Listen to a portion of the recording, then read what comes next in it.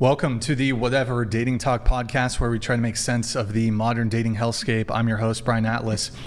Thanks for tuning in tonight. You could have been anywhere in the world, but you're here with me. I appreciate that. We're coming to you live from Santa Barbara, California, every Sunday and Tuesday at 5 p.m. Pacific.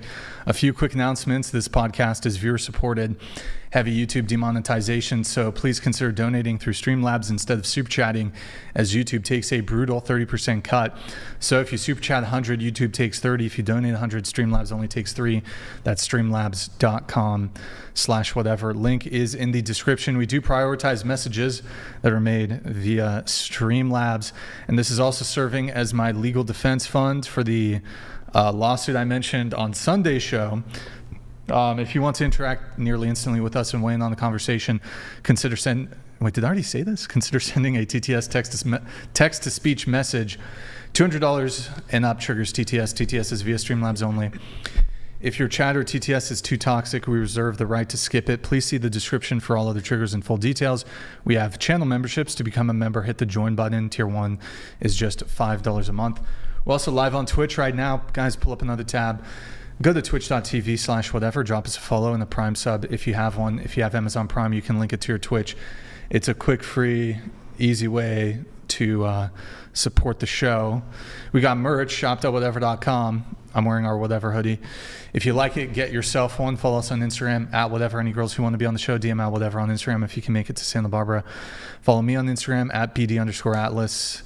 Check out my nonprofit movement, Big Labia Matter. It's really the pressing issue of our time. Let's see. If you can't catch the full shows, we have a Clips channel. Link for those are in the description. We have a private Patreon members only Discord. That's discord.gg/whatever. We post BTS, all the hate mail that I get, all that sort of stuff, our stream schedule. So it's discord.gg/whatever. And on Sunday's show, I mentioned on the previous Tuesday show, 30 minutes before the show started, so I was served with a letter from a law firm saying that the previous guest is going to sue me. I'm still unable at this moment, by advice of my attorney, to get into detail on that.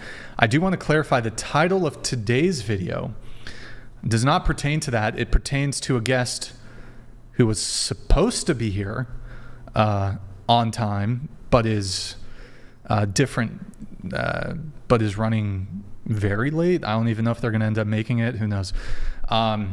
So that pertains to different legal threats. So just another week. So maybe we'll get into those specific legal threats today. Maybe not. We'll see. Disclaimer: the views expressed by the guests do not necessarily reflect the views of the Whatever channel. With that said, without further ado, we're going to have the guests introduce themselves. So please tell us your name, age, location, and occupation. Go ahead.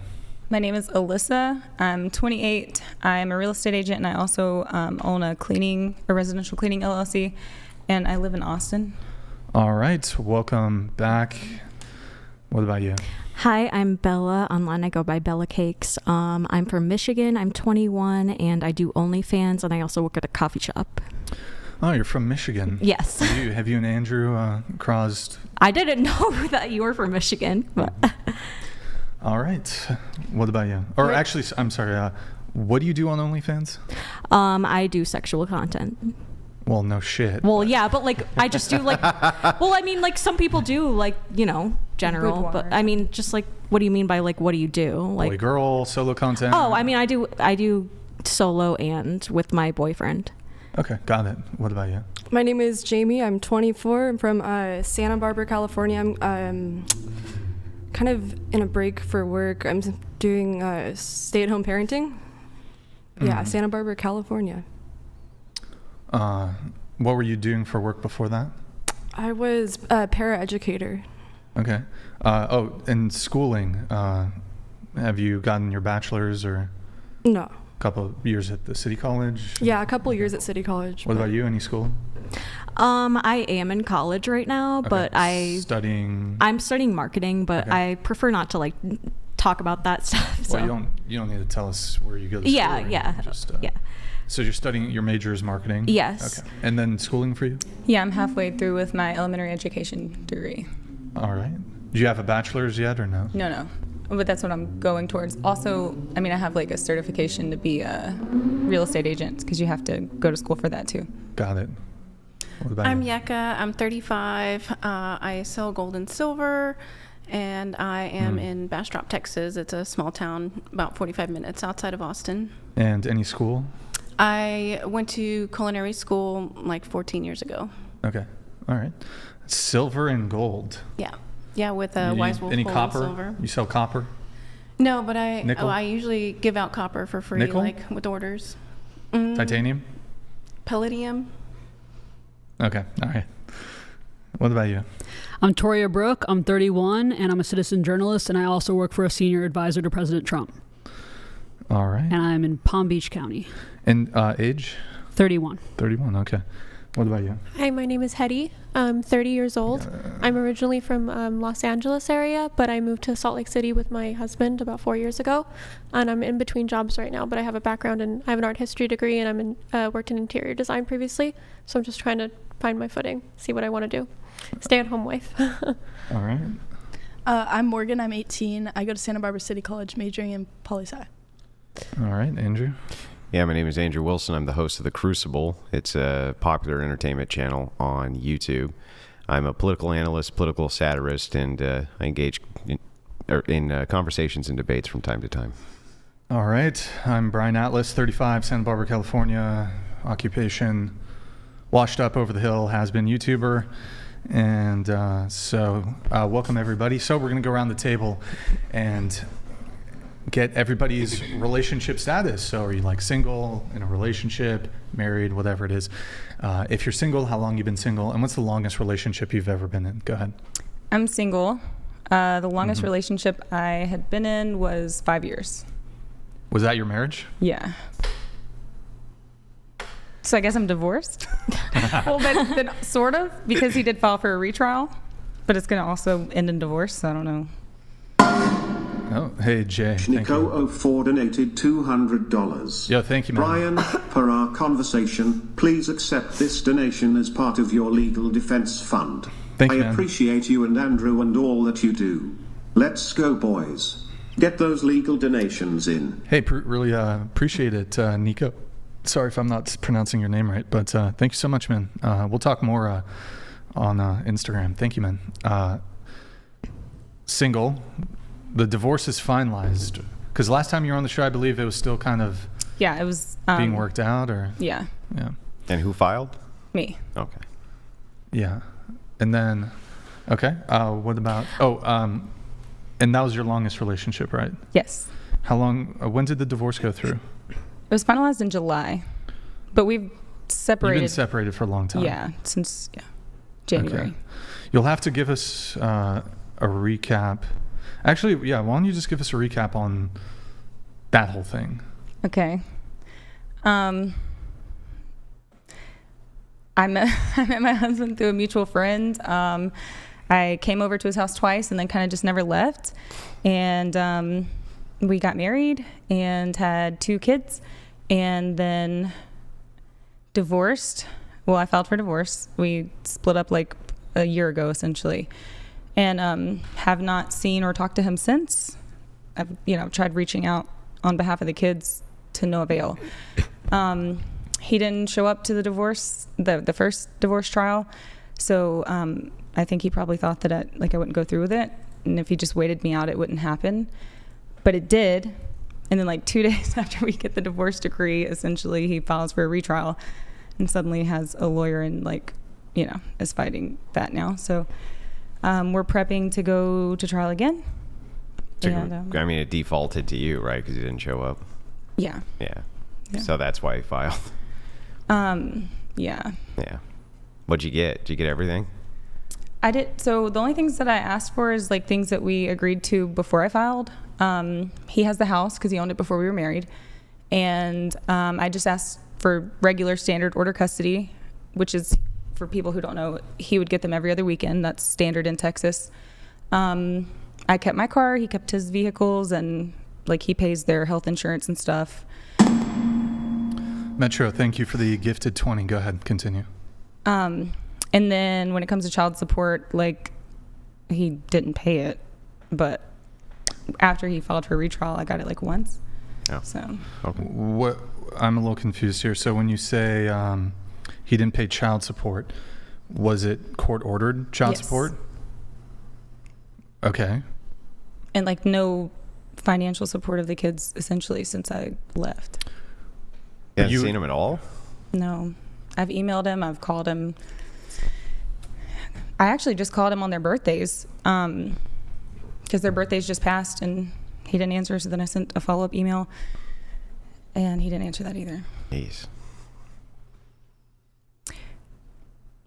But that's okay. They're doing great. Private Because chat. like, I feel like that got kind of heavy there for a second. Yeah, a little bit. Yeah. no. Wait, so there is a child support order, though, from the court. Yes. And I got it once. But that's, that's the extent of any involvement. He is asking for full custody now, which is absurd. But like, I feel like it's an intimidation tactic, though. Yeah, I didn't expect it to start like this. Jesus. It's started out a bit heavier than you. Yeah. What was he ordered to pay you? $2,300 a month Okay. plus back child support. If To where I I left. recall, he's well off. Yes. He earns a substantial income. Yes, but he was not well off when we met because last time, like, the comments accused me of like marrying a rich man and then forcing him to have kids. That is not how it happened. He was like crippled when we met because he had just had back surgery, but he like progressively made more money as we got together because he's an oilfield electrician. And so then he went 1099 about 2 years into us being married, and that's when he really started making money. But he's the one who wanted kids too. So he paid the child support once. Yeah. When was the child support order granted? Officially in July. Okay. And then in September, I got it once. Yeah, because everybody was like, oh, yeah, she's probably big balling. Like, where? Please tell me where. Well, I mean, just because he doesn't pay it doesn't mean he doesn't owe it. Yeah, he owes it. But You simply need to see your case manager or go to the court. yeah, I mean, but there's a lot of people that are like hundreds of $1,000s in back child support debt that never pay it. So, I mean, but I don't think he'll get to that point, though, because he has a lot to lose. You can't get blood from a stone, but he's financially well off, so there are methods by which the court can They compel can file him to. enforcements, yeah. But that's why he's asking for full custody now, so he won't have to pay it. But that doesn't happen. He's not going to get full custody. He might get shared like 50-50 at best. But yeah, in his mind, that's what's going to happen. Okay. All right. What about you? I am in a relationship, and my longest relationship was 2.5 years. All right. Is that your current relationship? No, I have only had 2 relationships, so the longest one was the 2.5 years, and then the current one, I got with him in around, well, we started officially dating in June, so it's been about a few months now. Okay. So 4 months? Yeah. 4 months. All right. How did you guys meet? Tinder. Tinder. All right. And really going back to you really quick. So there's been no guys in the picture No, recently? Yeah, there has. Oh, okay. I Do started. you have a roster? No, I see one person at a time. And then if I start, like if I'm interested in one person, I just kind of cut off everybody else. I started dating like a few months ago, maybe like in August. And there was one guy that I was seeing for a little bit. And do you want me to hop into the X thing yet? Like, or the crazy, or wait for the dating stories for that one? So I like was seeing one guy ish, like not anything serious, no label put on it, just getting to know each other or whatever. But then I had a house break-in. So I was like, I have an ex that has my handgun, and I had another gun, but it's broken. Like the trigger is all the way back, like it won't, and that's very dangerous. So can't use that. And haven't gotten it fixed yet. Anyway, had a house break-in, and I was content leaving the gun with my ex for the last few years. And like, you know, because he lives like several hours away, like 4 hours away. But after that, I was like, I'm going to get my gun, and I don't care how it ends up. I'm leaving with my gun.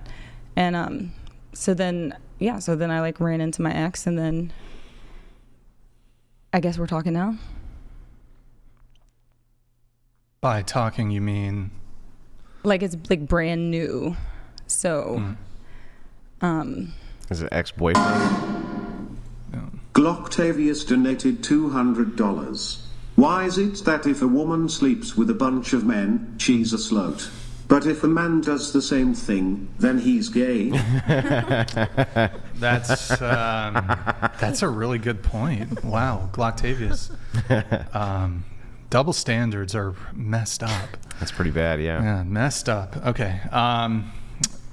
We can get into more of your stuff later. What about you? I am not single. I've been in a relationship for 3 years. That's the longest relationship I've ever been into. Okay. And that's also your longest. Not married, though. Mm-mm. Okay. You have a child, is that correct? Yeah, he's 2.5 years old. Okay. And is it with your current partner? Yeah. Okay. And wait, 2.5 years old, but you've been together for 3 years. A little over 3 years. A little over 3 years. Okay, so you got knocked up on the first date? Yeah, it happened pretty fast, actually. Looking okay. back, it's pretty funny, but yeah. Like, so you think it was like within the first week of meeting? Yeah. You got pregnant? And then we moved in together like around then too, just Yeah. immediately after meeting each other. Have you guys ever been, like, has it ever been on again, off again? Or it's always been? Not really, no.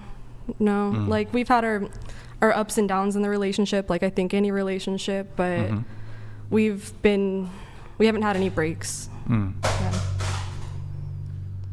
And let's see, so together for 3 years, you got a kid.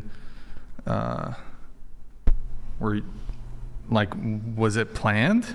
It was planned, yeah. Wait. So both, planned Planned for it you? within 4 days? Yeah.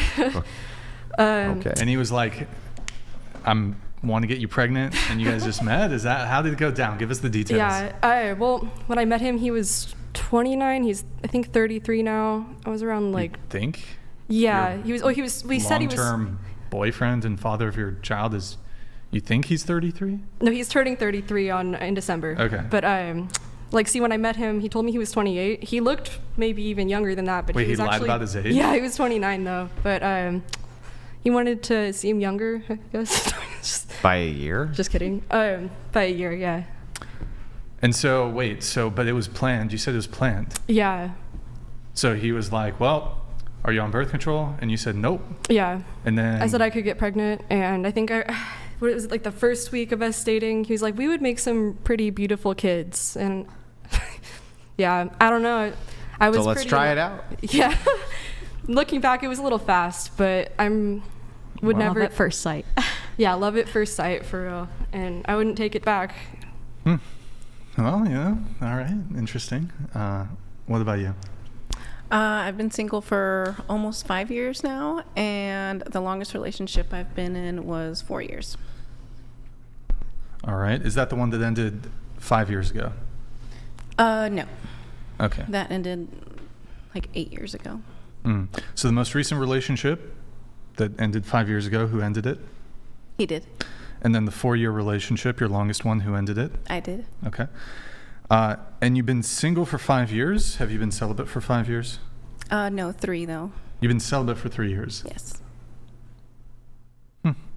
And then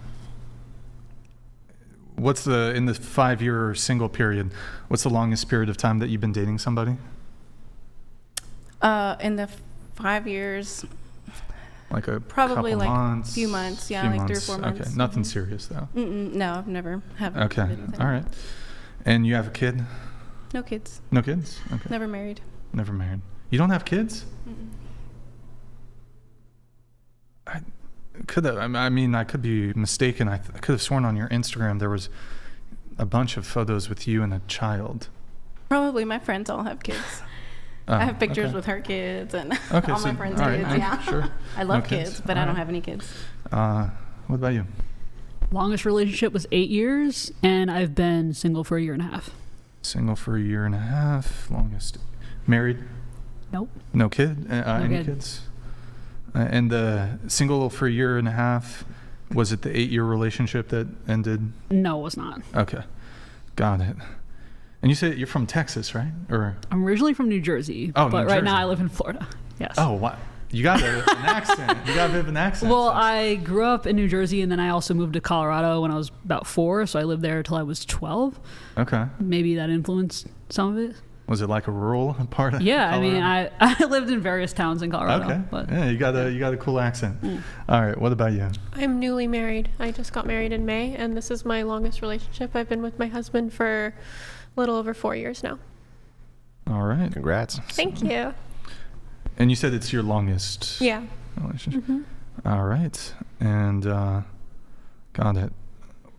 Oh, and you're how old again? Sorry. I'm 30. 30. Okay. Got it. All right. Morgan. Single, longest relationship, 2.5 years. Yeah. Andrew. I'm married. Have been for well over a decade. All right, cool. That's everybody's relationship status. So I'm going to read a chat here real quick. We have Greta Thanos. Holy crap, can that first girl date Asmongold so she can clean his house and get him out of his mom's attic? Who is that? Didn't we pull that up? Asmongold's Asmongold? Instagram. He's a Twitch streamer. Yeah. Yeah, maybe we'll ask. Well, yeah. I think you said you would date him. I said I would. I don't Last have time no you idea were- who it is. Oh, wait, wrong helmet. That, okay. Hard tell. It's here. All right. And then let's see. What do we have? Thank you, Greta. Appreciate it. If you guys want, Reed is 100, TTS is 200. Contribute to the Legal Defense Fund, guys. And let me see here. What do we have? I'm going to get into the pre-show notes. And one moment, guys. One moment. Okay. Clementine? It's an Eternal Sunshine reference Alyssa, to movie. right? Yeah. Alyssa is your actual Yeah. name.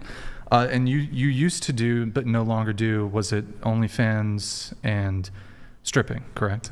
Yes. Okay. Many years ago. Yeah. What were the big disagreements from last show that we had? I think the only disagreement was that I think that you guys think that high body count is a bigger issue for like the majority of men in America than it really is, because like I've never been asked that ever. And I'm not even saying that it shouldn't be an issue, because I agree that it should be personally. Mm-hmm. But that was pretty much the only thing. I'm sure there was more, but so okay, body count then. So I guess 2 questions for the panel, and before we actually dive into any of these things, I'll go around the entire panel and allow you guys to give us something. So 2 things. Any disagreements that you have with either something that's, for those, I know some of you maybe aren't as familiar with the show, but any disagreements that you've either heard from me or from Andrew here? Any disagreements about the show? And then secondly, any dating topics that you want to touch on? Starting with you. Okay, so aside from like what I just said, yeah. I just think it's wild that you say, Andrew, that you don't even involve your wife in like what you say just goes, and it's not even a good discussion because you don't care to deal with it. That's not what I say. Pretty much. No. I just say if it is the case that I do that, right, she doesn't have a say. So when I feel inclined to do so, if necessary, she doesn't have a say. Well, Doesn't mean I don't involve her in any decision making. That would be absurd. Okay. In fact, I need to consult with her on many different things because she runs the household. Okay. But who cares? So then maybe I just saw like one clip so that. Ultimately, the position just is, if I decide not to involve her, that's my choice and not her choice. And if I decide that we need to do something within the household that she may disagree with, that's ultimately my choice. Doesn't mean I don't involve her in any decision making. Okay. Yeah. I have a question. Do you think every relationship should be like that, or is that just for you? I think that if more relationships were run as a patriarchy where a woman submits, a man's the head of the household, that they would be a lot better for both people involved. I think biblically speaking, what's going on in this country right now, part of the reason we're having so much fallout, even politically, is because there aren't enough male leaders and figureheads, and we need strong male leadership all around. So I don't disagree with your viewpoint. I think there's obviously exceptions, as you're kind of bringing up, like there should be female involvement in certain decisions, but I respect your view on that. Problem is that people always want to make arguments from outliers. The kind of like... we're always looking at these small outliers and going, what about them? Well, we're not going to shape policy around outliers, right? We're not going to do that. We're not going to shape society around outliers. We're not going to do that. That would be really stupid. That would be the sacrifice of the whole for the few rather than the few for the whole. So that would make no sense. Like, you can imagine that there's some people who possibly... stop signs may affect negatively. I don't know. I'm sure that they're out there. I don't know how they're affected negatively by them, but I don't give a shit, right? Because we still need to have stop signs.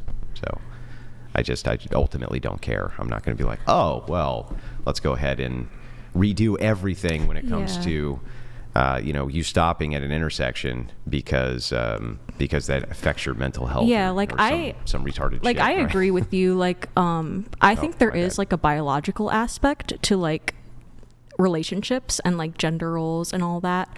But I think that like in a relationship, like you should have the decision to, kind of have the dynamic that you want. Like if the woman wants to be the provider, I think that should be like an option, But like in general, I do think that biology plays a part and that in general, men are more inclined to be the providers.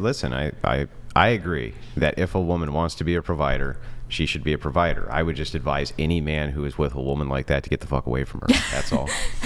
Like, if a man is submissive enough and he wants that, like, I'm why not going to say, I'm not going to say that they can't, right? That would be absurd. And maybe there's some guy out there who's like, oh, I just can't wait to simp for you, queen, or whatever. Whatever it is, fine. But my advice to men would be to get away from that woman. It's probably going to end very badly. Probably not the best idea. Okay. Was there... I kind of want to just get everybody's disagreements before we dive into any of the particulars. So was there more? No, I think that's it. Okay. Disagreements. So I kind of like already kind of stated like my stance, but I do think that there is like a biological aspect to like gender norms and like, just gender roles in society in general. But I think that like in my relationship personally, like I would like to be like a trad wife. Like I want my husband to provide for me, but I understand that there are women who don't want that, and that's totally fine. I've met 3. Yeah. But it seems like every time we reduce it, they would prefer to stay at home. Yeah, and I don't know, like I think that I just think it's important for people who don't want to follow that route to have the option to. Okay. Yeah, that's basically all.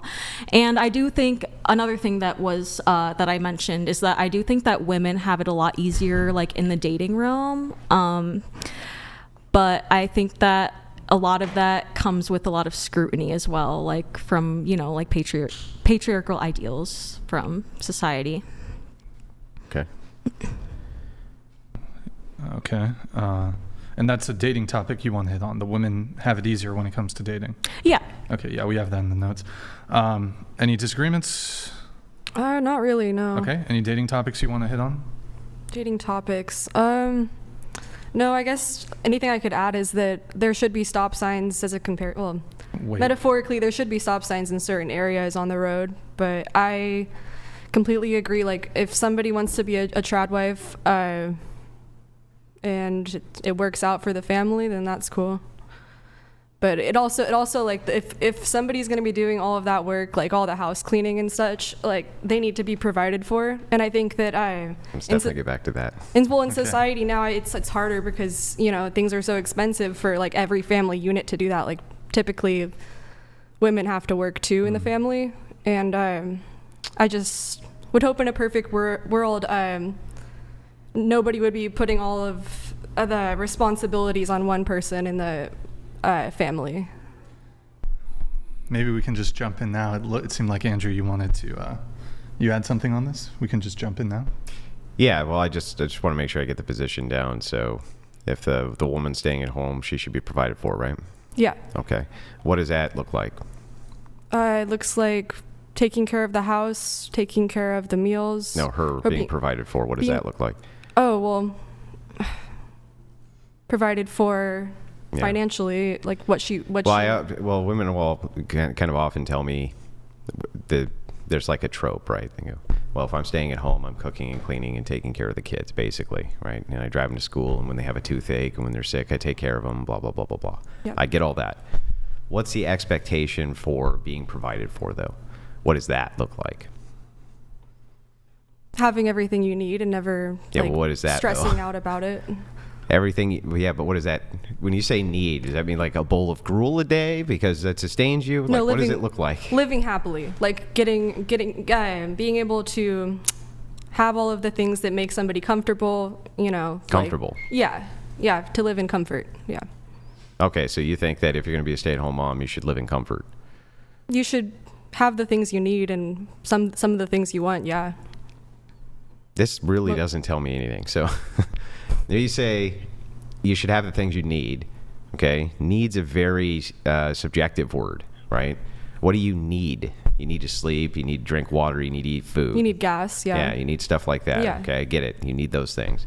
But when it comes to comfort, luxuries, things like that, what are the expectations there? Have extra money, I guess. I mean, if somebody's not to be working and they don't have an income, so they're taking care of the house, right? Okay, but like some girls expect all the bills paid plus their nails done and their hair done and like their upkeep. Is that what you're saying? What are your expectations, in other words, for being provided for if you're staying at home? If that's the agreement between the two.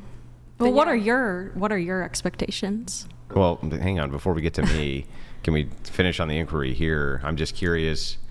The statement is, I stay at home and should be provided for. I'm not disputing that. I'm just trying to figure out what that means. What does it mean I'm being provided for? Does that mean my food and board is taken care of and that's it? Or does that mean I get my hair and nails done X amount of weeks, I have my own account, he puts money in it, I get an allowance? Like, what does that mean? Yeah, like being able to have some extra spending money, I guess. Okay, those are your expectations? Yeah, being able to, like when you're working, you can buy bigger things, like a car, right? Mm-hmm. So it's not a job to stay at home. Should he buy you it's a a car? Responsibility in a sense. Yeah, should he buy you a car? No. I mean, Why unless not? I need it and he's working and can afford it, but right. if I don't need it, then, or want it, I guess. And it also differ from couple to couple. Yeah, I'm just trying to figure out a standard, because the standard here was, if women stay home, she should be taken care of. It's not just her, right? It's just women in general, right? They stay. So I'm just trying to figure out what she thinks that means. Be provided for financially in needs and wants.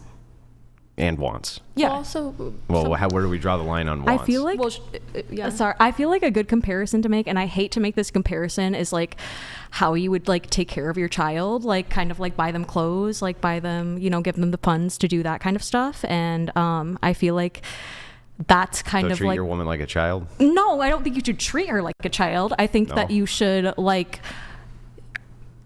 when it comes to like doing the necessary funds for them, I think that's a similar kind of like. Yeah, but what is necessary? What does that mean? Well, what do you think it means? Well, I'm not making the claim. I don't know. Well, when you were talking I'm not making the claim. So the thing is necessary, I guess, would mean like if you want to talk about needs, like food, shelter, water, housing. I get those. I grant all of those are needs. And then I think that if a woman isn't working and she can't provide for herself, then the man should probably take care of everything else. I mean, there's all of her wants. Well, also hair and nails. Sometimes I guess what I'm getting at is like who ultimately makes the decision on who provides what. If the man is they working. make the decision together. Yeah. What if they can't agree? Then they shouldn't be together. I agree. Great. Yeah. Or go to therapy. Wow. Find someone you're compatible with. You fixed it. Simple fix. Awesome. What if we can't agree? Then get the fuck out of here. Great. That's awesome. Well, no, but I think this should be discussed at the beginning of a relationship too. Because people don't have things which come up in relationships they disagree about all the time, even after they've made an agreement. Sure, but you can mitigate before the relationship. But you can mitigate the risks. How?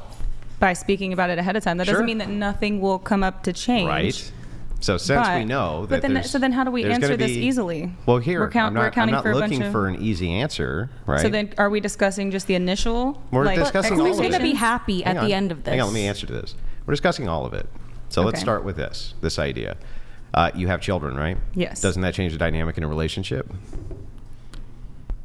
Maybe to some extent. To everybody, it's going to change in the regards dynamic. to like finances. No, just in general, yes, behavior. yes. Just in behavior, period. Yeah. It's going to change the dynamic, right? Mm-hmm. Now you two have to agree about another life too, not just your own. Yeah. Right? So what I'm talking about is a threshold breaker. Where do we get to the threshold breaker? Where do we get to the point where, like, kind of tying it back to what you said earlier, Andrew, I can't believe you fucking monster that you don't let your wife have a say in anything. And it's like, well, okay, one, that would be absurd. But two, I'm giving you a great logical reason why right this second. What happens when we hit a threshold breaker? We can do one of two things. We can do what you do and destroy our entire family because you shouldn't be together. That's not what I was saying. Okay, that's dramatic. Perhaps. Drama. Well, hang on. How is it dramatic? You said they shouldn't No, be together. but I That's was, dramatic. No, But why does it speaking have to off be of the basis man? of first meeting? Not Right. like So once this you're is in a so this is the relationship. question, right? You say why does Yeah. it have to be the man? Well, the woman staying at home. You're saying that you women have wants that are not necessities. I want things that aren't necessities. So who makes a determination she gets what she wants? Her?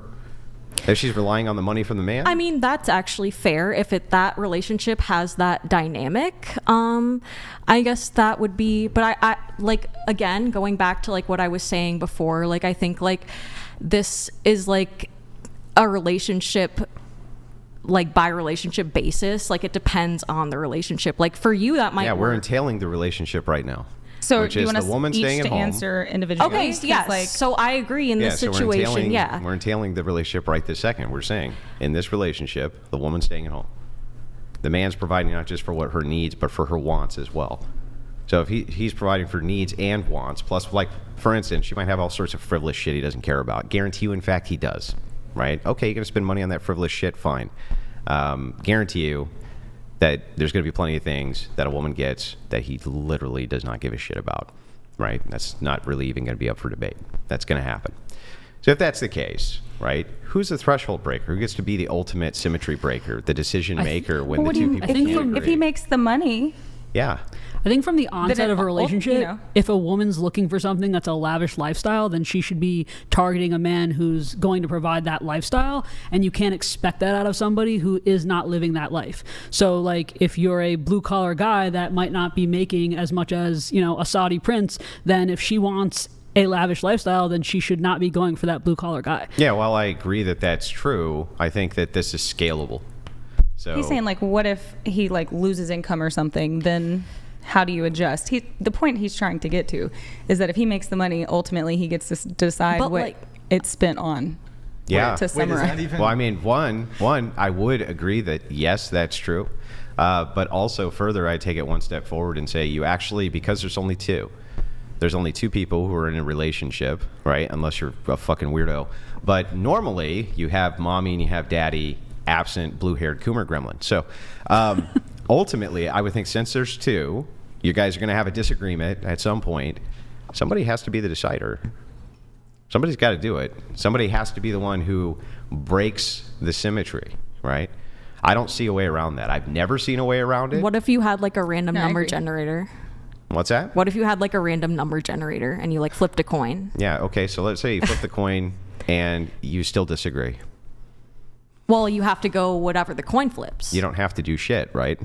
Well, I mean, if that's the agreement, Well, you then do you have can't to really do it. definitively debate this. Yes, you with can so many definitively variables. defend. I'm sorry, wait a second. People don't change their mind all the time, constantly, consistently. Well, if you're agreeing to flip a coin and whichever side it lands on, you go with that. Then if you go back on that agreement, then that relationship isn't going to work. I suppose that two people could agree to flip a coin and wherever it goes, it goes. But I think that would be a really bad way to Yeah, decide I agree, it disagreements. would One, be. but two, I still think that would create more problems than it would help. It would, but I also think like when you say that the man should make the decisions, like how do you have conversations with your wife then? Do you like tell her what you're going to do or do you ask her first? Like Well, I think like About- any healthy relationship on planet Earth, we have discussions about what we want to do. Okay, so you why take- we want to do those yeah. things. However, right? If there's any impasse, I'm just going to decide.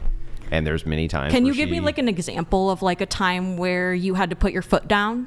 Oh yeah, it happens all the time, especially with raising kids. Okay. Right? All the time, nonstop, especially when it comes to discipline, things like that. Okay, I'm like, that's fair. Okay, you want this to happen, I want that to happen. I don't fucking care. It's going to happen this way. Okay, I see. Very simple, right? Very easy. So That like wasn't that's really an example, though, was it? yeah, that's a great example. Discipline. I don't want discipline to happen, or I think maybe this is too harsh, or even this is too light. We have a disagreement on that. It's a perfect example of where, okay, I'll just be the symmetry breaker.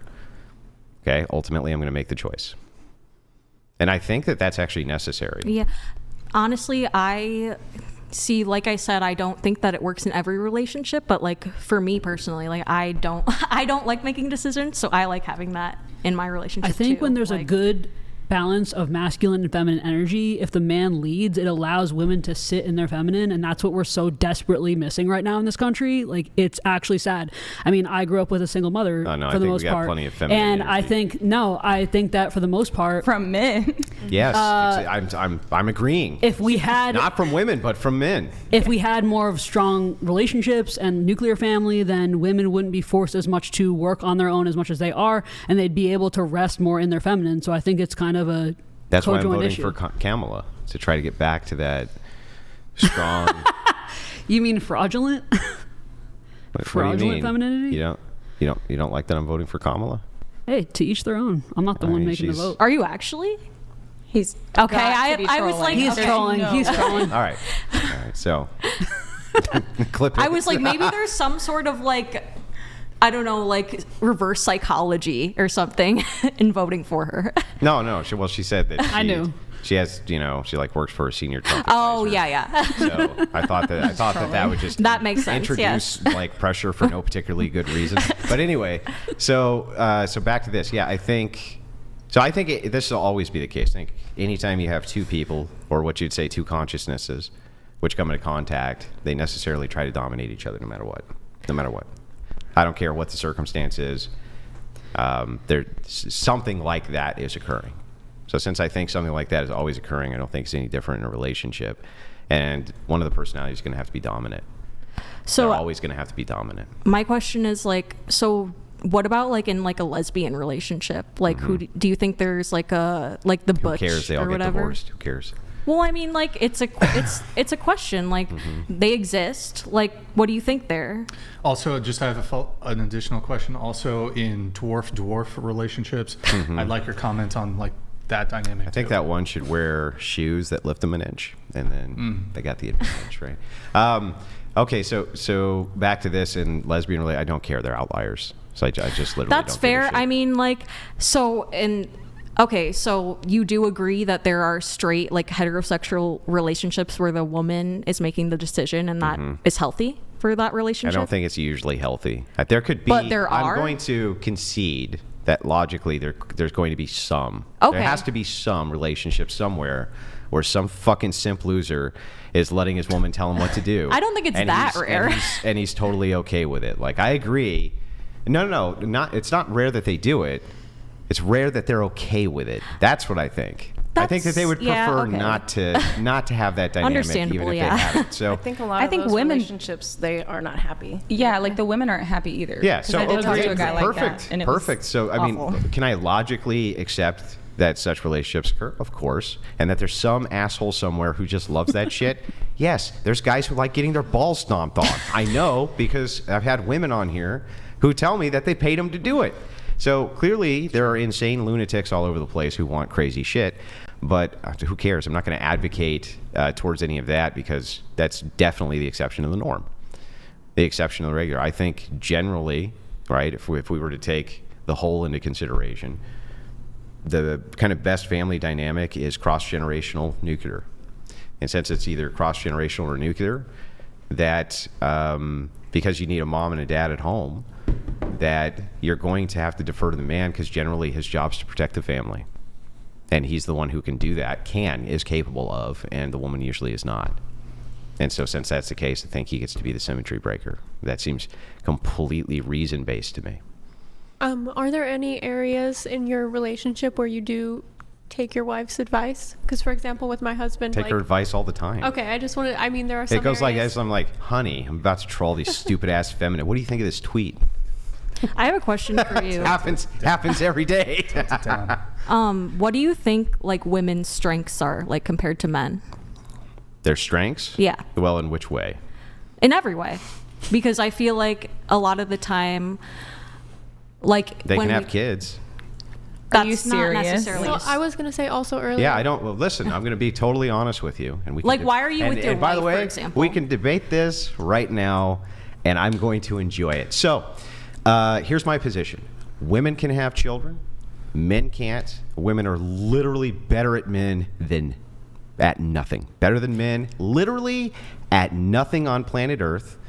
However, men have women completely and totally beaten when it comes to force and the application of force. Did you know that Einstein stopped making discoveries when he left his lady? Do you know that Einstein was fucking he was fucking a cousin or some like a first cousin? Probably. Something like this. I'm not kidding. Wait, Einstein Yeah. stopped? No, but what was the claim? He stopped making discoveries when he left his girlfriend or wife, or she left him. It's actually debated that Can we- they were all hers, Yeah, too. exactly. Oh. Okay, Yeah. but women are also more nurturing and they're better Yeah. cared for. Wait, when did Einstein meet his wife? I don't know. No. See, Before his discoveries. I used to It's think all verifiable of this fact. shit. I used to think just like you did, right? Well, surely women are more nurturing, and nope. The thing is that externally, the presentation that women are more nurturing, socially, this is much more acceptable that they present themselves as being more nurturing. That doesn't actually mean that they are. It just means that socially they present themselves as being so. I've never been convinced that women are more nurturing than men, ever. I think that they perhaps do it in a different way than men do, but I don't Can think men breastfeed? Well, how do you think men are hang on. nurturing? So I already conceded, Whoa. right? So two things. One, yes, men can lactate, just so you know. But two, right, you probably didn't know that, but yes, they can. That's the grossest shit ever, but yes. But it has no sustenance. Two,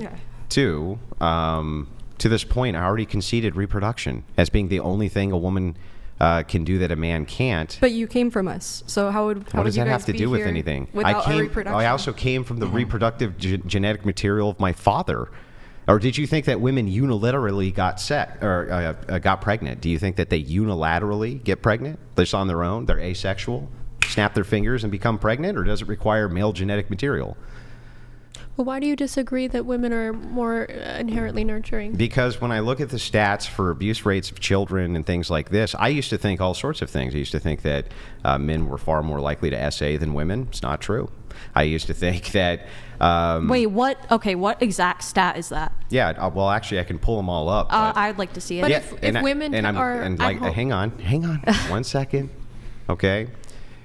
This is going to come as a shocking stunner to you, but I'll actually logically demonstrate it. And then what I'm going to do when I'm out having a smoke, I will literally text these to Brian. He can pull them all up on screen so that you can see all of the studies. I have them all prepared for this, just for this conversation, in case the day came where it came up. And today is that day. Wait, Now- but He's like been what waiting kind for of it. essay? I'm asking. Is it like in general, or is it like a specific kind? It's even penetrative essay. Yeah, isn't that amazing? So the thing is here's why this occurs. It's because of reporting. So I did not know this, but there's a reclassification for penetrative essay. So if men are not penetrated, it's not counted as essay. And that's insane. That's absolutely fucking insane. So they just completely don't count it. I couldn't believe it. So how did they I was gather the shocked. data then? By self-reporting, same way they do with women. And so when they did all these studies with self-reports in colleges all over the place, they found out that men were reporting that they were essayed by women far more than women were reporting they were essayed by men. What- It's just that, what was the it's study just that done they by? didn't go and make, well, again, I'll pull them all up. I don't remember all of the authors off the top of my head. But yes, this was done and repeated multiple times. So no, I don't believe in this myth. I've never believed in the myth. And here, I can even logically show you. Do you agree with me that things that women consider to be essay are usually overlooked with men? An example of Yes. this. If you're at a party and I walked over to, at my age, an 18-year-old girl who was randomly on a couch and started rubbing her shoulders, you would be a fucking creep and essaying the girl, right? Yeah. Now take 40-year-old hot mom. Comes over to 18-year-old boy on the couch, rubs his shoulders. Probably not a big deal. I think there's hang on. Okay, go ahead. Can you concede that that's probably not a big deal? Yeah, I don't So think why it's is a one big essay deal. and one isn't? No, It's I- because of how it's reported. No, I don't think that this kind of thing is a big deal. I think it's a difference in like when a man essays a woman, like, and I'm not, and like this is like in a vacuum necessarily. So like usually when we're talking about essay, like a man essaying a woman is like a lot more serious. Why? Like, well, I'm not talking about, it's hard to say that, like not a man essaying a woman is not more serious, but like, yeah. So imagine if I was making this claim the other way. No, I'm not saying. Just envision Well, if I was yeah, making the claim the yeah, other way. I would say that's when what- a man essays a woman, that's not a big deal, right? Can you even imagine that? No, I'm that just happening? talking about like women fear. Do you fear women? Yes. Whoa, wait. Can Well, you just because- repeat? Hold on. Repeat your claim. No. You said it was. I don't want to misquote you, but you said something along the lines of, "It's not as big of a deal." No, that's not what I meant. Okay. Well, what really. did you say? Just repeat what you said. Okay, so can I rephrase it though? Repeat what you said, then you can rephrase. Okay, so I said it's when we're talking about essay, like a lot of the time it is not as like serious when we're talking about like, you know, like When like women in general. do it. Yeah. Are you talking Yeah. about the method of abuse, like physically? Well, not method. Yeah, that Wait, does has this to do apply with to it. other forms of assault or violence? Because Well, So I when mean, it kind of goes into it because like you can physically abuse so any while crime you're that sexually. occurs to a woman is more serious. It's not if it more occurs- serious, but it usually impacts more harm. Yeah. Okay, by so a man. Here, let me yeah. ask you this. So, if a woman if a woman is a victim of a crime, she is impacted more severely than a man. Usually, yes, because men are biologically stronger. I see what you're saying. Okay. Oh, So- sorry, okay, so if the chick is really buff, Well, yeah, if a that's girl an is outlier. really buff and she beats her boyfriend's ass, then yeah, that's an No, anomaly. So like a woman, I a would woman's assure really you would buff agree. and she gets Wait, beat up. let me ask you this. So That's going to be less impactful than if she was weak. So if a man gets shot in the head and a woman gets shot in the head, is there a differential on the impact? No, because they're not using force; they're using a gun. That's That But worse. there That is is a force. differential if a woman gets punched in the 100% face force. versus a man because women have less dense skulls. So Right, but both men and women have the same capacity. They just to, mad at us to 'cause we're better have at the it? same injury. Oh, okay. So do you think men are stronger than women? Yeah. Okay, Yes. so do you think men will hit harder than women? Yeah. Okay, so men will hit a woman harder than a woman will hit Yeah, a but man. so what? If I were to get into a fight with a really weak guy who started shit, nobody would think twice if I smacked him in the Yeah, mouth. but because that's an because anomaly. his skull is less No, dense. it's not an anomaly. Almost every time two men fight, one is significantly stronger than another. Yeah, it's a generalization. Women Yeah, are a generalization of what is standard. And so this idea women that tend to get because women happen concussions to more be easily. weaker than men, Here, almost all men she's are right weaker here, than okay. other men. It's But no. women do tend to get concussions more easily. So Here, even if you're Austin, just, right here. She's right here. if you're ahead. watching like MMA, for example, Mm-hmm. if you watch the women's fights, even between women on women, they finish much quicker than they do with men because they have less dense skulls, and so they are more susceptible to concussions earlier on as well. Well, let us assume for a moment. Let us assume that men were far more likely to get concussions than women, but were far stronger than women in every other regard, which they are right now. And if they hit them anywhere else, it did way more damage. Okay? Wouldn't you still make the recommendation that because there's a force differential that men didn't hit women? Even if women hit men? Wouldn't you still make the same recommendation? Even if men Yes, could of get... course. Yeah, of course. So the concussion thing doesn't matter. Ultimately, just it was doesn't trying to matter. clarify what If she we're was talking saying. about the moral imperative, right? If a woman strikes a man, then she gets hit back. That's the way it works. That's what you get. You know what that does is it teaches women not to hit men.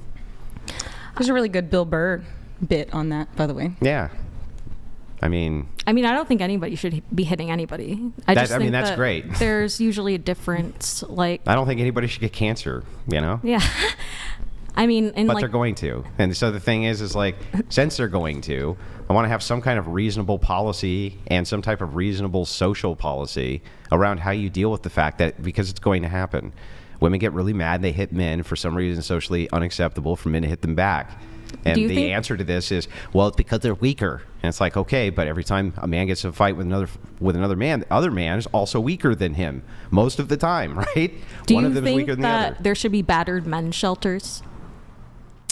Well, what is a battered woman sheltered exactly? A woman who was in a domestic violence relationship, and she's in a shelter for safety. Yeah, I mean, I would give those to men for different things. For different why? Yeah, like false essay claims. Right? But why wouldn't you give it for physical abuse? Rich. He's too why rich. Wouldn't you they give should it for hide his physical identity. Abuse, What? Why wouldn't you give it for physical abuse? Well, I don't think it would be necessary to do so. Why not? Because generally speaking, I don't think most men would need that for physical damage. Okay, so you think that women... Okay, so do you think that men are more physically abusive than women? No. So then why... So do you think battered women's shelter should be a thing? I mean, it's fine. You can have a battered women's shelter if you want, I guess, yeah. But men do cause a lot more damage, is what she's trying to say. So what? I think. Well, you can't get mad at men because they're better at it. No one's mad. I think she's just saying that women... Think about like sports. Like you have different leagues for different like... Yeah, unless somebody puts on a wig. Well, I mean, it's a comparison. Like you have different leagues for different strengths, just like how women and men have different strengths. Well, then I guess lightweights who take on heavyweights should have a battered men's shelter. She's saying that like, what do you want me to say? When women are abused, physically abused, they are it's a lot more detrimental to their physical well-being and health. Yeah. Yeah. Okay. I would say that physically, right? They could take the short end of the stick because they're less strong. Yes. But that does not mean it's more detrimental. That's where I would have... well-being? No, hang on. I just conceded that point. Literally just conceded that point. Wait. I would say that doesn't mean that it's detrimental, though, over what's going on with the man. Wait, Andrew, if I may point out, I do believe this is shifting the goalposts here because I believe your original claim was, even in the instance where let's assume that the damage caused by a woman onto a man and the damage caused by a man onto a woman, assuming the damage was totally equivalent, your position was still, even with equivalent damage done, no, it wasn't. That it's still worse for the woman. No, I misspoke. That was your position. I misspoke then. So this whole argument. But I'm willing to just concede it because I don't think it has any merit, right? That's not my position. I'm going to assume this. In fact, let me just. Oh, wait. One second. Hang on. Yeah, go ahead. I'm going to assume this, in fact, that every single time there's a confrontation between a man and a woman, which is physical, that the man's going to overwhelmingly win and the woman's going to get her ass kicked. Yeah. Okay? No matter what. In every single circumstance. So what? You hit a man, that's what happens. What's the problem here? Weren't we talking about essay? And what were we talking about before that? Yeah, but I'd like an answer to I'd like an answer I to the don't question. think that... Okay, I'm just saying... I think that like when there is a physical abuse situation, like if a woman ends up like punching her boyfriend, he is not necessarily going to need to like go to the hospital because he does. So it doesn't take a physical toll on him. Yeah, it takes a physical toll. You're just saying it takes a lesser one. Yeah, it takes a lesser one. My question to you is, what is actually wrong with? What is actually immoral about? What is actually problematic if a woman strikes a man for him to strike her back? What? Honestly, I don't necessarily think there is something wrong there. Right. So then your whole point here makes no sense because even if I concede the battered women's shelters, yes, they're going to lose every single time they get into a fight with a man. You've just conceded that if they strike a man, if you're it's perfectly striking him acceptable. first, then it's different from him striking you first. Yeah, but you and I agree that nobody should be striking anybody. Yeah, exactly. But we understand that there are women who do strike men. And if they do that, you don't have anything morally to say about the man hitting her back. Nothing. So are you going to say that Cassie shouldn't have maybe pressed charges against Diddy? For what? Are we all in agreement that what Diddy did to Cassie was wrong and that is SA? I mean, that's abuse. Well, I don't know exactly what the details here are. Well, because I feel like there's some kind of discrepancy here, and it's not being accurately discussed that when a man hits a woman unprovoked without the woman hitting him, then that's wrong. Yeah, just but like you're saying, no one should be hitting each other. both I think agree. we probably all agree on that. Yeah, we both agree. I mean, he'd be able to do a lot more damage to Cassie than Cassie would have done to him. Yeah, but so this is where the problem comes in, though, right? It's like, so what? Yes, I get it. The guy's going to do way more damage than the girl, right? But so what? The moral imperative seems like it's the same to me. It just seems like it's exactly the same thing. So it's like, I okay, understand. you're not. So we were you- talking it's- about women being nurturing. So it's like, Well, yeah, I it's was immoral curious for you to I hit don't know if I men, can even keep up at this right? point. It's immoral for you to hit men. It's immoral for men to hit you. Great. That's what we've Yeah. established. Why don't you believe in like maternal instincts and women being more nurturing? Well, I think they have maternal instincts, but Doesn't that okay. coincide with Well, what does nurturing? nurturing mean here? Let's start with that. What does nurture mean? I think being a natural caretaker, being inclined to take care of children and those in Yeah, need. no, I dispute categorically. When I look at data for single fathers and single mothers, the single fathers seem to be excellent caretakers. The children live in cleaner houses, have better outcomes, they go to prison less. Almost every outcome, every metric, they do better. Do you think that's because usually when the father gets the child, it's because the mother was like a really bad mom? And the father is like way better? No, I think that sometimes they just get them because the mom dies. Yeah, that's it's that's an really- outlier. Why- But we can make these comparisons like this, right? So you can follow widows. You can follow men whose wives have died, and then you can follow women whose husbands have died. Okay, what and you stu- can take have a you look, done this, And though? you can no. There's been tons of studies which have done this, and you can look at the comparisons, and you can see that the outcomes for single fathers in single father homes are better. And here's why. Here's the number one reason why. It's because of men. It's because of women bringing strange men in. They're usually far more likely, if they're not related to the child, to be abusive towards the child. Men who are raising children, they don't have that problem with women. But this isn't talking about men and women. This is talking about single mothers and single fathers. So then wouldn't that prove the point that men are more abusive? And I don't care either way, but just because you said earlier that you don't believe No, that it men are more proves abusive. that men have a force doctrine which can make a deterrence that women can't. Not that they're more abusive, but that women are far less likely to do something bad to a man's child because he can really significantly hurt her badly. Right? But is there a study with like mothers and fathers together that shows? Because like this study Mothers is and only fathers he is together, right that about the shows outcome what? of single dads. Well, Yeah, yeah, it's but this better. is showing single mothers and single fathers. There might be other Metrics? yes, there might be like other outside factors affecting that. But here's what my argument was. My argument was no, I'm not willing to concede that more nurturing, if our metric for more nurturing is, kid's healthy, kid is clean, kid feels loved, kid feels safe. I feel like that's all things we would agree nurturing is. Yeah, and if but that, then hang on, and if that is the case, and the metrics for all these children is way better under all of those criteria, then how can I make the claim that women are more nurturing? Because I think that those claims might kind of like mix together with like your idea of what a man should be, because that's like if a kid is fed, that's like providing. If a kid feels safe, Feels that's like pretty providing. nurturing, yeah. Well, what the hell does nurturing mean to you? Nurturing is like Typically, love. Women tend to put more. What? Loved, like I can tell Do you, you think as a a kid mom, feels loved when he's dirty? No, it's not like What do you it's mean? like words of affirmation. Think of love I think languages. you're probably wrong there, though. Do the studies specifically say that the dads keep the kids more clean? Because if I am just guessing, and I do know that you're right about the stats on this, but if I was to guess the variables involved here, like women do tend to put more pressure on, like we're more neurotic. So we're like, they have to be perfectly clean, they have to be this, and that makes us more stressed, and maybe we're like more bitchy and less caretakey. But it also creates men. multitasking, so you get less of it done, whereas men do singular tasks better. So the thing is I think that men, I think that their basics would be like, okay, you're fed, you're clean, right? You went to school, you didn't fuck up, it was a good day. Right? I really think that it's probably not going to be too much more complex than that. And by the way, it probably doesn't need to be more complex. But do you think that than maybe like a woman's biological drive to be a caretaker, and like, because we definitely have more anxiety when it comes to things like that? You may have more of a biological drive to be one, but what we're disputing But is it whether or could- not you're better at it. Yeah. My dispute here, again, I'll give you my position again.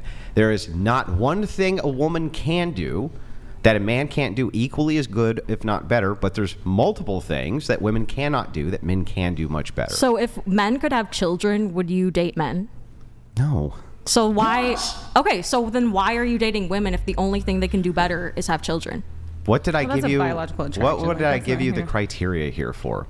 I'm asking you, like, you said that the only.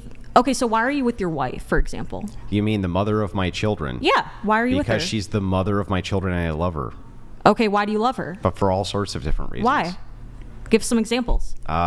Because she's super smart and she cares a lot about me and she thinks I'm wonderful and et cetera, et cetera, Okay, et there you cetera. go.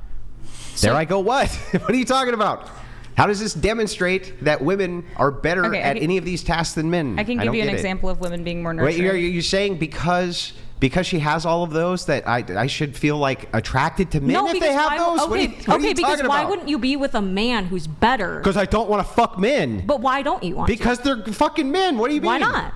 Because You're not I'm attracted not to them. a homosexual. Yeah, you're not attracted to them, exactly. So the only thing that you think women are better at is having children. So you view your. Oh you no, I'm view- sorry. You're right. There's Yes. two things. I guess women are also better at at men wanting to fuck them over other men. Okay, so you You view, win. So you view Take your, the W. Okay, no, you view your wife as inferior, Inferior in many tasks, yes. inferior in everything but having kids, Yeah, she's going to be better than me at having children. and that's it. But individually, that doesn't mean that individually about women to can't press be on that. better at some tasks than men. So, for instance, my wife's better at writing than I am, right? She has a book. I don't have a book. She's better at all sorts of things than I am. She's better at complex mathematics than me. She's better at music than I am, right? Sucks at all sorts of other things. This is the ultimate red herring you just gave, which is if your wife is better than you at some tasks, then this somehow equates, because at the individual level this is true, that you can demonstrate that there's tasks which women can generally do that men also cannot do just as well as them. You cannot do that. I think that It's fallacious argumentation. That's fair. I think that men are very good and very bad at things. I think they're the best and the worst at things, and women kind of like fall in the middle. So it's kind of hard to like make that So distinction. then you agree with me that there's nothing you can think of at all which women are better at than men, but there's things you can think of that men are better at than women? I mean, I would have to honestly. Is that what you just said? Well, honestly, like I would have to think about that because I think that there. Well, think about it. I'll give you time right now. So back to Yeah. the nurturing point, Yeah. if you look at divorce stats, when the other partner gets sick, the men leave their sick wives at insane rates. So with that, I mean, like you can't say that's more nurturing. Maybe not to a child, but to their partner.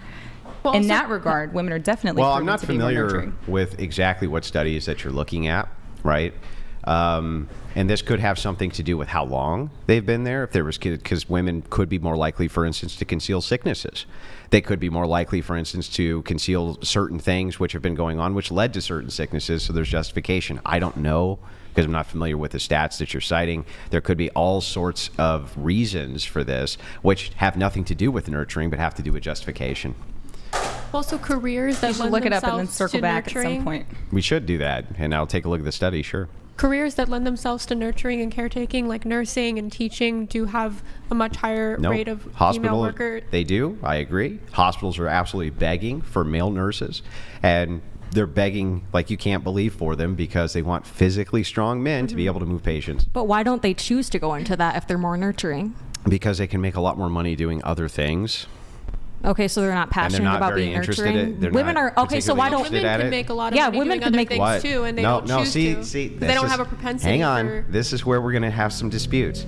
No, they can't. They're not going to go do roofing. They're not going to go do trade but- work. okay, They're not but- going to go be rocket ship engineers. Yeah, they're not not going to do any of that laborers. shit. They're going to do the exact same shit that they've been doing for 2,000 years, which is nursing, teaching, and serving your They can go to beverages. medical school. They can. They go to medical any of school the to be nurses Why don't they go to Fertility business rates are school? going down in men. Why don't they go to business school because instead they're of not doing nursing? interested in having businesses. There are higher rates but of they do. graduation. But why, okay, I mean, but why are they more but they interested don't. in? Okay, I'm asking. Really, They do. they're Wh- really not that Why interested are they in more it. interested in nursing and teaching than in business and because STEM? because there's an application of what can be done.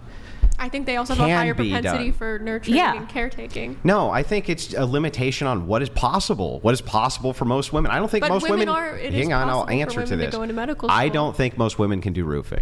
Do you agree or No, disagree? I don't think so. Okay, you hang But on. that's you, a hang on, specific hang on. example. I don't think most women can be indoor electricians. I don't think most women can do that. Do you agree or disagree? I agree. I don't think most women can be plumbers. But those are all labor jobs. Yeah? So is nursing. Nursing's a labor job. Side No. note, but this But is also women the can reason go for the into gender pay STEM. gap. What's and that? there are higher rates of graduation rates for women right now than That's there are for always men. been the case, even since literally the dawn of the nation. It's always been the case that women had higher graduation rates. Always been the case that they have higher graduation rates. That's never not been the case. But what I'm saying is- because physical labor is available to men. But That's what why. I'm saying is they can go into careers that will be more lucrative. They can, but they don't. They don't because want they to. have a higher propensity for jobs that include nurturing. Yeah, maybe and they want to caretaking. go into that because that's where they're wired to, but that still wouldn't demonstrate. Okay, so that's where they're hang on, wired to. But they still wouldn't demonstrate that they're more so X. So let us pretend for a second, let us assume for a second that we knew immediately that both of us were wired for the same exact amount of empathy. We knew this, right? But you were limited in what the scope was of jobs that you could or couldn't have, and I wasn't. So out of all the ones that you had, you went, oh, well, you know what? I'm pretty high up in empathy, so I think I'll be a nurse because I would really like to do that. I may also have really liked to do that, but I had all of these other jobs available to me to go do those instead, so I went and picked one of those that I liked even more than nursing. So the thing is like, even if that's true, in this comparison, it would not demonstrate at all that women are more nurturing because they choose the nursing. It wouldn't I see demonstrate what you're saying. that. So you think that women have high nurturing compared to like intelligence, like their relative intelligence? Okay. From their relative that's position. fair yeah. enough. Yeah, I think so, but I don't think that their capacity for it supersedes that of men. I've Okay. never thought this. I will agree to disagree. I've never then. thought. By the I way, disagree. but based on what? Show me, logically demonstrate for me how it's true. Because there isn't really like a study that can be done, because the studies that you're showing me aren't necessarily like demonstrating nurturing. Like that can be demonstrating, like you said, like How do you demonstrate it? it's like it would be hard to demonstrate it through research. I think it's like, look at like animals, for example, Well, like how they treat their young, like how they treat their offspring. Like usually Yeah. it's the mom taking care of the baby. But in animals, I would argue that's a mechanism. These are mechanisms, not I think- intuitive, rational decisions. Are we not I think animals? it's instinct as well for when a Yeah, I think it's the woman same gives for birth humans. to take care of her child. Stop. Hey, hold on. You've been talking a bunch. Go ahead. I was just gonna say I think it's instinct as well when a woman gives birth to be nurturing and caretaking of her child. I agree that women have mechanisms for nurturing, but women also have higher faculties for reason. They can offset feelings and emotion also with reason. They have higher intelligence than animals do. Yeah. So just saying that, well, okay, their biology kicks in. There's also a downside with this that men don't have, for instance, like postpartum depression, where moms terminate their children, terminate themselves. All sorts of chemicals get released, which cause significant damage towards the kid. It's like, I'm still not even willing to concede that even the day baby born, all that chemicals are released into mommy, that this means that they're going to be a more nurturing parent than the father. I'm just unwilling to concede this unless it's demonstrated to me logically or otherwise. There's I just think no also, way. Like I'm the not going to do metric it. by which you're deciding that a baby's needs are met or a child's needs are met, like just like the basic necessities. I think there's also emotional support as well that is oftentimes provided more by the mother than the father. Yeah, I dispute that. So I think that women really put an overemphasis on femininity when it comes to child rearing, and they really shouldn't. In fact, I think that they indulge children far too much.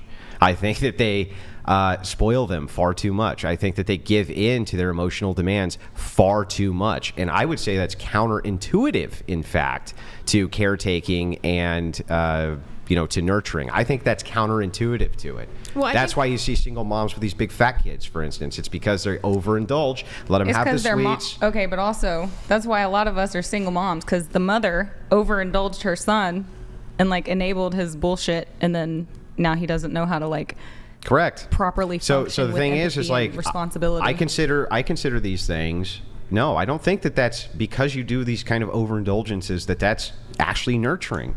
When I think of nurturing, I think of this, right? When you leave, you're equipped to deal with the world. You're equipped to deal with the world. That's nurturing. Anything else you tell me external to that, right, is going to be counterintuitive, because if it's not preparing them to do well in the world, then what? Well, then how's it nurturing? Here's where I'll agree with you. Intelligence is a thing too. Here's where I'll agree with you with a caveat. I think the thing that women are better than men at doing is manipulation. And that's why you see so many female executives at the top. That's why you see the CIA hiring. You see the CIA hiring more women. There's honeypots. Women can manipulate, and they can actually make. They can actually. Stop. Let her finish. They can Go actually ahead. make men think that something's their idea when it's really the woman's idea. That's why you see divorces happen when there's someone that comes in to try to like basically Jezebel spirit him to try to make him, come to her. So I agree with you that maybe women aren't as nurturing, but if you want to talk about preparing kids to be out in the world, some successful single mothers do a good job because they teach their kids how to be analytical, how to predict things before they happen, and how to prepare yourself for adversity. That is the biggest load of horse shit that I've ever heard. Let me dispute all of this one at a time. First of all, no, they're not better at manipulation. Part of manipulation is strategy. The best strategists in the world are men. They're men. And you can't be a great strategist unless you understand the machinations of the enemy. You can't understand the machinations of the enemy if you can't understand manipulation. So no, they're still. Brian's over here like, oh no, women are better. So I'm still going to give even. Yeah, I kind of disagree. I'm still even going to give manipulation to men. I think that men are the better spies. I think that men are even better at manipulation. When you're talking seduction, right? I still don't even think that they have the market on seduction. I think that men will just fuck them, but they would fuck them anyway. I think if you told them you were a spy, they'd still do it, right? Because they just want to. You know what? I'll tell you, your wife's probably a genius. Right? So the thing is, but backing it up from there, if you're talking about kind of out in the world, I would love to know how you think single moms better prepare their children I didn't for the say world that than they. dads. I didn't say that they are the only ones that do. I said the successful single moms who have to be in that situation that aren't necessarily nurturing in the feminine way that you're talking about, where they might coddle. They might give them tough love and say, "Listen, this is the way the world is, and this is how I'm going to prepare you." Well, then they'd be taking on more Both masculine roles, Because- right? And you still wouldn't have demonstrated they're more nurturing, only that they're more masculine. Well, in regards to how you describe nurturing, where they're more equipped to deal with the world, because I can tell you, because I have to do both roles, I'm far less coddling and I'm more kind of like strict, and this is what you need to have the skills to have people like you, which is important to socially integrate and things like of that nature, which Peterson talks about. But you're definitely right. Like, because we have to play both roles, how you describe nurturing, we can be more prone to being that type of nurturing, as opposed to like, oh, I'm at home, I don't have to worry about anything, I can just be in a good mood and I'll not really just grant that it's so that you can do this. This still would not demonstrate that women are better or more equipped for it than men.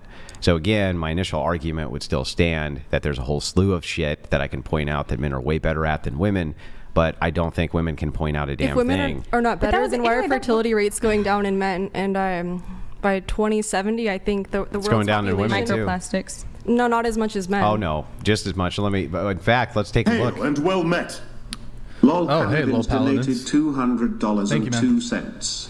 Disagree with Andrew about men being better at everything. Women are better narcissists than men. Women are better emotional manipulators than men. Women are better liars than men. Women are better. Well, listen, I'm just going to point this out, Lol Paladins, very quickly, and you're going to send another super chat agreeing with me. With training, men would even be better at all of those things. So, anyway, back to this. Thank you, Lol Paladins. Right, back to this and these ideas. You were saying? Sorry. Just saying how fertility rates in men are going down Yeah, they're going down in women Yeah. too. You know why? Because women are getting Yeah. married at 31, 32. due to like the food, Nope. chemicals. Nope. It's just because you're getting married at 31, 32. And Okay, we can't say it's just because of that. Come on, microplastics are definitely proven to Sure, but I'm contribute. okay. Yeah. Sure, everything's a fucking correlate. The oxygen in the plant, the oxygen in the air, that's a correlate somehow, I'm sure. But you have strong correlates, you have weak correlates. So let me just give you the strongest correlate. At 32 years old, you've left behind most of your childbearing years. Yeah? Yeah? You're 35, yeah. No, well, 32. 32. Yeah, your most fertile years, what, 18, 19 through about Yeah. 20, 27, 28? They're all gone. Behind you, right? So they have 1, 2 kids. That's about it. So that's, I mean, to say that female fertility is not drastically decreasing is absurd. It's not because it needs to. It Well, a lot just of is. women don't want to have kids. Yeah. Like, nowadays too. Yeah, so that would be a great reduction in fertility, right? Yeah, but I mean, more men are becoming actually infertile, even if they want to have kids. Sure. Well, first of all, Compared to there's women. not that many men who are infertile. That's one. But two, even if that were the case, Why are you right? saying it like that? Even- Infertile. Infertile. Even if that were the case, infertile. Even if that were the case, that that women were just choosing it, that's still infertility. It's just by choice. It's just by choice. So it's like, who cares if you're fertile if you're not breeding? It makes no sense. Who cares? Okay, hot take here, but I think men are more nurturing in relationships too. I do think so. We have so much freedom to be as bitchy as we want to our partners, but Well, like some of you. And well, for some reason, Andrew. Some of you do. For some reason, I think you probably grant your wife a decent amount of rope to be kind of bitchy to you. Something just tells me. You would think incorrectly. Maybe. But from like literally not only just my experiences, but observing relationships with other people, like, we do have more leeway to be kind of shitty. Like we can do the stonewalling, we can do the, we can blow up and like, we have more excuses as to, and like we have periods, whatever. It's more socially acceptable for us to be abusive in various ways to men than it is for them to be to us. And I can tell you, I've left all my relationships. Like, this is something that I've reflected on and noticed in myself, that I tend to be more flighty and like the men tend to be more steadfast. So I actually do agree that men Are more nurturing. Yeah, in a lot of ways. I got a question. Not just on to this. agree with you, because I will argue with you, but Wait, We can't argue with the truth. yeah. Wait, just going around the table. This is kind of somewhat related, but kind of random. Are you pro-choice or pro-life? I'm pro-choice. Pro-choice. Pro-choice. Pro-life. Pro-life. Pro-life. Life. So wait, pro-choice, pro-choice, pro-choice, life. Wait, you three? Weren't you guys the most strongly arguing that women are better nurturers?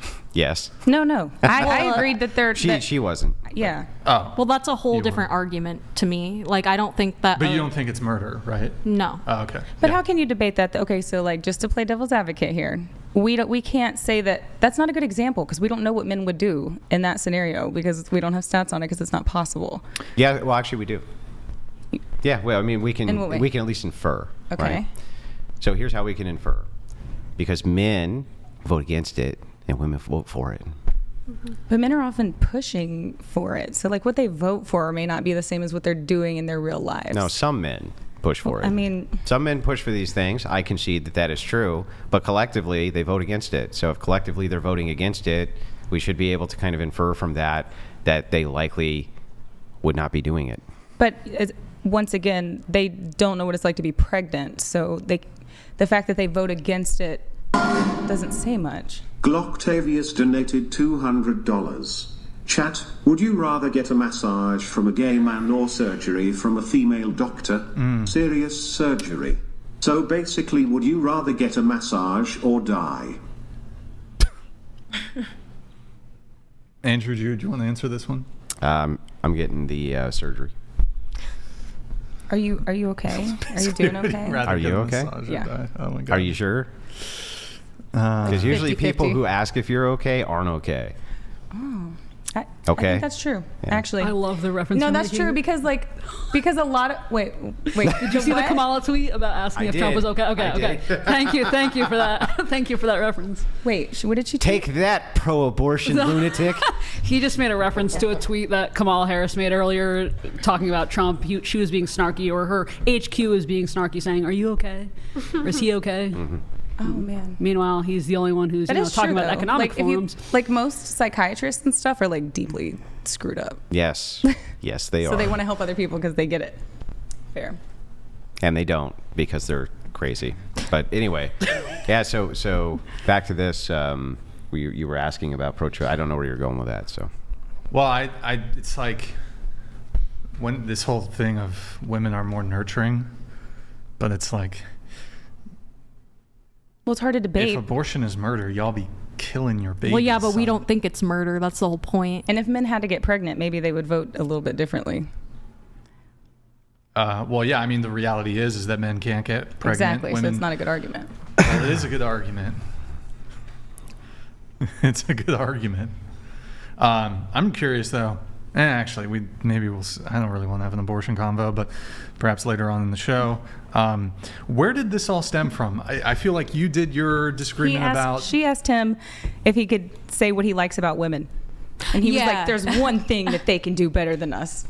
And then I it just still never got the snowballed. actual argument at all for how that wasn't true. Just pointing that out. Well, I think also our society today oppresses women's natural tendencies towards nurturing and caretaking. I do think it's something that's not celebrated as much.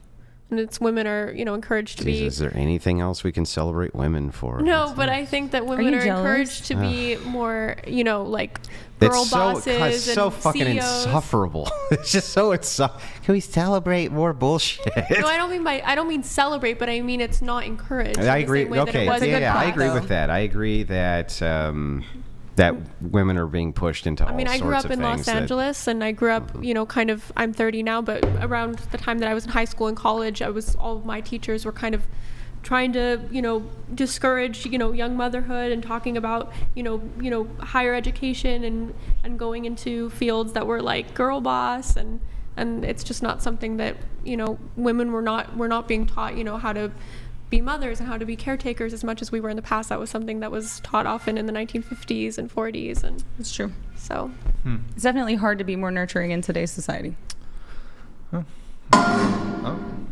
Glocktavius donated $200. Ladies, would you date Brian? On one hand, he is tall, 6'1", blue eyes, rich, sometimes funny, successful, but he has a dad bod, probably autistic, has a weird liking for big labia outies, and a small pee-pee. First off, that last part's not true. It's average. It's average, first off. You guys don't have to answer this shit. No, let us What about the answer. second Why are to you last scared? All right, go ahead. Probably. Yeah, probably. I don't know. If you tried to dominate me too much, then not. Because you said something about bowing, and I'm not doing that shit. That's fucking crazy. But Yeah, other than that, we'll do the bow video. I would say yeah, probably. Okay. No. No. unsure. I plead the fifth. That's good. Oh my gosh, I'm married. She's so married. no, She's I'm married. She can. All right. Thank you. How you gonna? Bro, fucking Come on. Let's get the views. All right. Got pooped. This is a great conversation, but why is it when it's poo-poo time, it's pee-pee time, but when it's pee-pee time, it isn't always poo-poo time? Hey, you were here on Sunday, right? You were here on Sunday. Thank you, man. Appreciate the tip. Thank you, man. We had Law Paladin's already come through, and then we have a message from Got Booped again. He says, is somebody shaking the table with their leg? Can somebody stop? Who runs the world's markets with finance? You think women are better? Why aren't they running the stock market? Okay. I don't know.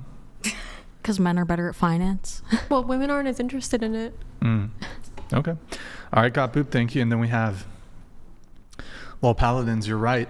With training, men would be better manipulators, but women do it via genetic programming like Bane versus Batman.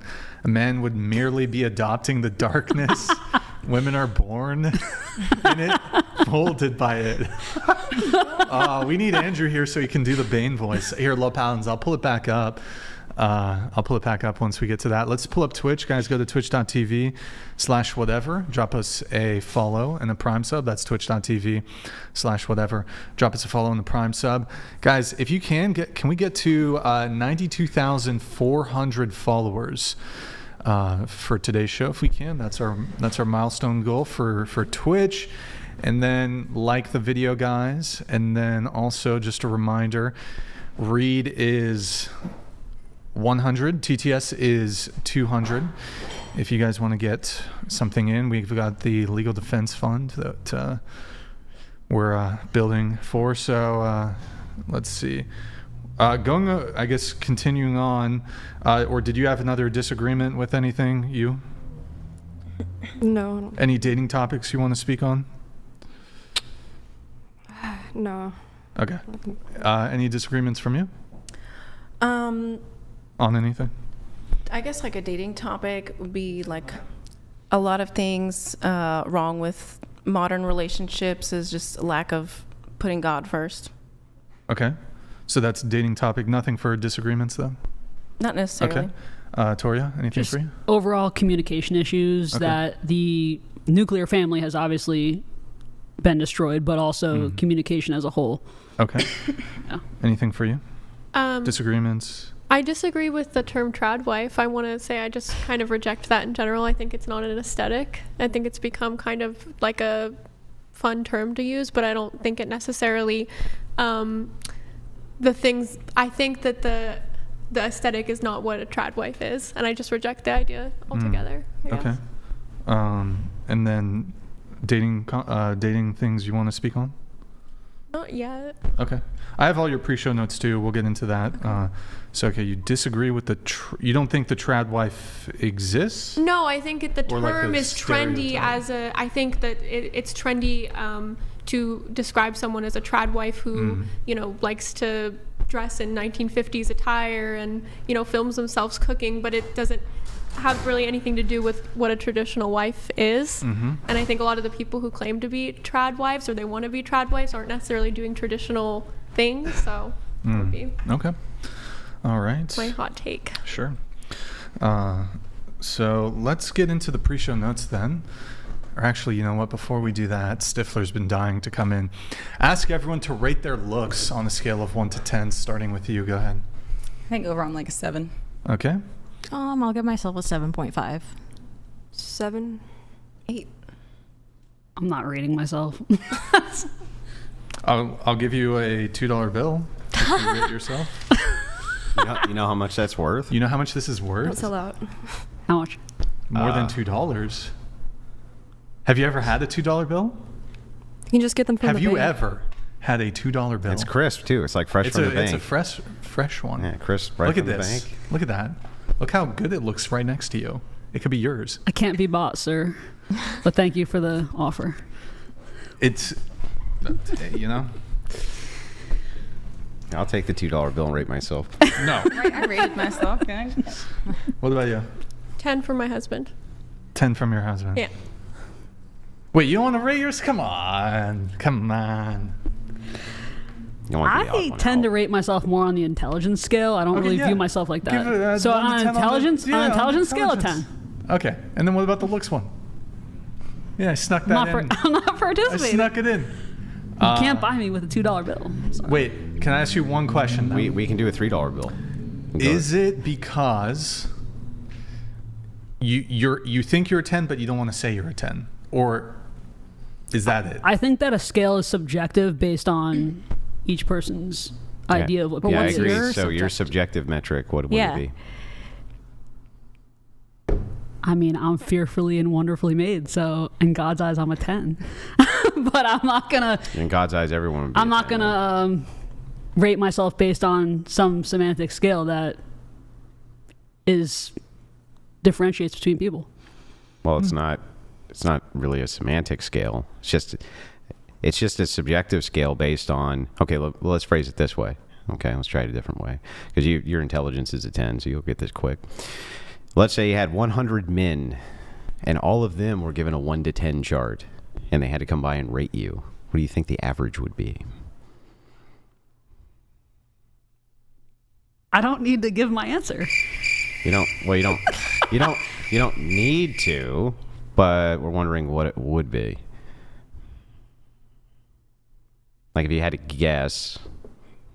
I'm definitely an 8 or above. You think that they would scale you at an 8 or above? Yes. Okay. All right.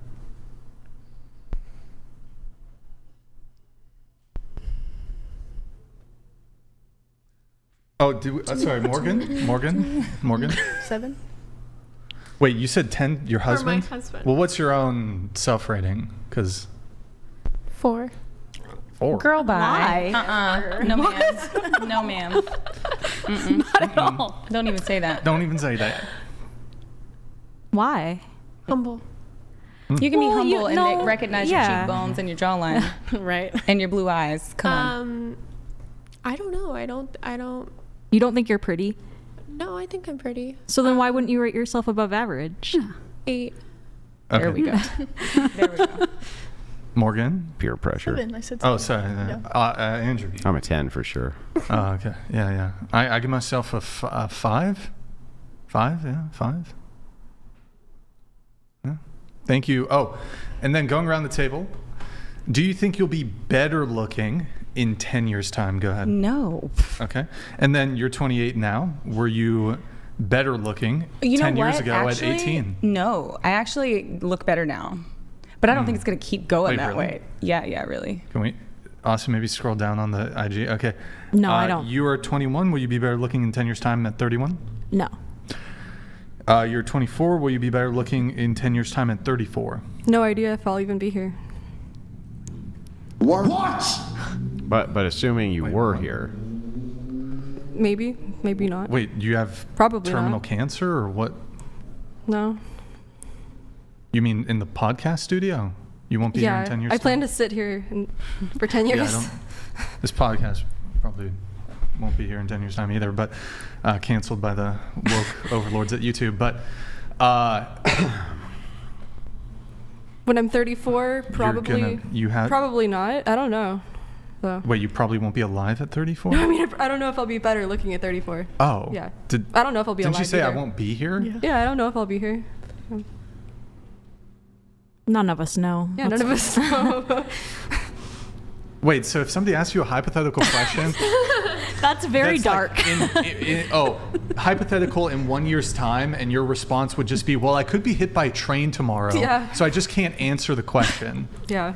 I can't answer the hypothetical. What about what are you doing this weekend? no wonder you're between jobs, because you go in and they're like, okay, so how long do you plan on staying here? Like, well, I don't know. I mean, tomorrow my car could break down. I could die.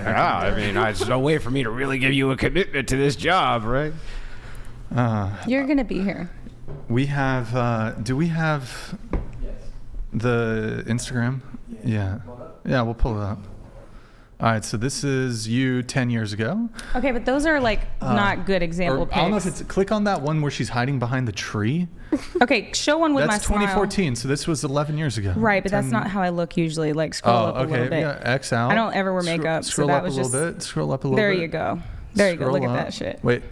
Up a little bit. My teeth were all messed up. Click on the one above that one. I mean, They're blurry. You had to go back a little cameras bit more. have improved a lot in 10 years. I mean, you look, it's you. Yeah, I got my maybe. teeth She looks fixed. exactly I the started same. taking care of my skin better. You I look don't the smoke same. Black and Milds all the time now. Yeah, I feel you're- like you I are think you more, were better confident. looking. I don't. What? No. I think That's you were crazy. you were better looking. Wait, You're what gorgeous. do you No. think is No, I better think- looking about her back then? She looks younger. In what Well, that's way? the I only think she looks metric. the same, to be honest. She looks very similar. No, your True. cheeks are popping out more now. You look They pretty. are, and I got my teeth I don't get. fixed. Is that like a woman thing? Is that like a woman thing, like the cheeks thing? You guys, Cheekbone? Yeah. but you guys do realize that men, I've gotten men complimented are on more. it by men more. About But- the cheekbones, yeah. You do realize that sharp features on a woman. Seems like I'm a tranny, yeah. No, that's not what I'm talking about Oh. at all. Whoa. No, because that's a thing that they say now. Okay. Yeah. They're not It's sharp. like a whole They're not viral sharp. They're thing just right more now. defined. Yeah, but okay, so this idea that men really like chiseled faces in women, men will accept more rounded, soft features, and it'll be attractive, and also sharp features can also still be attractive. But this idea that I had a little baby fat or my face was a bit round, it's like men are that's attracted not to that. what I'm saying. But okay, objectively, if you look at the hottest celebrities, what most people are drawn to, right? The Angelina Jolies, the Megan Foxes, they have more sharp features. But that's beside the point. I didn't say that. I just know that my teeth are better now. My skin is clearer now. Well, maybe not right now because I just quit smoking-ish. So I'm purging. But typically, Also, I'm like in way better shape despite having had kids now, and I have boobs now, and I didn't have them before kids. So I mean, I do just generally, but y'all aren't really looking at all the pictures. I'll send y'all some. Okay. All right. What about you? You are 35, better looking in 10 years' time? No, probably not, or the same. Okay. And you're 35. Were you better looking at 25? No, actually. So you're better looking now at 35. Okay. All right. And then Toria, you're 31, better looking in 10 years' time? Well, I'm better looking now than I was 10 years ago. Okay. And I age like fine wine, so I'm going to say I look better. Wait, so I will look better in another 10 years. Okay, so better looking at 41 versus now at 31, Yep. and you're better looking now at 31 than you were at 21. What about 20 years' time, so 51 versus now? Well, depending on how, good the plastic surgery gets and how better our food supply Right. is after our Robert F. Kennedy revises our terrible FDA, hopefully abolishes the FDA. Yeah, it might look better. I don't know. I literally For thought that relatively too. speaking, for the 51-year-old, yeah, I might look better than most 51-year-olds now. And then 30 years' time, so 61 versus 31. Same thing. We got to see what happens with all this bioengineering. 40 years' time, that's 71 Again, I'm versus... speaking relatively to the age group that we're talking about versus now. Yes. I still think I'll look better at that age than the people that are I that age see now. what you're saying. Okay, yeah. So would you look better to men who are in your current age bracket when you're 90? No. Okay, what about when you're 80? No, absolutely 70? not. No. Okay, 50. I know some pretty good looking people in but that you. age range. I'm not saying that there's not good looking 50-year-olds. Of course there are. I'm talking all relative. So, no, obviously you're younger now. Okay. What about 40?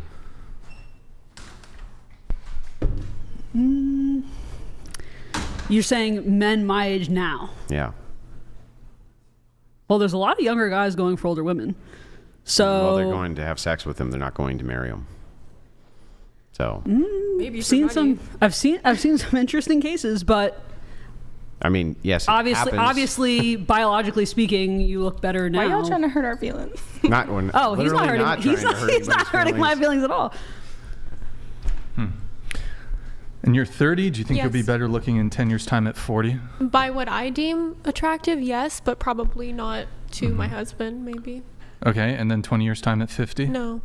And then you're 30 now. Are you better looking now at 30 than you were at 20? Yeah, I'm someone who stores baby fat in my cheeks, and I just personally don't like that look. So I think I look better now. Can we pull up everybody else's throwbacks, man? Like, why y'all do that to me?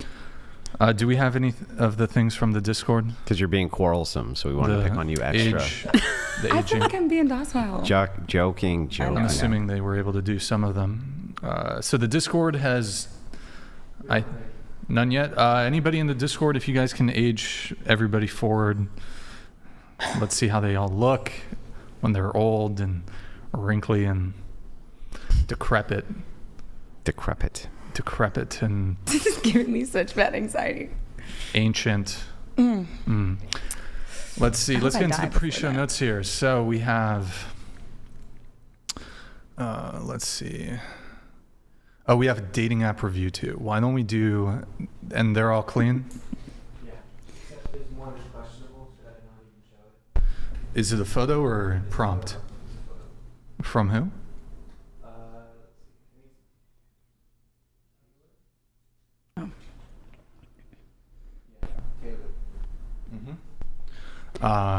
And what is it? Is there nudity or? She's holding her boobs. It's a photo, you said, right? Oh yeah, just X out of it. We're not gonna show that one. Okay. Why don't we do the dating app review? Oh, let's wait until she's not at the table. So, Every time. what do you mean? It's like every time you bring up one of these, the woman is somehow missing from the She's table right not, then. Yeah, every time. We have some from Alyssa, right? Oh, God. All right. Can you read the profile? This is your old Me, you one. want me to read it? Yep. Based. God. I value intellect above all. I typically will not engage in small talk, but if you want to talk space travel, psychology, philosophy, etc., I'll probably bite. My type is nerds or homesteaders. My love language is acts of service. So if you're lazy or don't have your shit together, we won't vibe. Don't let my looks confuse you. I do not do hookup culture, and I for sure have a touch of the tism. LMAO. My Insta is something like Clementine. Message me there because I don't check this. Okay, and do you have a touch of the tism? And you don't do, when you say you don't do hookup culture, what does that mean? Yeah, so I'm not just like trying to sleep with a bunch of randoms. Like I'm looking for a real relationship that becomes marriage and more babies, hopefully. So like I kind of vet people pretty harshly. Okay. You got to after when you your say you divorce. vet people harshly, what do you mean? There's, you know, like I'll get the ick very quickly. Not the ick. Yeah, the ick. Like there's been guys that I liked, but they were super lazy, or they don't clean up after themselves, or, you know, just they're not intelligent. I'm not picky about, because I see you guys debate things like someone's looks. I don't care how tall you are, or you don't have to make like a shit ton of money.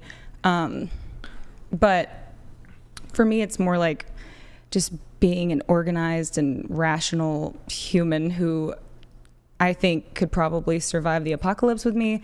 But if he was organized and rational, wouldn't his best chance of surviving the apocalypse to be not with you?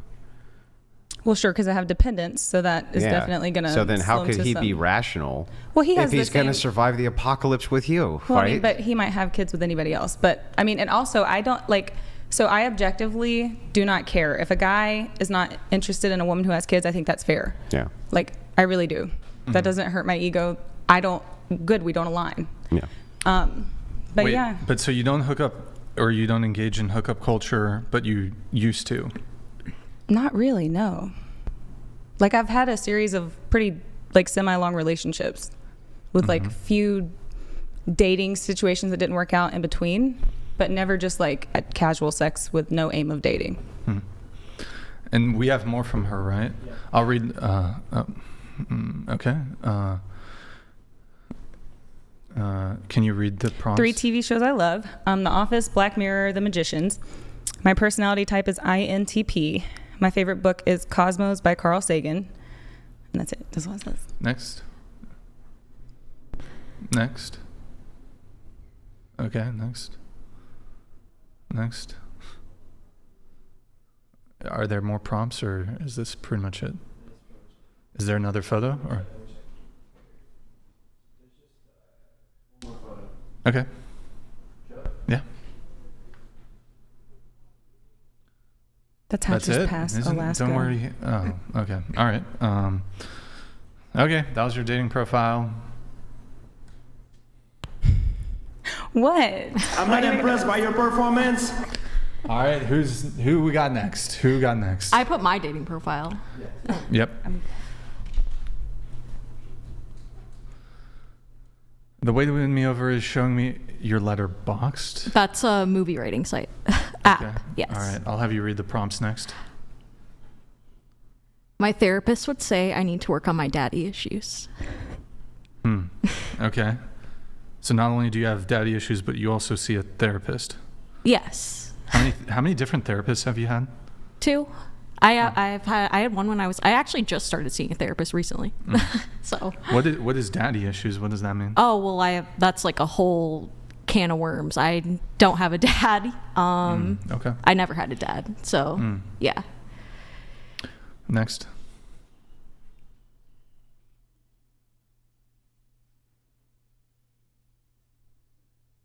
That's the wrong one. Wait, I didn't send you another one? Yeah, we can't show it. There were no other prompts? I think there was. Oh yeah. I think there was, but it might not have sent. Because I think. Yeah. I see. Yeah, I see the one. Yeah. It's just. It's okay. We don't have to show that one. And then we have one from her. Yeah.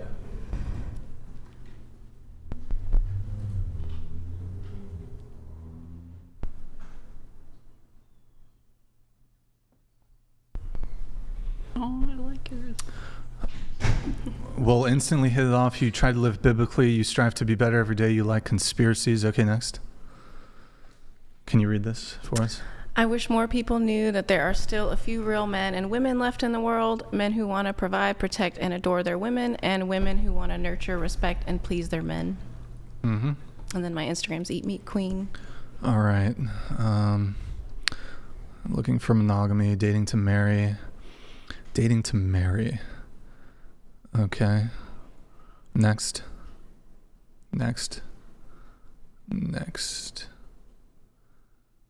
We're the same type of weird. If you eat lots of beef, you're not political because you know it's all a show. If you remain poke free from the recent scamdemic. Oh my God. If you want someone to grow with and be a power couple. All right, next.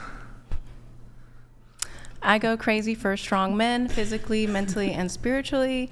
Meat lovers and fluoride avoiders. Men without pronouns in their profile. Men who can lead in every part of life. And men who try to live biblically. Okay. I think that's it, right? Yeah. Or is there another one? No, I think that's it, right? There's one more. Okay, yeah, that's fine. All right, those are all the dating apps. Chat, do you swipe yes or do you swipe no? Or do you swipe no or do you swipe yes? Thank you, guys. Let's see, we have more pre-show notes here. We did the dating app review. We had... Oh, we got to... I'll have to do that next week. Okay. That is not true. I didn't even know that was a thing, actually. But I've gotten a few messages about it. Yeah. But it's not true. You said you've dated a lot of your bosses and had secret relationships with them for a time until it was uncovered.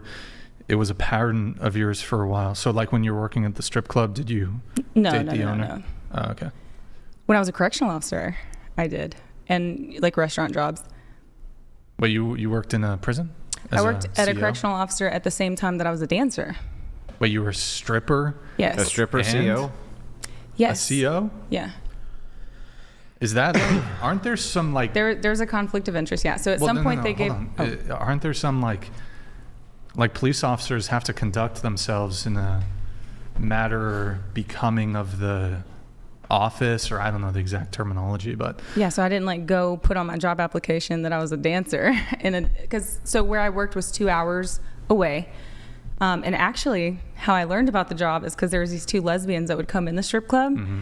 And they were like, you should come work with us. And I was like, okay. So I did. And the benefits were great, but the pay was only $12.99 an hour. So I just supplemented on like weekends at the strip club, yeah. I'm going to read this from La Paladins. To tell if a woman is going to hook up is if she explicitly tells you we are not hooking up when she comes over to your house. If she wasn't thinking about it, she wouldn't bring it up. P.S. Bane, please. That's right. Thank you for the reminder, La Paladin. So, Andrew, while you were gone, La Paladin sent in a message. He wants you to read this. Do you know Bane from Batman? Yeah. Can you do it in a Bane voice? The Bane voice? Yeah. I'll try. Okay, here we go. All right, Batman. I can't do it. No, do it. I can't do it, dude. I can't do it. Here, how about just this? With training, men would better manipulators, but women do it via genetic programming, like Bane versus Batman. What if I did it in the Palpatine voice? Ask him if we could do it in the Palpatine Wait, just voice. the end part. Just that right, last. I'll pull it back up. Pull it back Starting at like Bane versus Batman after that. Like Bane versus Batman, a man would merely be adopting the darkness. Women are born to it. They're molded by it. Why does that sound kind of like Jordan Peterson? What? Like, no, Jordan. He sounds like Kermit the Frog. He sounds like Kermit the Frog. No, he kind of sounds like Winnie the Pooh. Well, today we're going to talk about philosophy. That's not the terrible part. That's so bad. I thought it was pretty so good. bad. I thought it was pretty good. Kermit the Frog is what he sounds like. You want to go over the body count thing we debated last time? You made a poll on your Instagram, so it would be dope to go over that. You agree body count matters. You were playing devil's advocate last time, but I do think it's not the deal breaker you guys think it is, or that some guys even claim it is. My poll reflects that. So what was the finding in your poll? So I made a Instagram poll and asked their age, religion, political background, whatever, to account for all the variables. Sure. And like 95% probably said they don't care. It's not a deal breaker. Y'all can go check it out. It's a highlight on my Insta. This is you should pull it up because I'd like to Pull it see up. how it's phrased. I said, no, without adding commentary, age, just answer these questions. Age, religion, whatever. Is body count a deal breaker?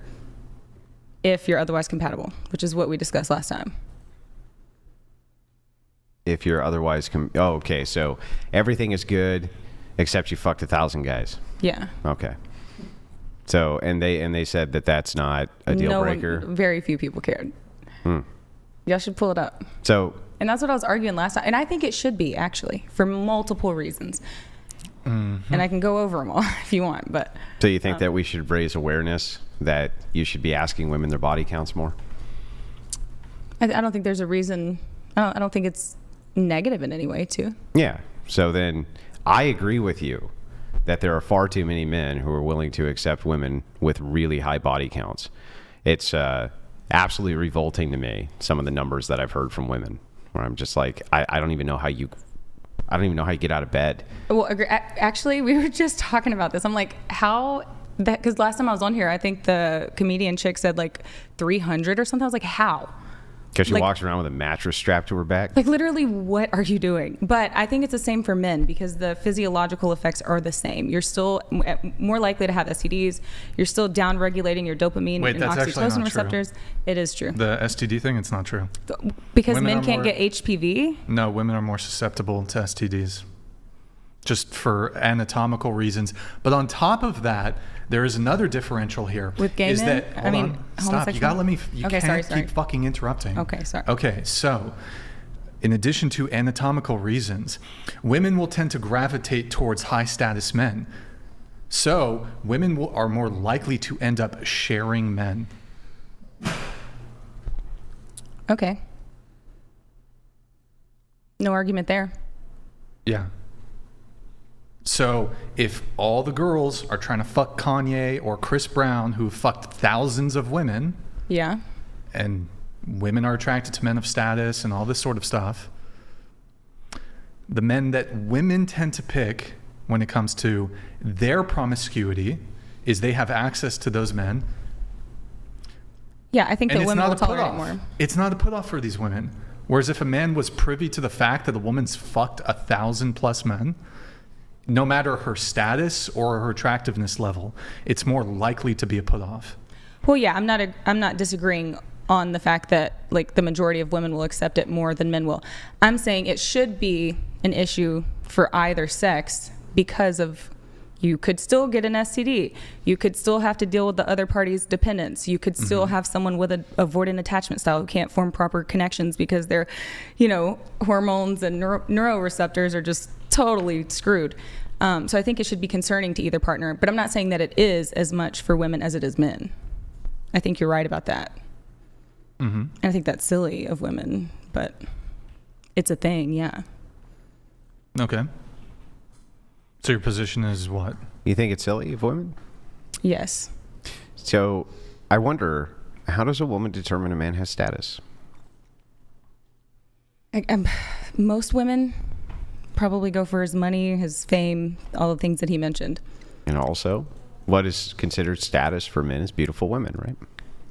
Sure. So the more beautiful women that a woman has banged, it seems obvious to me that if women are going for men of status, that if beautiful women were not going for those men, they would think there was something wrong with them. Yeah, but I think that's silly, and that might be like my touch of the tism where I don't care about like social norms, but like I think what we should value is a man's integrity, his character, his ability to be a good partner for you, not the fact that he's banged a bunch of hot chicks. But but let's separate these two concepts, the descriptive from the prescriptive, right? So I agree with you that people should base things around virtue, right? I agree with that.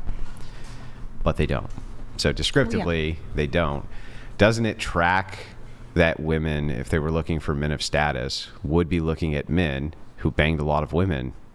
Well, yeah, I'm not because denying that would prove that women desire him. That's part of their status, right? Right, but that's why I said I think it's silly. Like I'm not. But is it silly? Because because in reverse, that is not the case. It does the exact opposite for women, where men go, oh, well, your status is fucking garbage, right? Because you've slept with a lot of men. So I'm not sure. I just think it should be the same. Well, I don't okay. think it is. I love the idea of both parties moving and gravitating towards each other based on virtues, right? I think that that's great. But that is not the case. Well, yeah, I'm not arguing that it's not. Yeah. So, I mean, prescriptively, I would agree with you that they should move towards virtues, but they don't. So that if they don't, right, then how can you give the advice to men, for instance, not to do this thing? How can you give them the advice to not do this thing if women will reject them if they don't do the thing? That's my whole thing. That's what I'm wondering. Well, you shouldn't. I guess it's. Well, you're religious, right? Yeah. So you shouldn't base it off of rejection. Give me a secular argument. Well, you should base it off of like what the Bible tells you to look for in a partner. That's a religious argument. Right. That's what I was saying. Give me a secular argument, non-religious.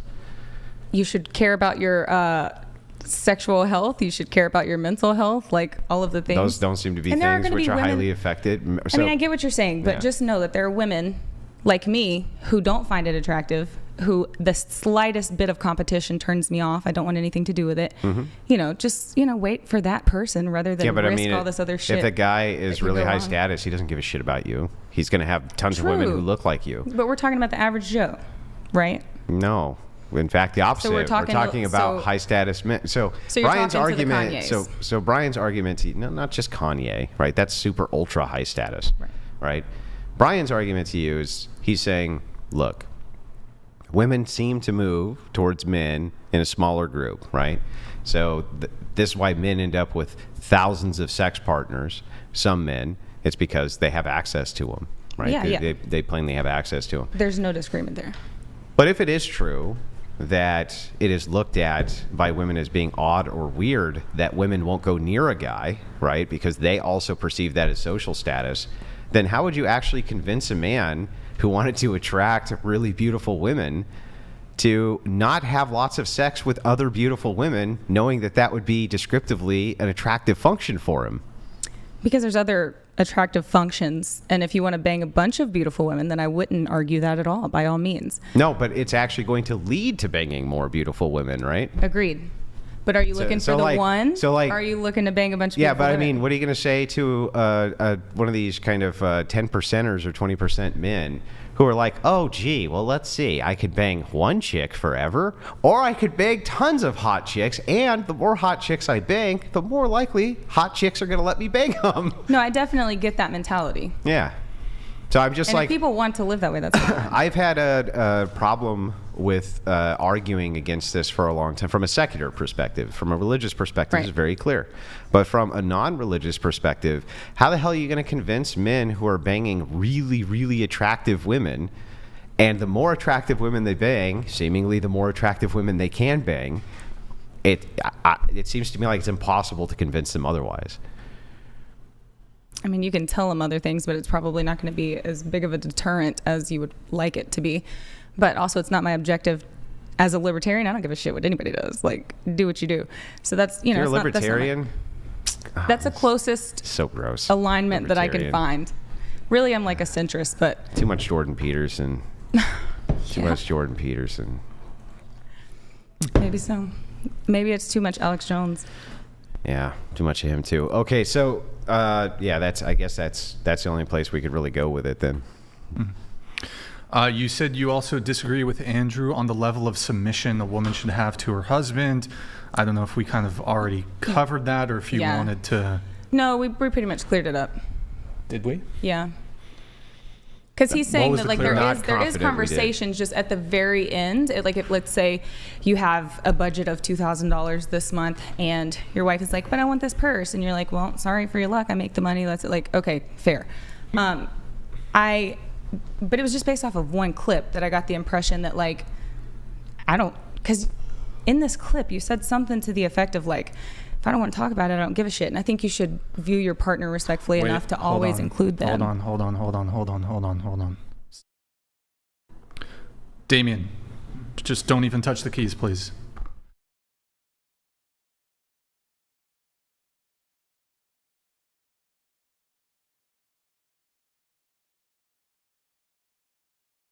All right. Okay, go ahead.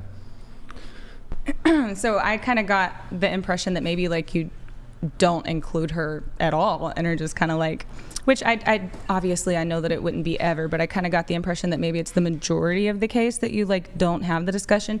And I think it's fine to have the ultimate say, but respect your partner enough to talk about it. But you clarified all that earlier, so. Well, now it's murky again, right? Is it? So let's move back. I don't actually have an objection to a man being an authoritarian tyrant from your perspective in his relationship. It's completely non-bothersome to me. I think it's fine.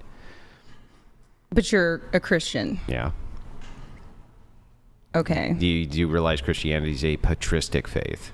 I understand that it It's says a that the husband also patristic has faith. duties to his wife too. Yes, like that's loving correct. his wife like Jesus loved the church. And I don't think Jesus like, I screw you. I'm you sorry, don't did have-" Jesus have to justify anything to the church? No, but he talked to his disciples. Sure. And Did he have to justify anything to him? No, but that goes back to the last. So who's the leader? We don't disagree there. Okay, so if you're the leader and you say, well, you're leading me wrong, then who's the leader then? You?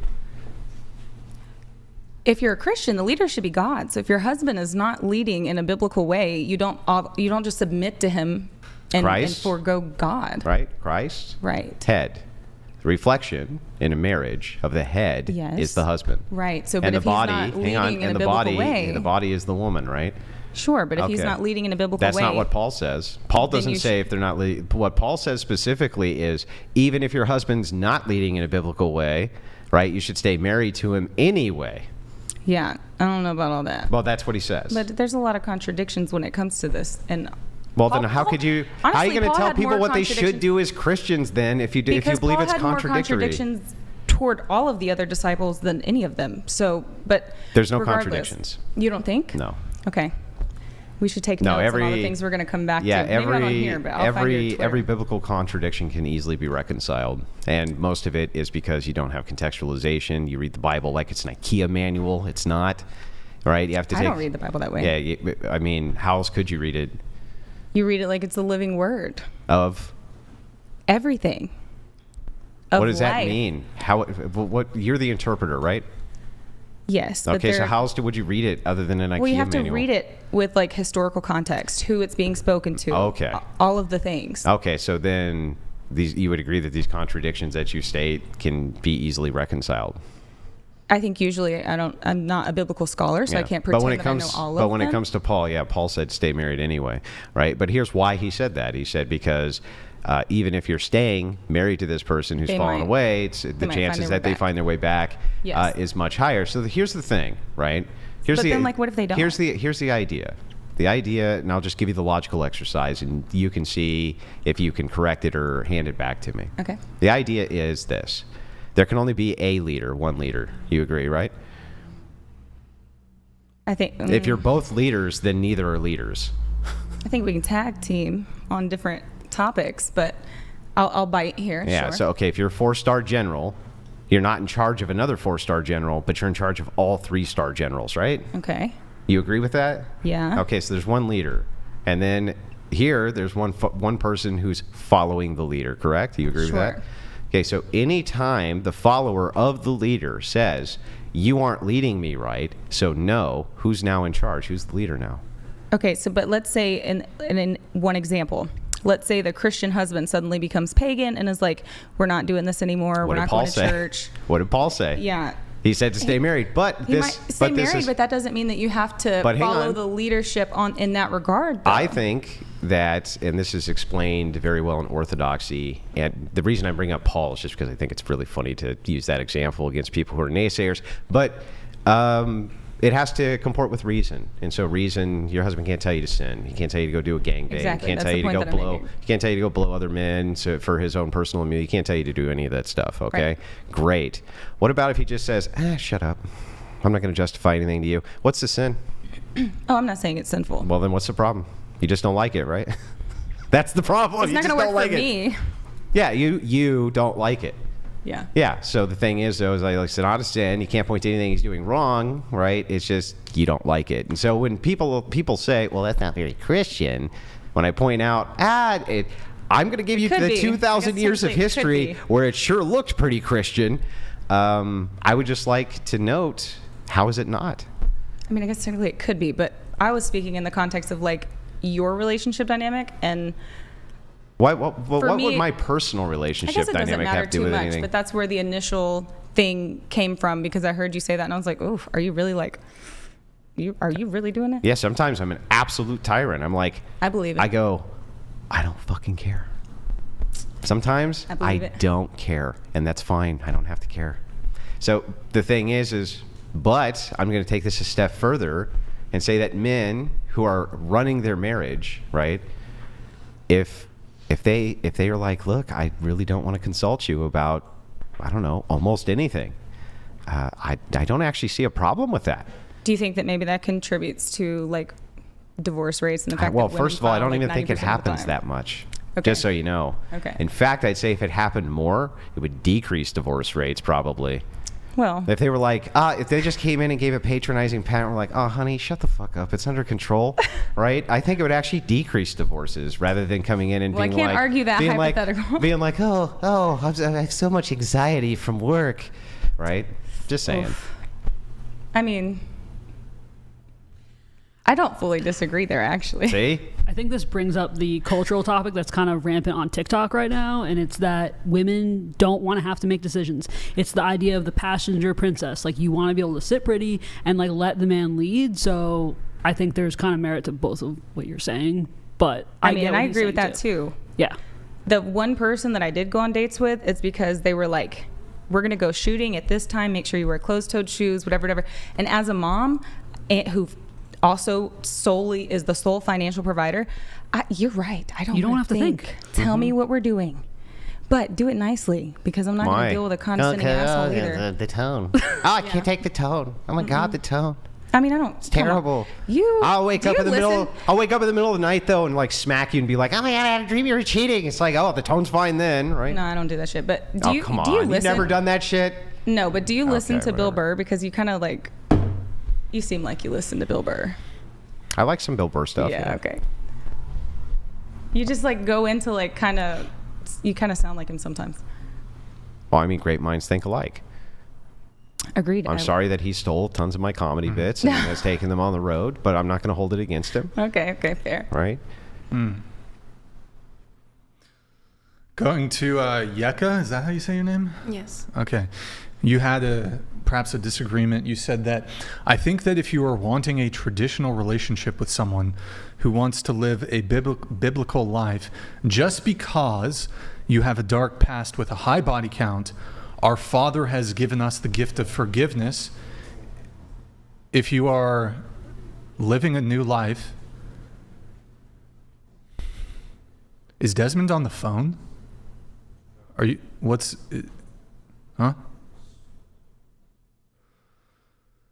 If you're living a new life and have been living... Austin, is he on a phone call right now? Are you on a phone call? All right. No, you're hearing street chatter. Didn't sound like... Yeah. All right. If you're living a new life and have been living a new life for years, that's what should matter. So here, I'll start from the beginning. Just because you have a dark past with a high body count, our Father has given us the gift of forgiveness. If you are living a new life and have been living a new life for years, that's what should matter. Nobody is perfect. Yeah, I think, God gives us the opportunity to be born again and be new people. And, if you've been living a new life, you let your old self die. I think everybody should deserve, another chance. Nobody's perfect. We all struggle with different things. And like I said, I think we all have an opportunity to let our old selves die and be a new person if we are living in Christ. Yeah, sure. I think that being forgiven for those things is not only appropriate, but what Christians are called to do, right? Is to ask for forgiveness for their sins, right? That's what they're supposed to do.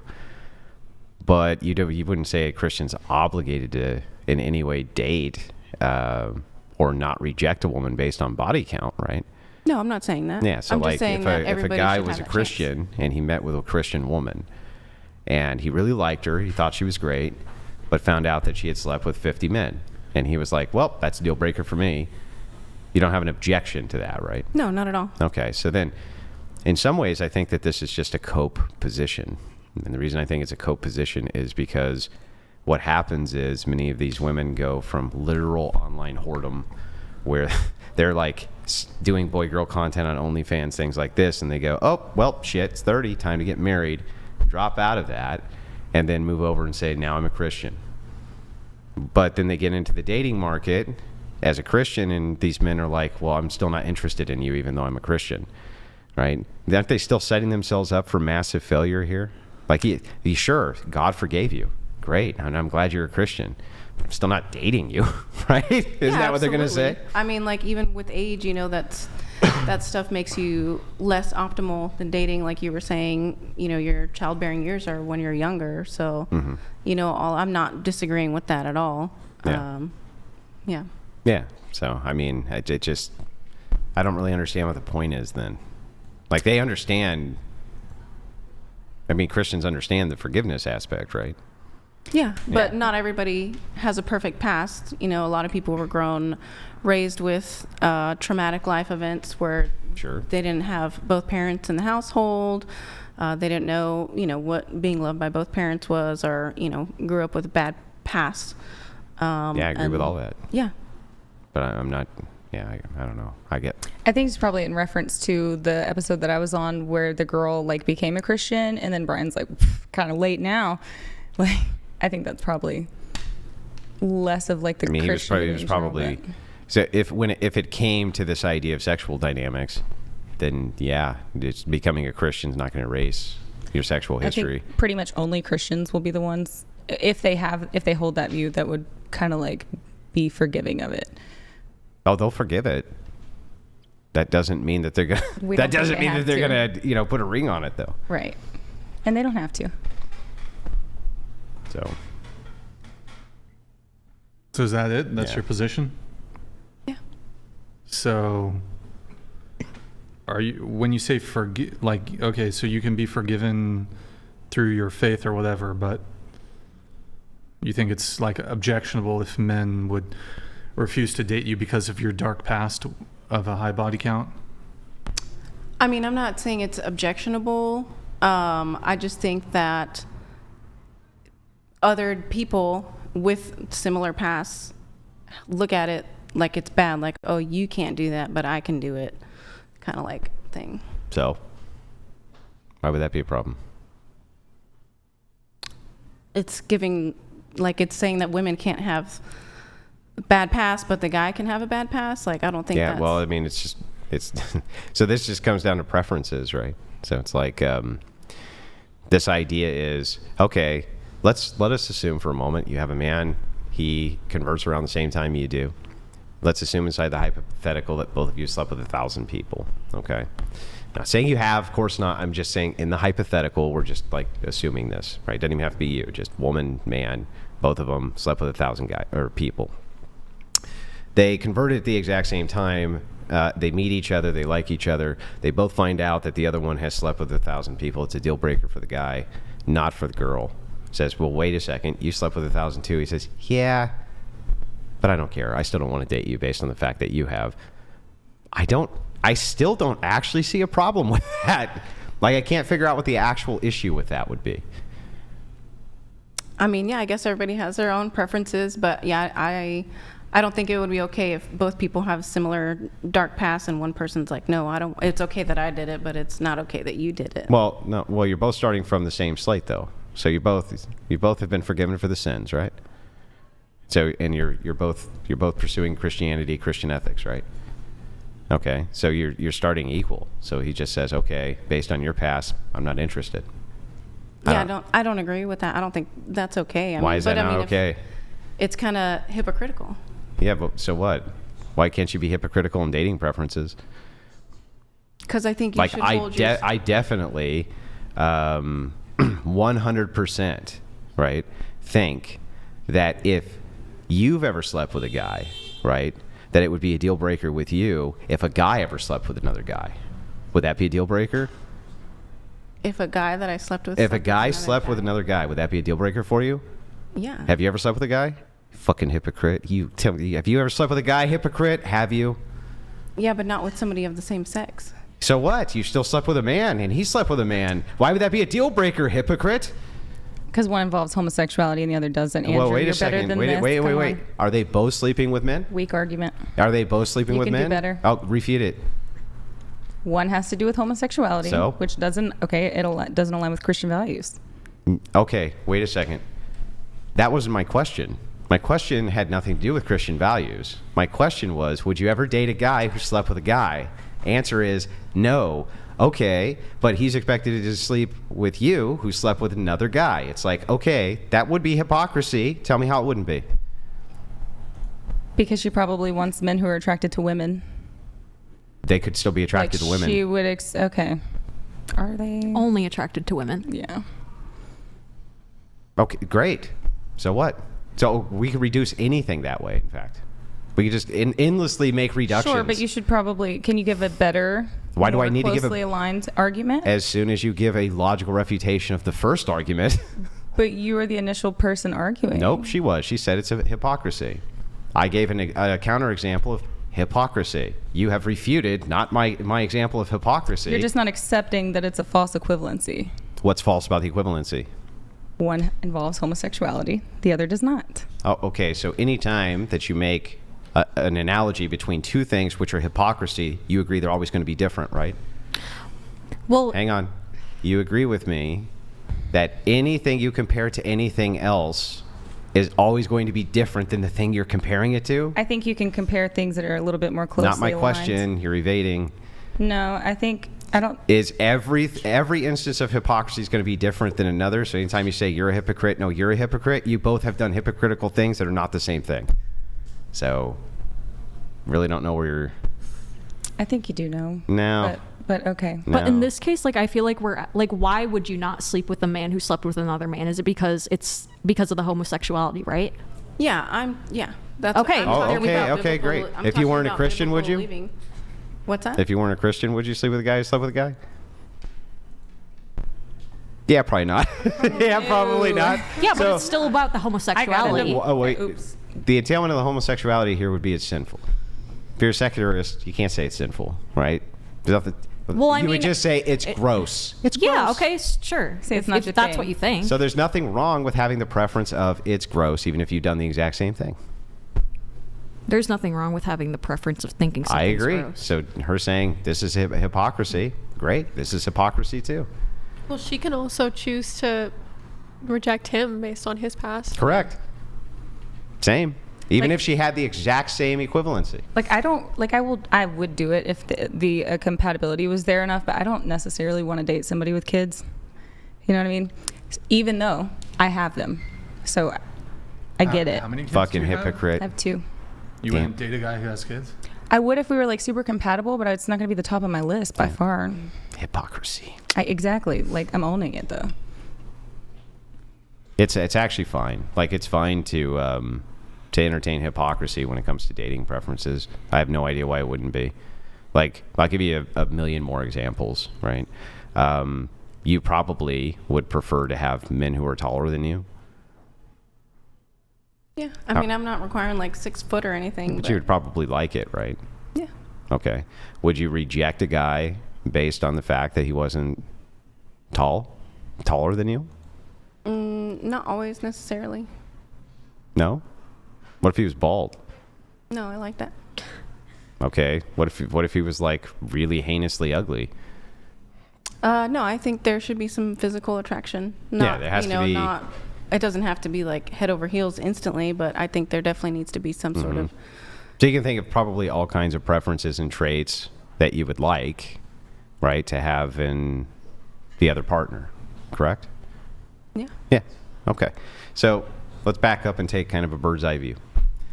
When you're talking about an argument from hypocrisy, the reason that it's fallacious to begin with, like, oh, you're a hypocrite, you should do this preferential thing that I like, is because it actually doesn't make any sense.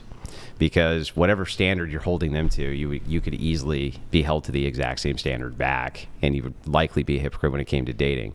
Like, for instance, You probably think a guy who has brown eyes, it's okay for him to reject a girl who has brown eyes. Is that hypocrisy? No. Why? Why not? Why not? They have a right to choose what They have a right. They have a right to choose based on their preferences, right? Yeah. Yeah. So if they both have the same body count, why can't he just still say, no, it's too high? I don't know. I think that's a different level of standards that people hold to each other. Like, I guess what my take is, it's just a lot of people overlook the forgiveness aspect.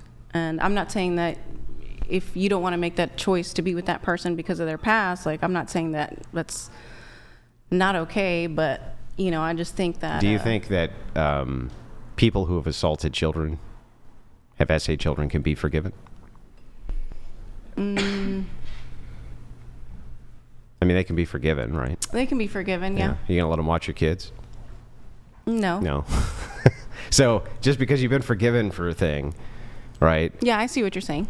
Doesn't necessarily mean that suddenly, oh, well, we're just going to look past what you did, right? Mm-hmm.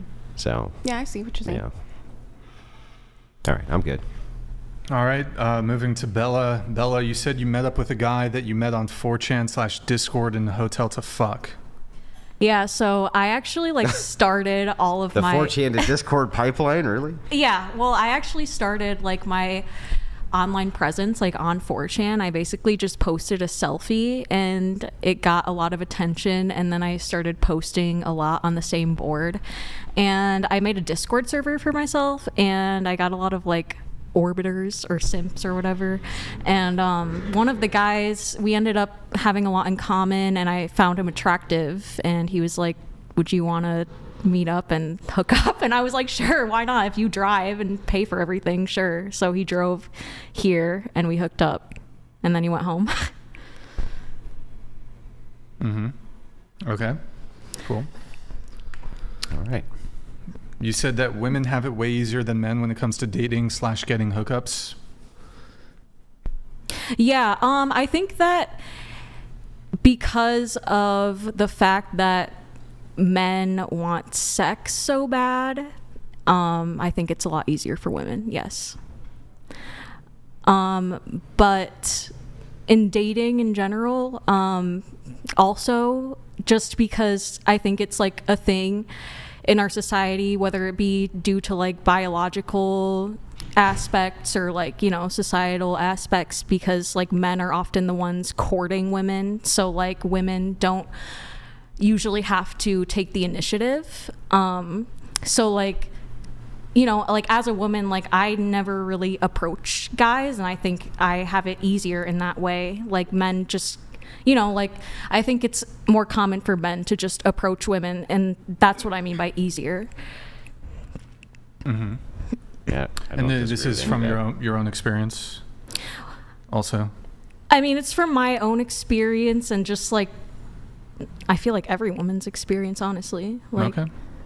But I think it's like I feel like the controversial part is that like I think that there's a negative side to that too, because if you're like an unattractive woman, like men won't really give you the light of day at all. Like they will kind of see you as invisible, whereas like if they see an unattractive man, like they'll still see them as like a peer. I completely disagree. I think it's actually harder for better looking women.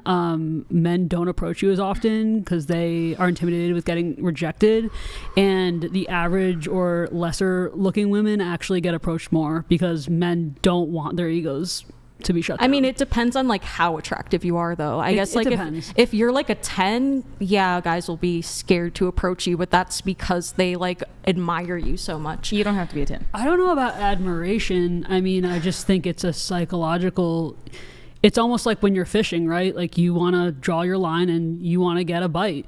And I think a man's going to go for someone that's more demure and less resistant to their advances. Yeah, but I guess like you're talking about like average looking women. I'm like talking about like unattractive women. Like I think unattractive women have it really hard because those are the ones they marry. It's a thing. Well, I mean, like, it's just like because I like when I was like a little bit younger, like I've lost a lot of weight, and like I've like noticed a big difference in just like the way that like men have treated me. And it's like not even in like a romantic sense, but just in like how they treat me as a human. And I think it's because of how they view me, like, or like if they see me as attractive or not, you know? Okay. But you did say that, you know, you said women have it a lot easier than men when it comes to dating, but a lot of that is a result of the patriarchy. Yeah.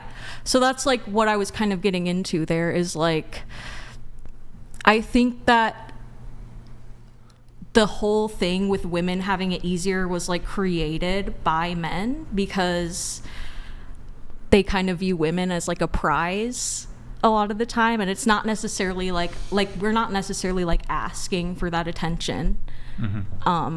Well, right now what's happening in 2024 is beta males actually view themselves as the prize because they're not taking the lead. So like men, for example, who asked you out on the date, who planned the date, to said, we're going to go shooting, like wear this. Those are the alpha males, the ones that don't have to say they are. I am so irritated by these accounts like on Instagram that like have to say they're an alpha male. Like, no, you're actually not, because the true masculine energy just leads. And so I don't necessarily think that women, quote unquote, having it easier was created by men. I don't even think women do have it easier. I don't think either sex has it easier. I think there's... I definitely think women have it easier. Maybe certain kinds of women. No, which ones don't? Which ones don't, actually? I'm curious, too. Is it, you said it was the hot ones that if you have... If a man doesn't have a big enough of a set to handle a woman who's intelligent and smart and attractive and maybe successful, then yeah, it is hard. You mean It's a thing, Brian. Wait, you mean a pain in the ass? No, because you can be they'll never talk to you. You can be successful in your skill or profession and be subservient in your relationship and submit. So I don't think the two should conflict. Is that something that you usually see with boss babes, that they're very submissive? I don't want to be a boss babe. Yeah, I know, but do you think that's that women who have careers and are very career-oriented, highly career-oriented, want to see themselves succeed in their careers are usually boss babes? Because that's been my experience. Here's what I don't usually see in women who are super driven towards careers, that they're super submissive to men. Haven't seen that very much. Where are you finding all of these super driven career submissive women? I'd love to know. I think what happens is certain people have been led in a certain direction because they don't feel they have the option. There aren't enough men that are up to par with Christian values or leading. I mean, there's so many beta males right now. You can agree with that. There's a lot of men right now that are... my distinction here is like, I think I would agree with you. There's way too many fucking simps for sure. But when you say a beta male, all right, versus an alpha male, I don't even believe in those categories. Those are bad categories, right? Well, how maybe society so these deems it. Like the alpha hierarchy, I just think it's nonsense. But like if you're talking about like a sissified man or something like this, sure, right? I can see that, or a simp or this type of thing. But I'd still like to know this phenomenon of where you're finding all of these really submissive, career-driven women. Like, where do you think all of these women are? I don't think any women, unless you're like a straight up liberal and just delusional, I don't think there's any women who want to be career driven. I think it's the choice that you have because you haven't found any kind of a situation where you're going to be provided for. You're not just going to sit in your dad's garage at 18 and just wait for some knight to come save you. That's just not the reality of the world. And based on the destruction of the nuclear family, that's where we're at. That's career driven then. It seems like if you're getting a career because that's the alternative you have to being taken care of, then that's not you being driven towards career. That's you getting a career because it's the only way that you can make ends meet. Seems like that's something you would give up very quickly if you didn't have to make ends meet. So I don't really understand where that drive is exactly. I don't understand it either, but I can tell you that my ex, the girl he was with in the years that we were apart, like he offered for her to live with him and him pay all the bills and stuff. And she's like, no, I want to get my PhD. You can kind of like fuck off. And I don't want to have kids either, at least not for many years. I'm just focused on this. And I'm like, hi, I'll live with you. I think it's crazy to not accept that, but and some of it's just like you can't, like the reliability of men too. Like you have to, just a guy, I can tell you firsthand, I was married to someone who wanted to be a provider and all the things, and then ended up, well, I can't get into that, but it ended up going left. So that's where the fear comes from for a lot of women. But some women just genuinely don't have that drive in there. And also, ironically, she was submissive to him, and like we're kind of even keel with one another. And I'm more like TradWife-y, I guess. And it's also a thing where people assume TradWives are gonna always be submissive and just like let their partner steamroll over them all the time, and that's also not the case. Like there's so many variables and all the relationship depends on how dynamics. you want to define things, right? But tradition, like how would you even define tradition? It's actually a hard word to define. What a nuclear family looks like. The man works, Well, I pays mean, bills. you wouldn't define tradition as just being nuclear family. Tradition has a specific meaning. In right? regards to dating, though, Well, I mean, just in general, what would you say tradition is? following what generations before you did. Yeah, I think there's some truth. I don't think that captures it, but it kind of has the right idea to be charitable, right? Best way I heard this described was tradition would be experiments that cultures have done that work, right? That's kind of a thing that we would point to as being tradition, like Christmas, for instance. That seems to be kind of this experiment that the culture did, and it seems to work fine, right? It's a stressful time of the year, and we just can't seem to wait for it or wait for it to be over, but it's something that seems to work. Halloween, these different holidays, all sorts of different traditional kind of aspects of American culture, right? Culture, biblical, etc. These are all experiments which work. So what happens when experiments start breaking down, like the liberal experiment, the progressive experiment? People start to look at the experiments that worked, right? And they go, okay, we got to move back to those experiments because they worked. So that's what I think traditionalism is, right? So I think that the modern woman wants to have her cake and eat it too. Because at the time that marriages were working, women didn't have a fucking say, okay? That's the truth. You want to see the time where there was almost no divorce, right? We can show you a time when the happiness index was likely happier. They couldn't file for divorce, so They does could. it count? No, they could. Like, so you're accounting for like past the 80s? They could. Okay. They could show cause for divorce. Even the church granted divorce for infidelity, things like this. But even in the early 1920s, 1930s, right, 1940s, people were much happier. And everybody you ask in modernity, Well, they could get a divorce, but they couldn't have I've asked this question a million times. You think people were happier in the 1950s than they are right now? Almost every time the answer is yes. I think they were. Interestingly enough, women couldn't have the credit cards, though, right? Women couldn't have. They didn't have all this suffering. They didn't have all this shit. Very strange to me, right? Why it is they didn't have any of these kind of feminist ideals, and yet seem to be far happier when they didn't have all this say. So I think when people say tradition, they don't really mean tradition. They mean, I want modernity with this kind of LARPing aspect. The LARPing aspect being, yay, I get to stay at home and not fucking do shit, right? Yay, this is great. But I don't think that's traditional. What's traditional about that? And tradition is supposed to be that you obey. That's supposed to be the tradition. The tradition's not supposed to be egalitarianism in the household. That's modernity. It's the opposite I don't know of about tradition. obeying, but Yeah, right. But why not? Because just the word makes you sick because you've been completely brainwashed, just been worked on your entire life, that obedience to a man, you're every bit as good as him, even though it has nothing to do with good. there was one of those Burr moments. Has nothing to I do think- with I good, think- right? Well, maybe it's my social programming, but just my personality type in general. But like obey, not a fan.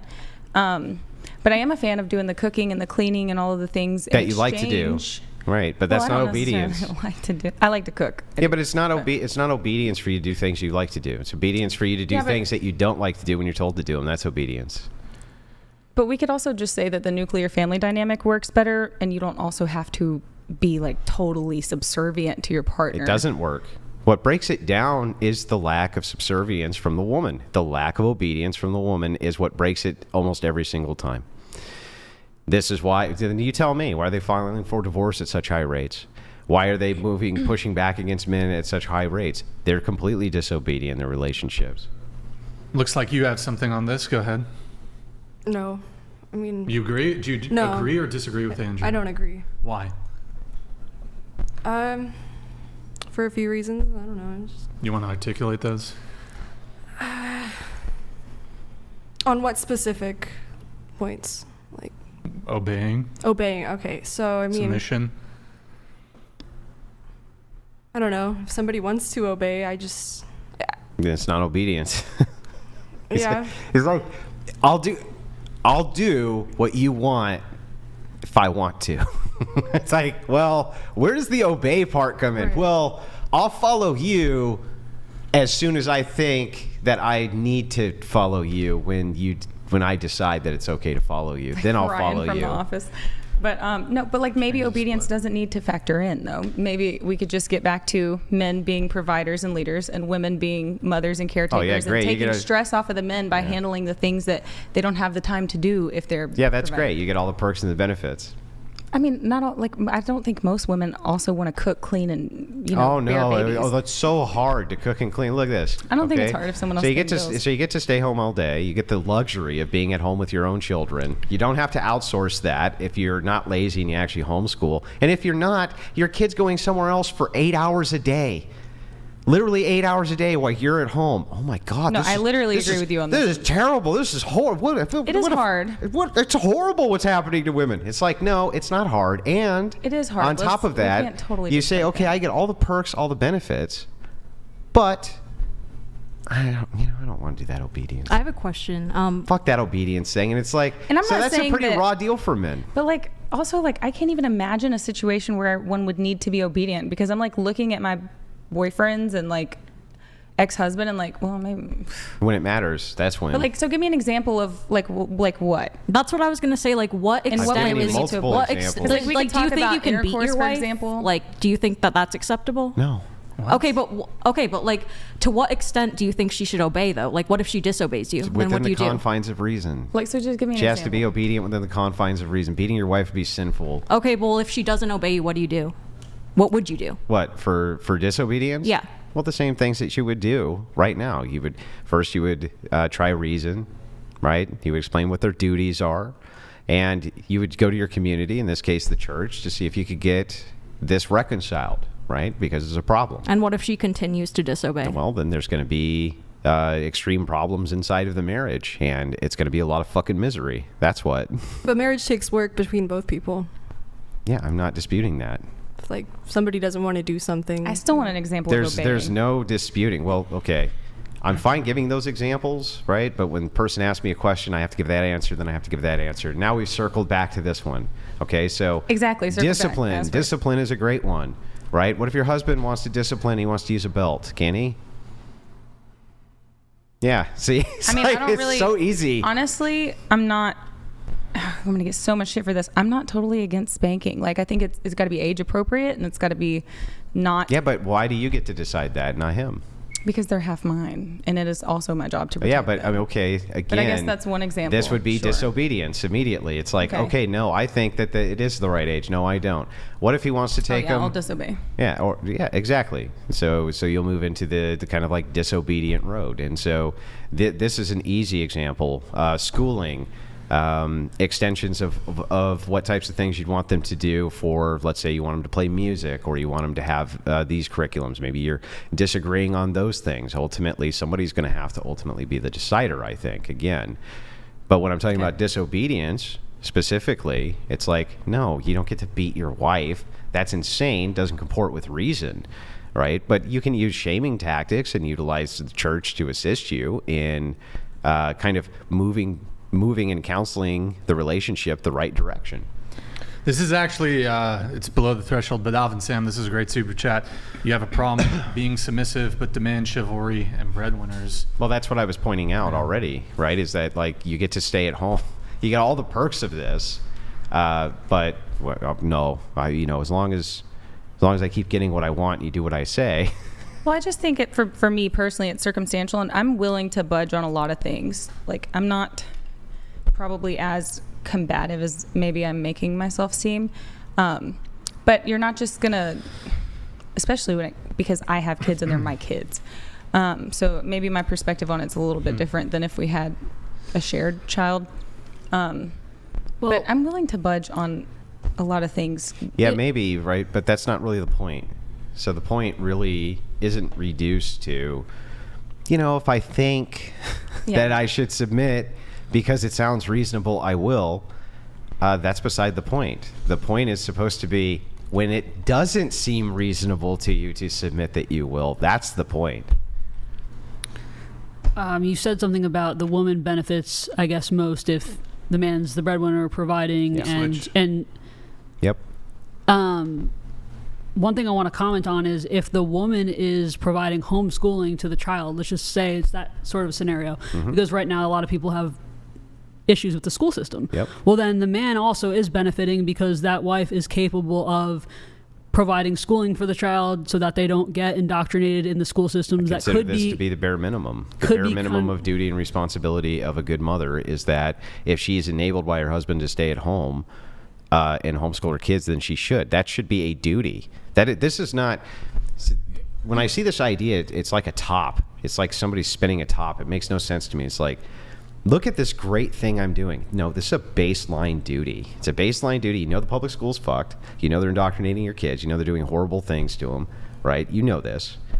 It's like, so you have a duty, if you can, to stay home and, homeschool your kids. You have this duty. I consider that to be a baseline. I would not consider that to be something in addition that you're doing in the benefit of your own offspring. Agreed, but most women aren't doing it, though. Let's just say he marries someone who isn't capable of doing that. I would love to be able to homeschool my kids. I think it's something that's necessary right now, considering everything that's going on.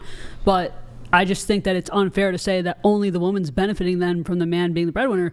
There's a dual benefit there. I'm not saying only. I'm never. Okay, so I don't usually deal in monoliths. Sometimes, because there are some all statements which are okay, but I don't usually deal in monoliths. So it's not that there's only the benefit to the woman. I'm saying the vast majority of the benefit is to the woman. I just wanted to clarify that. Right? The vast majority is to the woman. And the ability, I think, is a gift. I think a man's given a woman a gift that she can be able to stay at home with her own kids. Because I got to tell you right now, you're a single mom, for instance. I bet you wish you were able to stay at home with your kids. 100%. And so, that's a massive gift to give them. But not enough to deal with actually submitting. A shitty husband. Yeah, but think about what you just said here, right? See, that to me that's also bizarre to me. I don't understand that. Self-sacrifice for the purpose of your children. I thought you were supposed to be the nurturing ones. So, yeah.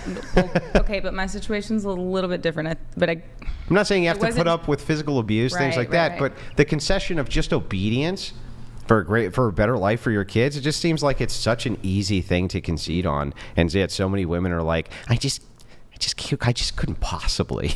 I just couldn't possibly do that. But there are provider men who are happy to involve you in every discussion and there be compromise. Is there always this idea that because the man ultimately decides, that means a woman's never getting consulted? Right, but for example, like you talked about the spanking thing, that might be one thing that I take a stand on, and he may be like, okay, on this one. And that's okay. Mm-hmm. It doesn't mean that men who, he's suddenly, just because of that one instance where he didn't put his foot down. No, sure, he can make a concession to a reasonable suggestion. Of course, there's nothing wrong with that. Has nothing, again, to do with the fact, though, that what if he didn't? So it's not that, okay, you made a great point about spanking, and he's like, you know what, that's a really good point, and I think that we'll do that. The question is, what if he doesn't? If he goes, I know you think that's a great point, but you're fucking wrong, and I'm going to do it anyway. Yeah. Right? That's where I would probably concede on a lot of other things. That is not one. Right. So it's the idea of the concession with the obedience that you still know better. And so that's why these relationships, I think, break down. I just do think there needs to be more emphasis placed on the value of a stay-at-home mom who is successfully raising the kids and homeschooling, because the amount of money you'd be spending on childcare and education if you send them to a private school it's free. What are you talking about? No, if you send them to private school, it's not. Private school. No, first of all, let's talk about before they first of all, public schools, right? You put them on a school bus. If you're under the income threshold, they get a free lunch. They get free breakfast in many of them. They get free extracurricular activities. You have to get them some backpacks and shit. Low-income people, almost everything is subsidized for them when it comes to schooling. Almost everything. Well, public schooling isn't really free because your taxes are paying for it, and you're costing them the rest of their life and being indoctrinated. Let her finish. Yeah, okay. It's just a matter of what you value more. Do you value having a wife who's going to be at home and be a stay-at-home mom and homeschool them and give you that better education. I just think there needs to be more emphasis placed on that, because I knew growing up a lot of us didn't value those moms that were stay-at-home moms, and that's a fallacy. Like, most low-income people, first of all, don't pay property taxes. Okay, they may be affected by them, but they don't pay them because they don't own property. Okay, poor people don't own property. They're not paying property taxes. When the levies get passed, they're getting passed by people who don't own property because they're outnumbering the property owners. Okay, that's one. Two, all of them, if they're under the income threshold, it's all free, and the lunches are free. Everything is completely subsidized for them. What totally about the subsidized. first 5 years of their life before they go to school? Because daycare is not free, even if you're low income. Them, and you're at home. What are you homeschooling them to do at 5? Watch Sesame Street? What do you mean? My kids are already, well, my oldest, my 3-year-old is already preschool ready, because you do Montessori type homeschooling. You can absolutely that's preschool them finger at young paints. ages. No, it's not. Yeah, what's preschool? What do you mean? Yeah, what do you learn to do preschool? How to lick glue? My 3-year-old knows all his letters and the sounds of each. He knows phonics. He knows how to count. He knows. Your 3-year-old all of his shapes. can't read. No, but he knows phonics. Yeah, he knows what sounds because he probably watches a show where he memorized A, B, C, D, E, F, G all day. Definitely You're not not. teaching a 3-year-old massive skills. Yes, Come I am. on. Their entire. Do I not? Our kids are. I literally both of them are lesson very plan smart. for them. I their room is a preschool. Great. But that's not the point. The point is the first 5 years you do have to pay for daycare, and it costs more. No, not if you have a stay-at-home wife. Exactly. Yeah. That's the point she's making. What's the point? That's What if the your benefit, husband and you're requires trying to that you say, well, school's free. It's No, not. that's for a the first gift to 5 her. years. She gets to stay home with them the first 5 years. And it's a gift to him as well. No, that that's not he a gift to doesn't have him. to pay for daycare. Wait, okay, let's back up. Okay, do you think that if the roles could be reversed, right? Like, let's say the average man, okay, a woman was like, okay, you know what? I'm gonna go and work my fucking ass off every day so that you can stay home with the kids. Do you think that that's a better or worse deal for them? Actual deal. I would be happy to do one or the other. I don't care which one. I don't want to do both anymore. Better or worse deal for him? For him? Yeah, he doesn't have to work. That's right. But it's also good So for hang her on, so it's a because she better doesn't deal have for to- you because you don't have to work. No, I think Why it's don't you want to do it equally- then? I think the point is Why that don't men it's wanna do equally it? beneficial, and that It's not equally beneficial. I think it is, and I It's think not. that whoever the stay-at-home partner is who's investing in the kids often goes underappreciated, which I think is her point.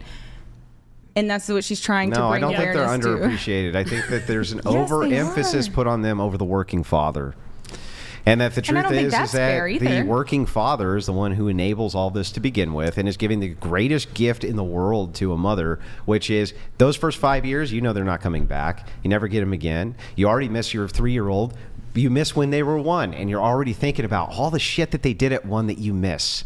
Oh, I miss when they did that. I miss when they did this. Now they're getting so big.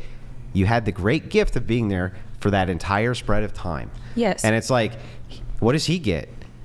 Nothing. To save money. He get not Yeah, really. By the way, that's huge. if he is And their under kid's if he's smarter. under a certain threshold, right? You get all sorts of subsidies for You don't- daycare too. No. Listen, I am a single mom, and I don't get shit. Well, you for could be daycare. over the income threshold, No, and it could be. I'm literally do you not. realize that this is based around where you live as well? Okay, but then you can't make a generalized statement when the benefits that people think exist are not there for single moms or single parents in general, or even Oh, like come on! You get families. EBT, you get WIC, you get all kinds of shit. I did Good not people are get working. I got denied for WIC. I got denied for TANF. Because you were over the income threshold. I don't know why the hell I was denied because I'm not. Okay, but anyway, It's but insane. you weren't supposed to be is the point. And so yet- it's like, look, subsidies. You're subsidized to all get out. Okay, if you're So- single and you have kids, you get all sorts of subsidies. Okay. The man is again giving you gift, allowing you to stay at home. No one is disputing that. Yeah, they Andrew. are. No, I'm Yeah. not. In this room is anybody? I think at this table we Yeah, all you're agree saying with there you. needs to be more of an emphasis put on her. No, I think that sure, men should be appreciated for working more, and honestly, especially, and I can even admit this with my marriage. I didn't always have a great appreciation or even understanding for how much work my ex-husband was putting in. Bet you do now. Yeah, no, I definitely do, and I can own that. However, I think both parties should be appreciated, and maybe neither are, but we can talk about both, and we don't have to deny one to appreciate There's the other. no denial. Okay, yeah, you did. No, it's not a denial. Listen, it's not a denial of there's value here. In fact, I made specifically sure to clarify and say, I didn't say it's not valuable. I said it's not as valuable. I feel like in the I guess economy that's subjective. we're in, Yeah, I don't think it's subjective. I think that let me just ask you this. Let me just ask you this then, right? If you had the luxury of being able to stay at home, because you haven't been able to, right, with your kids, right? Would you? Yeah. In a second? Yes. Would you do anything you could possibly do to have that luxury? Oh, I don't know. Within reason. Like, I'm not going to settle for someone I don't want Right. for that. So you wouldn't like, sacrifice for it. But I think that there are people, women, and I think most women actually would because maybe they would. You can't get that. You got to work. Right. But I'm not going to live inauthentically, and I don't want to set an example to my kids that they have to live a lie either. But yeah, I'm sure they'll thank you for this, outsourcing their care when they're older. Well, they're great right now. I'm just stressed the fuck out. Mm-hmm. But I will tell you this: if I ever am in a position to be I did it the first time though. But some women don't do this. It's crazy. I will see some stay-at-home moms that don't even clean the fucking house. Yeah. Which is wild. Yeah. So I do think they're pretty enabled. If you're in that position, like, you should appreciate it. It is a blessing. And, rub his feet, bro. Yeah, but they don't. I know, yeah, and I don't think that's right. And so, again, highly underappreciated. And, yes, I think there is an overemphasis even by feminists who say, oh, no, we should start valuing stay-at-home moms again. It's like, okay, great. But never hear any emphasis on working fathers and that it's actually a gift they're giving these women to allow them to stay at home with the children. I feel like in this economy right now, too, I know many of my friends their husbands are requiring them to work, at least working from home while they have kids, too. I'd rather be single. So I'm just curious how that would play in, because for financial stability, just because it's so difficult right now on one income. They're requiring a small part-time job while they're still at home. So what? No, full-time, but from home. Full-time from home? Mm-hmm. Well, that's a different story then. Now you have a different requirement. The thing is, though, is we're not discussing whether or not you have a working wife at home who's working full-time from home, and that wouldn't create dynamics which are different. We would all concede that that's true. We're talking right now on a woman who's staying at home and is given the gift of being able to take care of her kids. Should she submit to her husband or not?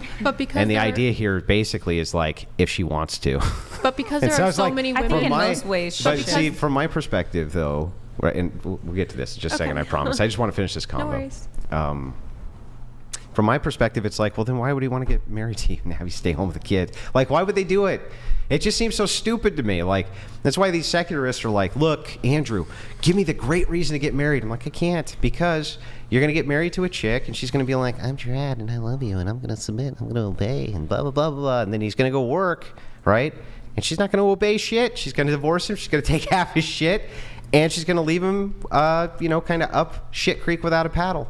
So I'm just like, well, you could do that. Or you could just kind of, I don't know, check out both ways, though, check too. out of the secular. Well, not really. Not if I look at the stats. It doesn't go both I'm a perfect ways. example of how that does not always play out. Again, you can't point to every outlier. I know, but I don't think it's as big of a thing as you think it is these days. And maybe it's just a Texas thing, and I'll admit that because I don't know how. That in Texas they don't want stay-at-home moms who obey. Okay, tell me another. No. In tell Texas, me something else. well, first of all, there's like objective stats that men benefit from marriage more than women do when it comes to their health, when it comes to their financial stability. Erroneous. Yeah, look it up. Erroneous. Yes. No. This is all true, but their social status. You have some pretty major flaws with it, though. And let me start with the first one, which is, men they earn more money when they're married. Yeah, because they have to. Right. Okay. So what they end up having to do is work longer hours, right, instead of shorter hours. And because they work longer hours, they're at work more, so they do less high-risk behavior than when they work shorter hours and they're having a ton of fun. So if you were to ask, change the benefit though? Yeah, but I'm not sure what's the benefit here. That they have a longer life, they have better health. Hang on. That men take slightly more risk because they work less hours and are having way more fun, or they can't afford to take slightly more risk because they have to pick up way more hours at work to take care of other people who aren't them. You tell me. It's not the only variable, but I think having a long life and better health and more money, and maybe we can argue the money part. Well, first of all, and by the way, you're not including the religious stats here, and that the number one correlate between happiness and marriage is religion and how religious you are. When you're talking about secular marriages, all of these other correlates that you're talking about, which do increase, they increase much, much less. And it seems to me, again, that, that you can take less risk. You can take less risk and work way more hours so that you can support the family, or you can work way less and take more risk. But in any given scenario, we can add a million variables to go off course. The point is, there are benefits to marriage. There are objective benefits to marriage for men that outweigh those to women. In some groups. Outweigh For some men, Statistically speaking, in some groups. It's just well documented. And Yes, we and can I'm pick giving apart you the studies. well-documented parts. Okay. Because I picked these studies apart. So there's those benefits. It's also a benefit to not have to do the cooking, to not have to do the cleaning, to not have to worry about running all the errands. You get a fucking maid. What are you talking you have about? to pay for it. You know how cheap it is to have a maid versus a stay-at-home mom? Not really, because I'm a yes, residential really. cleaner, and I cost a lot of money. How much do you cost? $200 a week? No. What? To come into one house and An au clean one pair house? is way different than that. No, I never charge less than like $40 an hour. Okay, so how long does it take you to do your cleaning? 4 hours? It depends on what kind of cleaning it is, but we're not just talking about cleaning. We're talking about errands. We're talking about childcare. Okay, hang on. We're talking back about up. cooking. We're No, talking back about meal up, back planning. up, back up. Great. Meal planning, you can get all of your meals online, planned, and literally shipped to you now. Ew. That's one. How many people do though? That's gross. Tons, especially bodybuilders. But the second thing is, it's like, it's not really fucking hard to cook. Super easy, especially if you're just Then why- cooking for why don't a you. lot of guys do it? Especially if you're just cooking for Why don't you. they, like, and clean then their house and the shit? third thing is like, no, maids are not expensive to come in and clean your house. I'm sorry. I have one professionally come in and clean my house once a month. It's not very much money. Not very much money. It takes them 4 hours. They're out. And they do a really good job. So it's like, nah, it's not very expensive. So, hold on. You have a wife? Does she work? Well, yeah, she does now. Okay. Yeah, slightly. Did you have a maid when she didn't? No, of course not. Okay. The only reason I have a maid is because they do a deep clean. Right. Deep detail clean. Okay. What does your wife do? I'm just curious. She's an author. Oh, okay. Yeah. Yep. Well, I'm curious though, harkening back to earlier when you were talking about obedience, when you have a husband that in this economy is requiring his wife to also work full time from home, how would that play into, how much say she should have in their children and in just household in general? Hang on. Repeat that because I want to make sure I get it.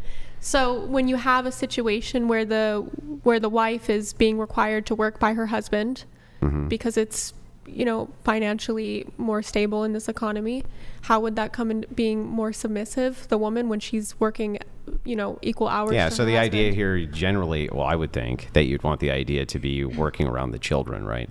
And so this idea is supposed to be temporary. I think if you have temporary work, like over in a bind or we need X or whatever, that, okay, you're making the sacrifice for a year or two, but he's still going to be out there working for the whole life, right? So it's like, sure, you can make some temporary sacrifices, but I'm not really sure, again, how that's more valuable than what he's doing. I don't think anybody's saying it's more. I just think you're The saying that it level should of be input. noticed, and I don't think that it is very much. Or like the level of input that the woman has in the relationship should maybe increase depending on if she's doing equal amount of work. Yeah, no, I still don't. I still think that it should be stuck under the patriarchate. But here's the thing. Let me create a differential here. The first differential is under a secularist form, I don't give a shit, right? Like I literally don't care. If you're a secularist, I can't even make an argument for why you should do anything, to be honest with you. But if you're in a Christian marriage, yeah, she still has to submit. She still has to obey. Like, I'm sorry, but that is Christianity. You still have to submit. You still have to obey, even if you're working. Now, if you're a secularist, you want me to give you a secular argument? Sure. Be equal. Be equal with that chick and do equal stuff and give her equal access to your bank account. Do whatever you want to do. But, yeah, that's not going to fly in a Christian marriage.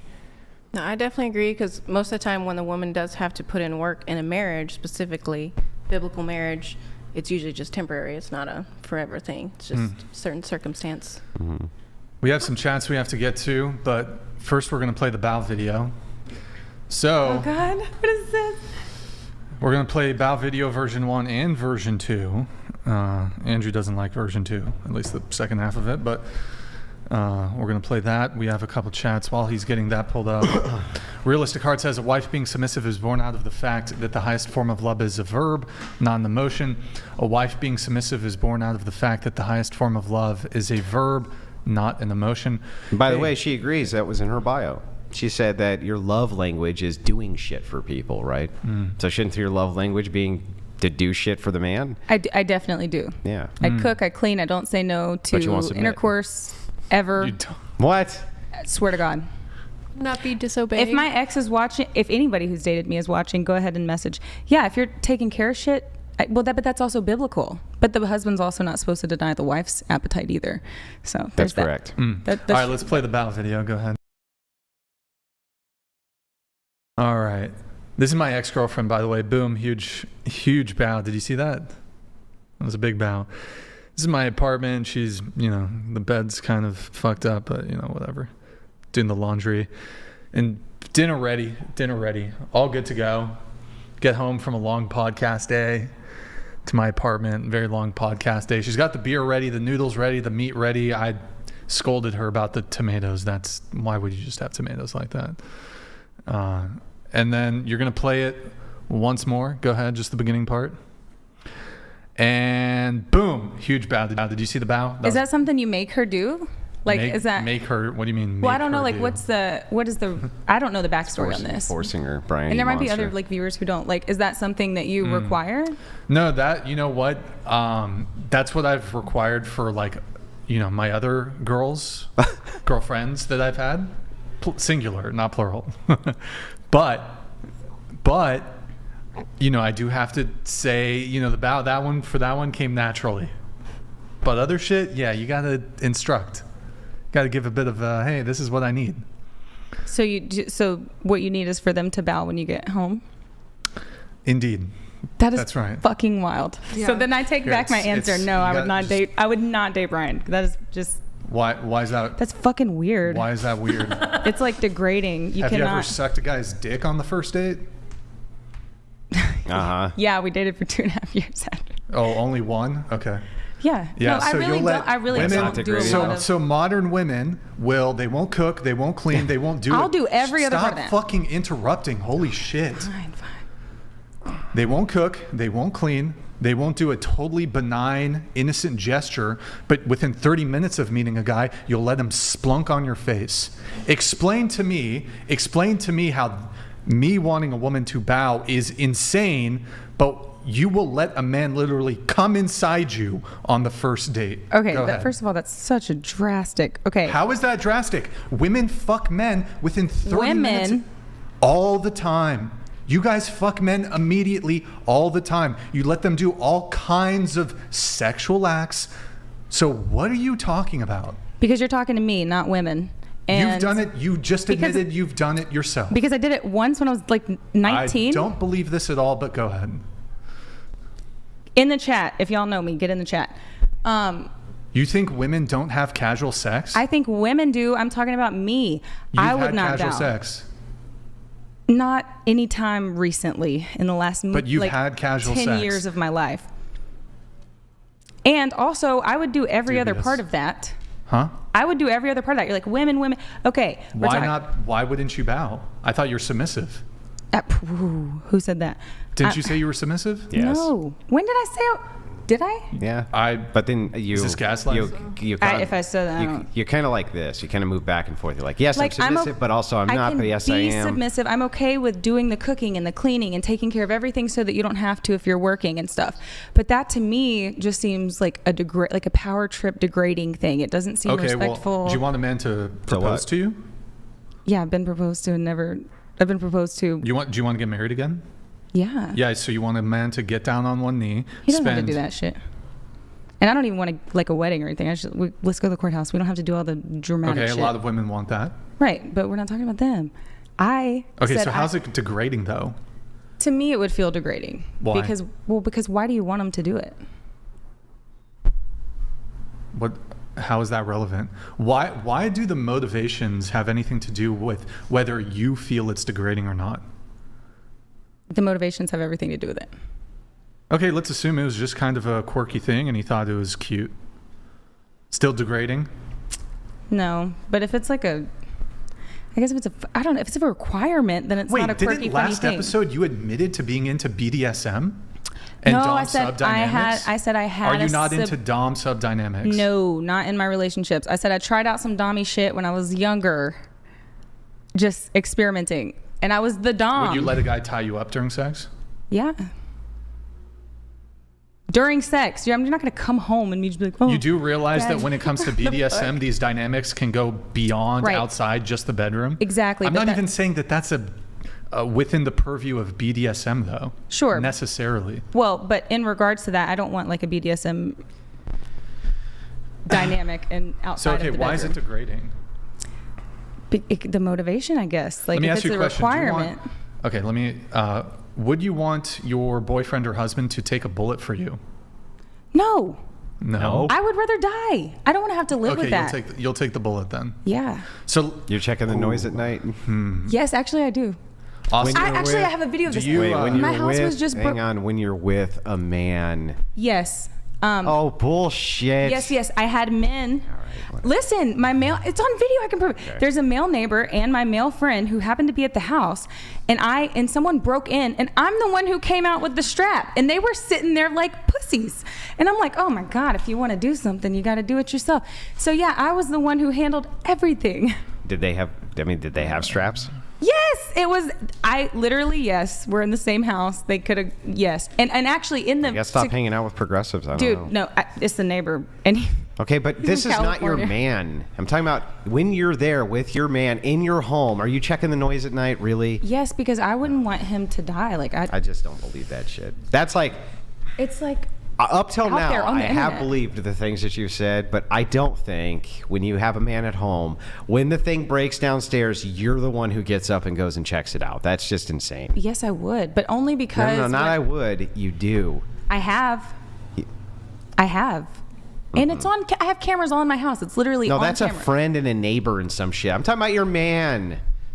Okay, if we're talking about my man, I'd be even more inclined to, because... when I love somebody, like I love them so much, I don't want to live after they're dead. Like that would just be so like gut-wrenchingly grief-inducing. Like very genuinely, I would probably rather be the one. I mean that. So Shira, you go check out the noises at night? Yeah. Okay. But we and can he check lets them out you? together. And they let you? They're like, okay, yeah. You know what? That actually does sound like maybe you should let her get a bite with the vow, because if there's a noise at night, you just go, oh, I'm going back to sleep. Go check it out. I hope you don't die.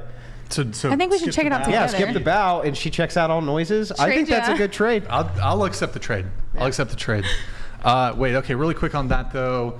Can we pull up the thing that I sent in the private chat? Sorry, didn't mean to click off that. Okay. Am I the asshole for considering breaking up with my fiance because he ran away when we were being attacked?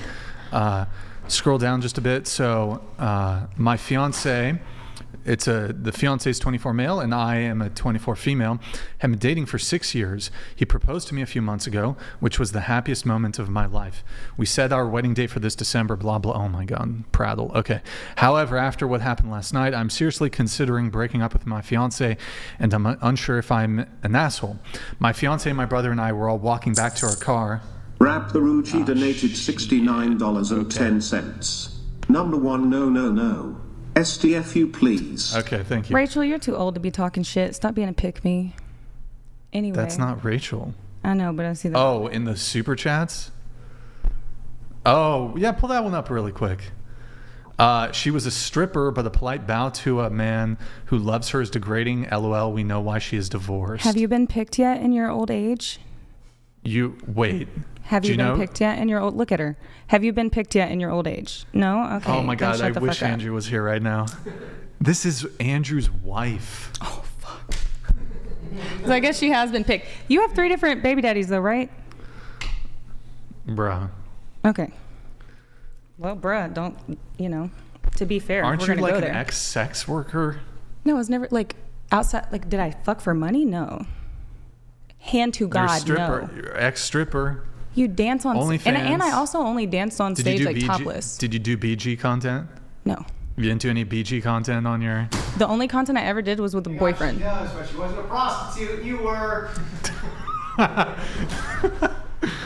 The only content that I did was with my boyfriend, but mostly just solo posts. Also, even if Rachel was a pick-me, she got picked by Andrew, who's a great guy. I've been picked too. What the fuck does me being a stripper have to do with bowing? I don't get this whole pick-me thing. Don't you, like, there's this... Don't you want to be picked? I mean, doesn't everybody want to be picked? Okay, I don't. Anyway, let's get back to the article. It's not a necessity. Thank you, Rachel. Rude. Yeah, it's degrading. It is degrading. Okay, so Fuck. my fiance, my brother, and I were all walking back to our car from dinner at a nice restaurant. The car was parked pretty far away as the place was packed, so we had to walk quite some distance. It was late at night. As we were walking, a person in a bike came to the side of us and stopped us and demanded we give everything we had. My fiance panicked and just ran away. But my brother, after talking to the man for a couple minutes, just attacked the man. Long story short, my brother beat him up. The man had no weapon. It was just a fake gun. I called my fiance after that and told him everything was fine and that we would pick him up. My fiance still seemed a bit shaken, but I explained to him everything was all right, and my fiance thanked my brother a lot. However, I just felt extremely weird and sort of disappointed that my fiance just ran away. I understand it was natural instinct, but seeing my brother take the attacker down in comparison to my fiance just running away, I just feel like I lost a lot of love from my fiance after last night. I spoke with my brother this morning to get his opinion. He said I should still give my fiance a chance. Fiance loves me, and what happened last night is not a normal occurrence. However, I told him I just got a massive ick, and I don't think this ick will ever go away. Scroll down a little bit. Scroll up. Sorry, there's an update. You're going to click on the update link to update that one. Okay. Oh, well, okay. In any case, she 2 days later calls off the wedding. Okay, so this is a phenomenon where if women see their men being cowards or not being prepared to defend them, a lot of women don't give their men a pass in that situation. And I agree. Like I would related want to the bullet question. No, right. I would want my partner to go downstairs. But I'm just saying, like, if it's like my husband, yeah, I would rather die for him. But yeah, I'm also gonna think he's a pussy if he doesn't get up and go towards it. Would you date a pussy? Kind of double standard. If we're already married, like, okay, would you date a pussy? Live without your partner? Would you date a pussy? Are you attracted to pussies? No, and that's why I wouldn't date the people at the house. However, I'm just saying, if I'm already married to you, I would die for you. Yes, but I will say I don't ever go out, but we went out the other night. And there was like a big fight that happened at this bar, and like the ex automatically like pushed me behind him, and it was so hot. So I get it. Oh my God. I'm not disputing. You should have jumped in front of him and been like, yeah, why didn't you? Well, because you've gotten in your best Irish first of all, I didn't know what the fuck was going on. It took me a second, and by that time there was like 7 people on it. So I think it is attractive, and I think a man should want to. But me personally, if I'm already in the relationship and I love you, like I really love you, I don't want you to die. Like, yeah, nobody's disputing that part. Nobody's disputing that you would have a preference that you continued with your dude, but this is now an impossible standard. So the standard is now, I would prefer to go do it, but if I do, you're now so demasculated that I'm unattracted to you. No, I wouldn't be demasculated. Like at that point, I'd be dead. In this scenario. Well, first of all, maybe not. Maybe you survive the encounter. I would no. If it's like a serious situation, like if it's just a fight or something, I want them to protect me, and I would want them to want to protect me. No, there's a noise at night. You go down. You got your strap, right? You're all strapped up. You go down there. You handle business. I'm not saying he shouldn't come with me. I'm just saying if it came down to it, and I noticed dude was about to pull a trigger, I probably would jump in front of it. Leaving your kids behind. And, with someone that I trust. Yeah. Here, read this. Rachel has a response for you. Okay. I mean, I'll debate anybody, and I'm not afraid to lose. But the comment is about stripping and like not wanting to bow to a partner.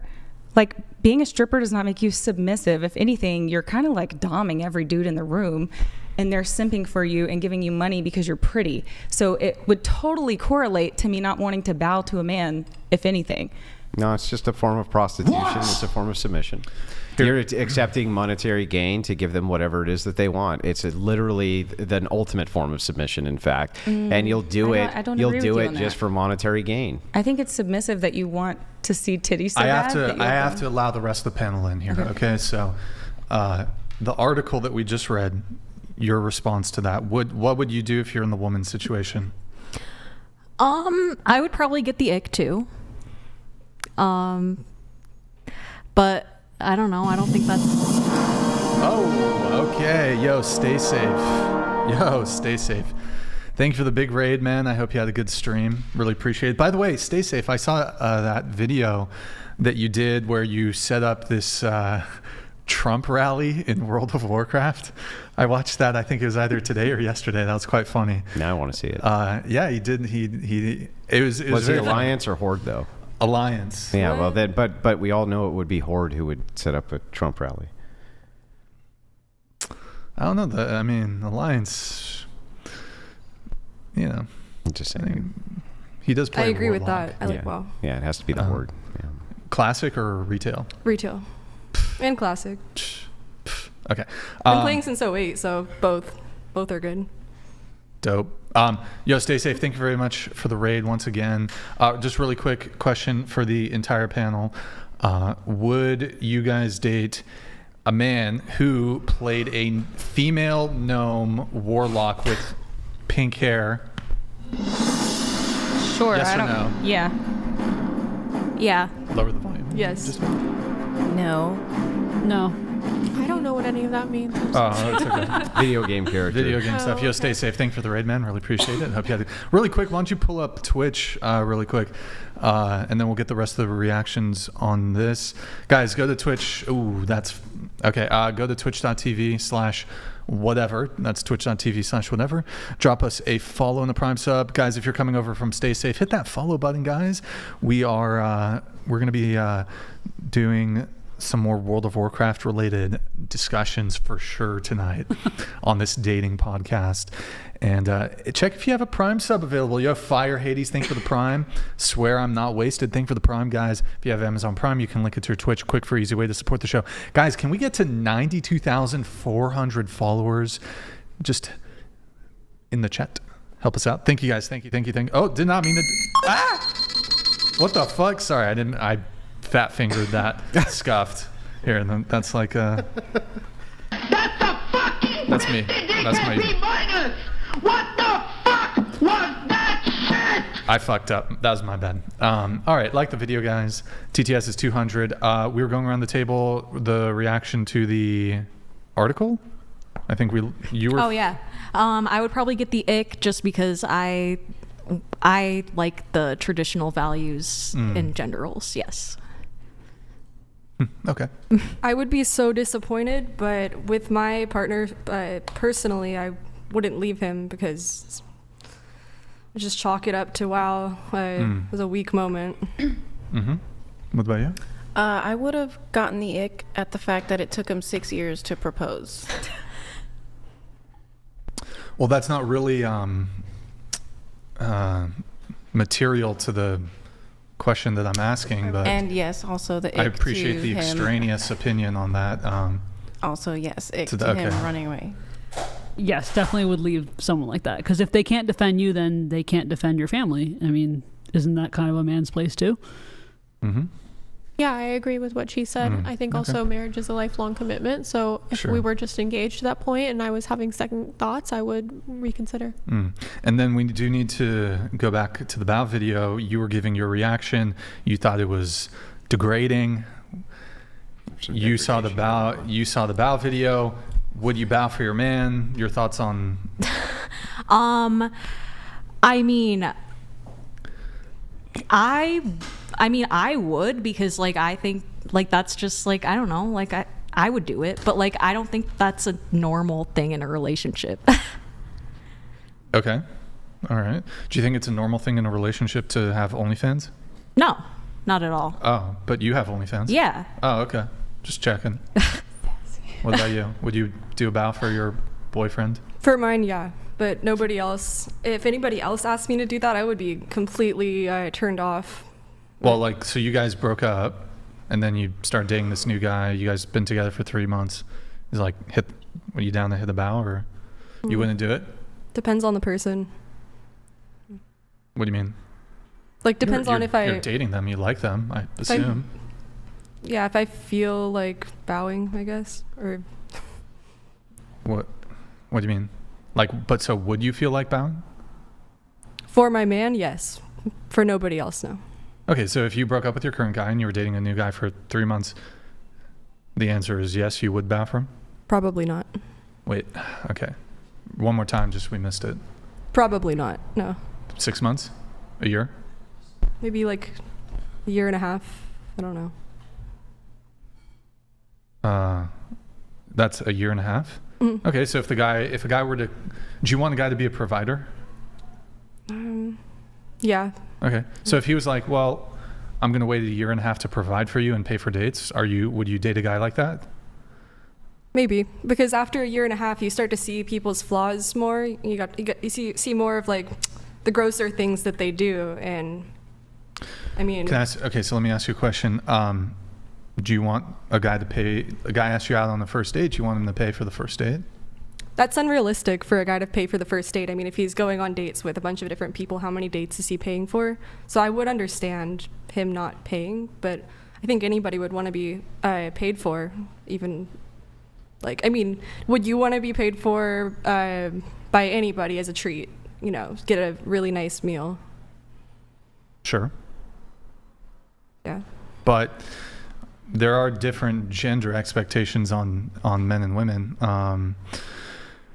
But so my understanding though here is if you went on a date with a guy and he asked for the date and the waiter comes and he says two checks, no problem? Yeah, no problem, I guess. That's fine, because I do believe that that's your position. But a lot of women would have an issue with that. They would say, for example, there wouldn't be a second date if a man didn't pay for the first. But maybe that's not every woman has that standard. I just want to confirm that maybe is in fact. If there's chemistry and you guys can both feel the chemistry right away, sometimes people need to take time, you know, to get feelings for each other. But I'm saying, like, I'm assuming even if there was no chemistry, whether he paid or didn't would be irrelevant. Right? I don't think so. I think that if there's chemistry. Well, now we're having a separate conversation of, would you have a second date with a man if there was a lack of chemistry? No. So I would be fine paying and just leaving, you know, because there's no I feel like we're getting a little off track, but yeah. So just to confirm, you got chemistry with this guy, but he says 2 checks. Are you okay with that? I guess so, yeah. But you'd prefer not to. But why the hesitation? I'm confused. Because I want to be provided for, like, deep down, you know. But I also want to provide in my own ways, like at home for somebody. I want to be able to take care of somebody too, you know. But so I'm getting a little ambiguity here. So yeah, I'm not sure because I'm not dating right now. But well, yeah, but I'm trying to put you in the hypothetical. So yeah. If you were dating and the guy said 2 checks, would that be a negative mark? Would it be a total deal breaker? No, like if there was chemistry, it would not be a deal breaker. But if would it be? Sorry, go ahead. No, wait, what? No, go ahead. You're fine. Go ahead. It wouldn't be a deal breaker if there was chemistry. But I would also be like, I would wonder if he was interested too at the same time, or, you know, I just. He tells you he's interested, but he's right. a 50-50 guy. 50-50 guy. I mean, yeah, that's why he's asking for 2 checks. I might try a few more dates out. And he's going to remain 50-50 for the entirety and duration of your relationship. Not so much. Yeah. Well, can you actually tell us what your answer is, or? Yeah, I wouldn't be so excited. Probably wouldn't do it. Probably not. I He guess. said, Yeah. I won't be a provider until a year and a half into our relationship. And you bow. Maybe there's other parts of the relationship that we want to explore though first, besides. You mean like sex and getting you pregnant within the first week? That was different. For him, it wasn't the first week.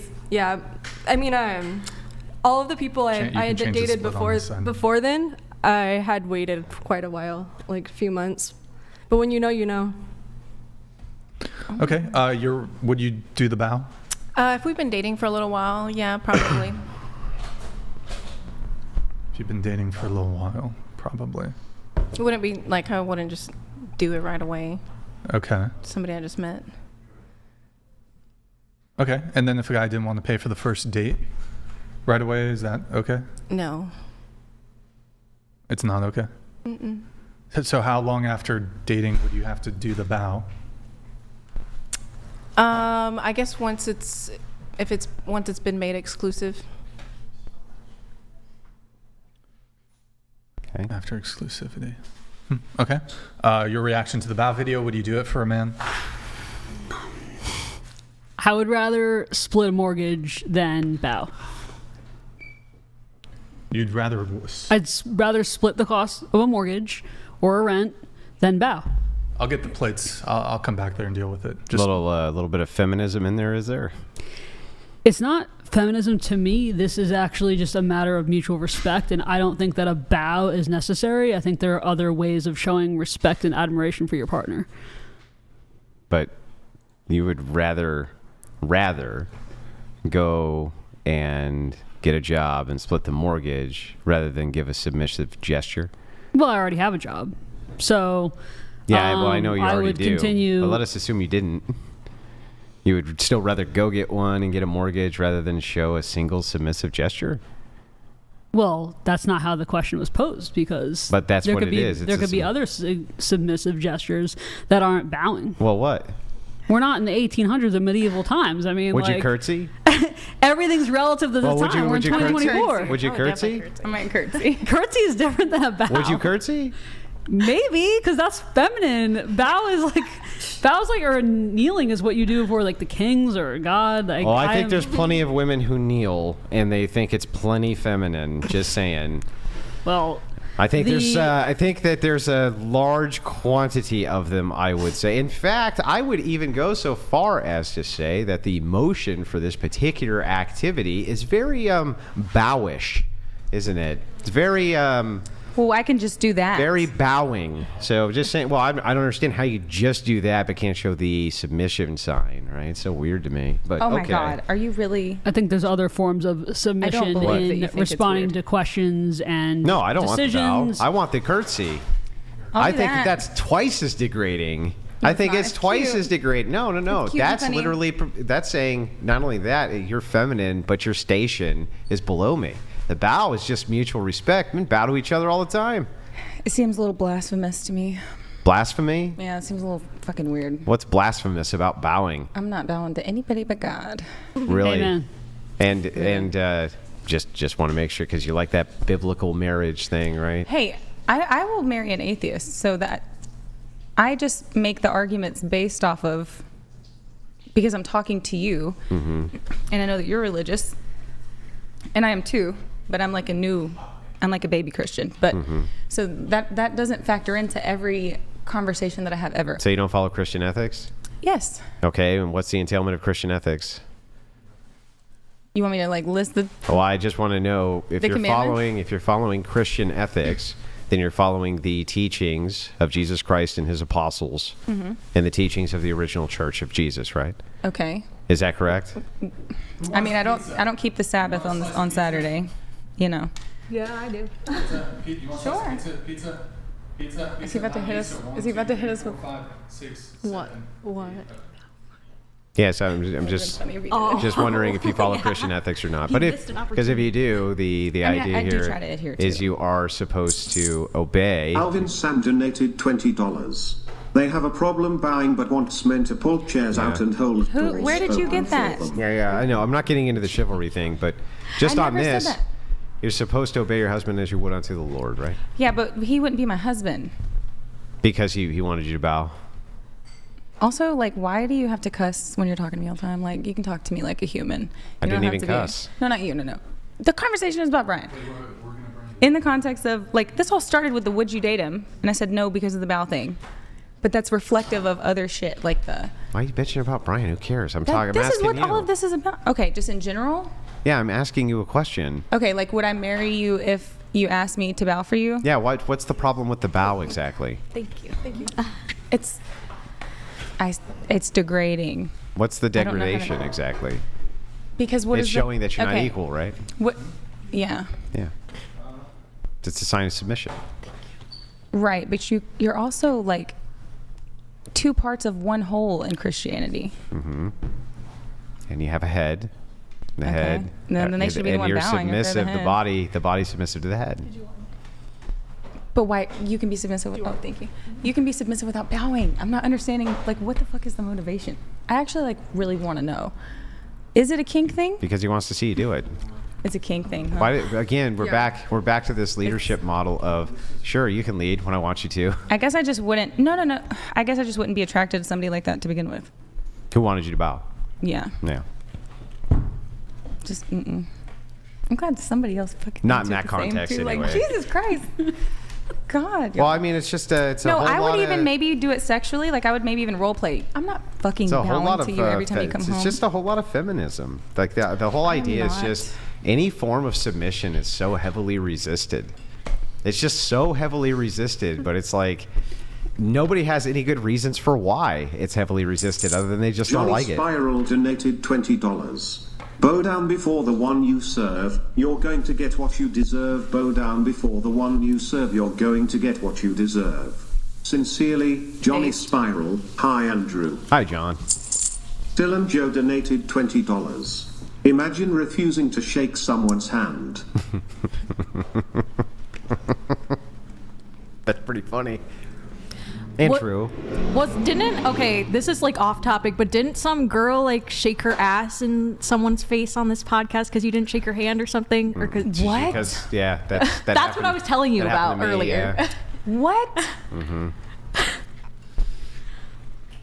Wait, you By asked the way, her to shake your hand? TTS No, is 20, guys. She wanted a high five or something, and I refused. So just she while came over for the and lifted little her dress pizza up and roast backed her ass up to my section. face. It's very, Oh very my disgusting. God, that's super disrespectful. $20 TTS, guys, while we do She should've bowed. the pizza roast intermission. $20 TTS if you guys want.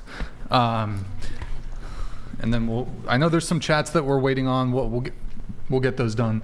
Also, guys, I got a hot dog too. Did you get a burrito? No burrito. One day. Kennedy's convertible donated $20. Men are the head in a Christian relationship. Women should submit. Kneel before Zod.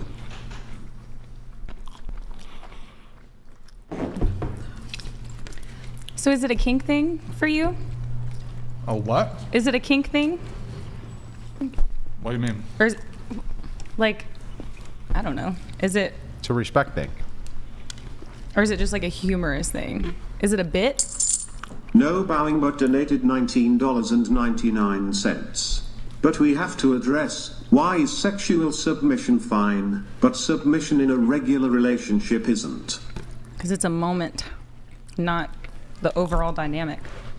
A bow takes 3 seconds. Right, but it reflects an overall dynamic. Like, and also, like, I don't really care about sexually submitting. That's like, if it's a kink thing and we're about to hook up, you know, whatever. I'm experimental, but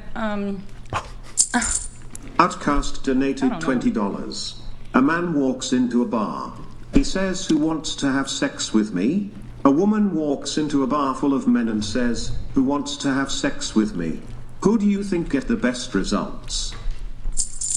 Blazing Dunes donated $20. The woman gets the best Rating results. looks. 3-5, get some personal fitness trainer. 3-3-4-5 Andrew 6 Brian 4. How many slices did you eat BTS? Seat 1 can't handle the truth. Jess Gerald donated $20. A stripper gets nude for strangers and lets them put money in their underwear with unwashed hands. But the bow is degrading.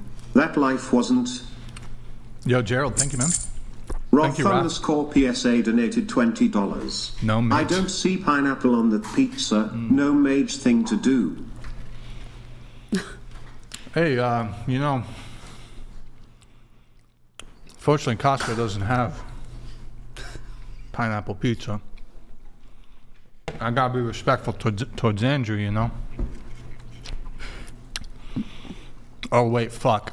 Law Paladins, I gotta pull these up before they disappear. Law Shit. Paladins donated $100. My bad, bro. B. Whatever happened to that daily caller guest that no-showed a couple weeks ago? Can we not get a name drop on a flaky person since you didn't before? Good luck on the frivolous and vexatious lawsuit. Yo, thank you, Law Paladins. I think you mean Daily Wire. Oh, Dr. Howie. Why does Helen Keller blank with one hand so she can moan with the other? Enjoy the pizza. You guys are doing great work. Thank you. Thank you. Thank you. Appreciate it.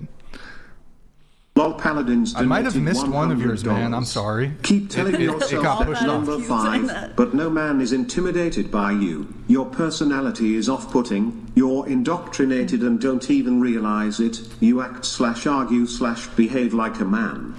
Do you want to respond? Law Paladins misread my statements. Rachel Wilson donated $20. In traditional churches we bow and kiss the priest's hand. Respect for hierarchy is not blasphemy, but grinding for an stranger's boner is. It's sinful. It's not blasphemy by definition. Andrew's Ashtray donated $20. We need some merch with Brian's face. Stop effing interrupting and kindly speak into the effing mic. Also can confirm Chair 1 gives phenomenal throat. No gag reflex in sight. Alicia Phillips donated $20. Feminism must die. Vote to your man. What? Just a hot dog. Hey_you donated $20. Andrew, can you speak to the biblical responsibilities of a Christian husband and father, as head of household, beyond working full-time? Dariel_Frank Castle 512 donated $20. So basically Chair 1 is saying she'll bow down if your CCKS out. If you get that far. Panos donated $20. Asian people vote to each other all the time. I guess they degrade themselves daily. Is that what it was? Do Asian people degrade themselves? Trish donated $50. A woman walks into a bar and says, Brian, check your messages. I think the cultural relevance matters. I'm not Asian. I don't live in Asia. Tiberius donated $20. None of these women are traditional because Andrew was the last one to receive his pizza. That's true. That is true. Rude. Very rude. Daniel Nosseri donated $20.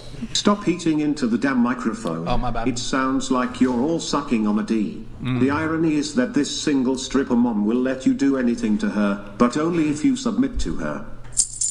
Kennedy's Convertible donated $20. Hey Brain, I can't wait to see you eat that hot dog. Nice and slow for me, big boy. What the fuck? To Toria's credit, she did ask while we were back there if she could help out with Raven the is pizza. back donated $19.99. My raven-haired lady with a nice peach has returned. One of the best guests on the show ever. You got the brains and booty. Smile fantastic back and forth when you're around. Can you read it? She at 304, no money, no mo. I don't know. You got you in the hole, still sucking out more, max out. I don't know what the fuck that was. I guess it was a song lyric. No idea. Thank you, Johnny. Robbie Thank you, had Johnny. donated $20. Alexa Jones, girl with deep voice, can you say the water is turning the frogs? Dude, do it. Dude, do it. Wait, what? You gotta say. I don't even know what that's from. Bucky Larson donated $21. You gotta do it. Brian, your fat belly won't get smaller from eating the pizza. Stop being a fatty and get on the Stairmaster. It's a good idea. That's your smart man, Bucky. Dariel_Frank Castle 512 donated $20. Can you imagine Chair 5 trying to talk to you while having that's sex with that deep voice? No wonder she's single. She turned into the man she wanted and couldn't What the get. fuck? Damn, I that's bet you that crazy, guy's bro. not even Ryan's with chair anyone. donated Yes. $20. Help me, help me. Don't let him eat another weenie. Oh my God. Listen, I support Costco, okay? Thank you, Brian's chair. Like that Costco family. Framework engineer donated $20. Imagine refusing to bow because it's humiliating when your body is available for $3.99 on OnlyFans. Andrew getting his dinner paid for by a man in California again. I don't have Someone OnlyFans. tell Jake Rattlesnake. Yep, he's gonna be mad. Roth_PSA donated $20. Nipple piercings can be used as a slingshot to take out an intruder, but you have to be accurate. Aim for the eye. Yes, that's good advice. Never thought of them as weapons before. Thank you, Roth. Do you run the band Sir through two of Bibbington them? donated $20. Watching this girl tear her pizza to eat is far more degrading than a bone. You tore your fucking Yeah, she did. pizza? She tore I did say I have a touch of the crazy. tism, to be fair. Unacceptable. Unacceptable. An idiot. What about sexual submission to the state if from each accord to their ability to each according to need? What's wrong with a 2-baby IVF conscription with those with the ability? Fuck communism? Okay, thank you. Luke Egg donated $20. Chair 1 literally said she did boy-girl content on OnlyFans and then tried to say she wasn't a prostitute or pick me. You have sex on camera so old men can give you money. You are the ultimate pick me. Used to a long time ago. Dylan Joe donated $20. Ephesians 5:22-24. A luscious young strumpet named Troll has a crotch that is many a man's gold. Most clients go crackside, though some prefer backside. She charges the same either hole. Damn. Nursery Costco rhyme. Pizza donated $20. How many feminists does it take to fix the plumbing? 3. 1 to call a man to do it, and 2 to complain about how he's oppressing them. True. Sons of Liberty donated $20. Thank you, man. B. Use 2 hands on that whiner. Whiner. Is that the hot dog technique? I don't know. HXCXTR donated $20. Brian, it would have been hilarious if Andrew was the only one who got a Hawaiian pizza. That's such a great idea. That would be the last. Morgan, can you That go would get be a the last time I was on pineapple whatever. pizza? Termite Ops 4 donated $20. Proverbs 21:9. It is better to live in a corner of the housetop than in a house shared with a quarrelsome wife. Chair 1. Learn more Christian ethics and become a good wife. Read your Bible. Submit. Blazing Dunes donated $20. Brian, want to make money fast? Burrito roast would make fast money. Also remember, when you debate the master you will always lose. Andrew always has the high ground. Yes, Star Wars ref. Johnny Spiral donated $20. Thank you, Johnny. Hey Brain, ask these girls why they think it's so degrading to want to submit and take care of their men. Yet the man is expected to provide financially and provide a sense of security. Ray Baruji donated $20. Do it. 66? Order 66. What's that? Do it. Execute Order 66. Is that like a pineapple pizza, or what is that? You don't know Star Wars, Outcast you Warcraft donated nerd? $20. Brian, I ordered your whatever hoodie and it was expected September 24th. Stop eating burritos and fulfill my order. You fat fuck. Yeah, it's our merch is through this company called Spring. They handle all the fulfillment. We don't do it. If I don't know if I've already been talking to you. Sorry, mouthful pizza. If you don't receive your order by Monday of next week, email me or DM me. I'll get on their case. I don't know if there's been some issues with their shipping recently, so I'll take care of it. There's some more coming through. King Blackout donated $20. Wow, More Brian. than Wow. Pizza and hot dogs. Be careful, the burrito's going to get jealous. Where do you true. hold your wino with one hand but 2 hands with the burritos? Degen. Lucas donated $50. So, I work 12 to 14 hours a day, am a partner at a huge NYC law firm, make 7 figures per year. Just imagine me having to come home to a willful, quarrelsome woman like Chair 1.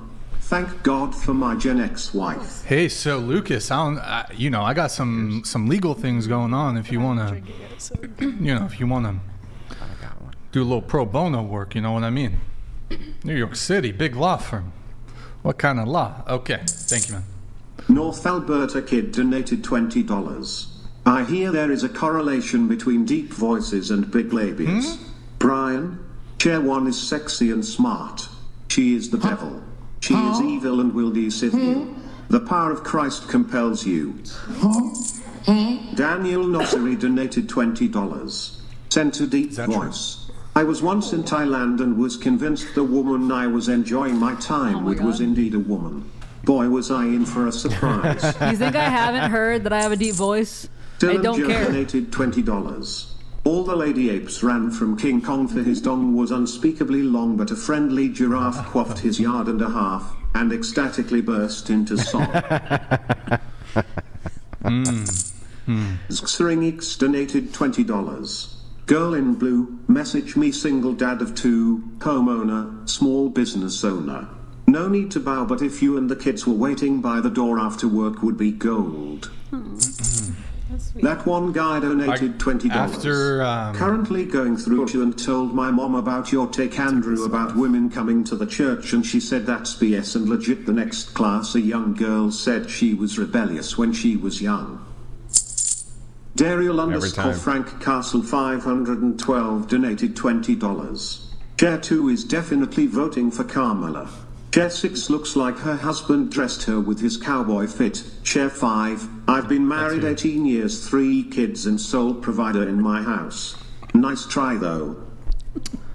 I paused them temporarily, so we're gonna go back to the show. I'll allow a few more to trickle through, but Johnny we're gonna Spiral go donated back $20. Put that got dog into at least the for a bun. bit. We'll go back Squirt to a 200. little mustard on it. What the fuck, Put Johnny? in your mouth nice and slow. Bro, you crazy, So Johnny. juicy. So big. That's crazy. So red. That's crazy. Such a good bro. doggy. Good little doggy. What the? Sincerely, Johnny Spiral. What the fuck? Incoming call for Desmond donated $20. My sprinkler goes like this.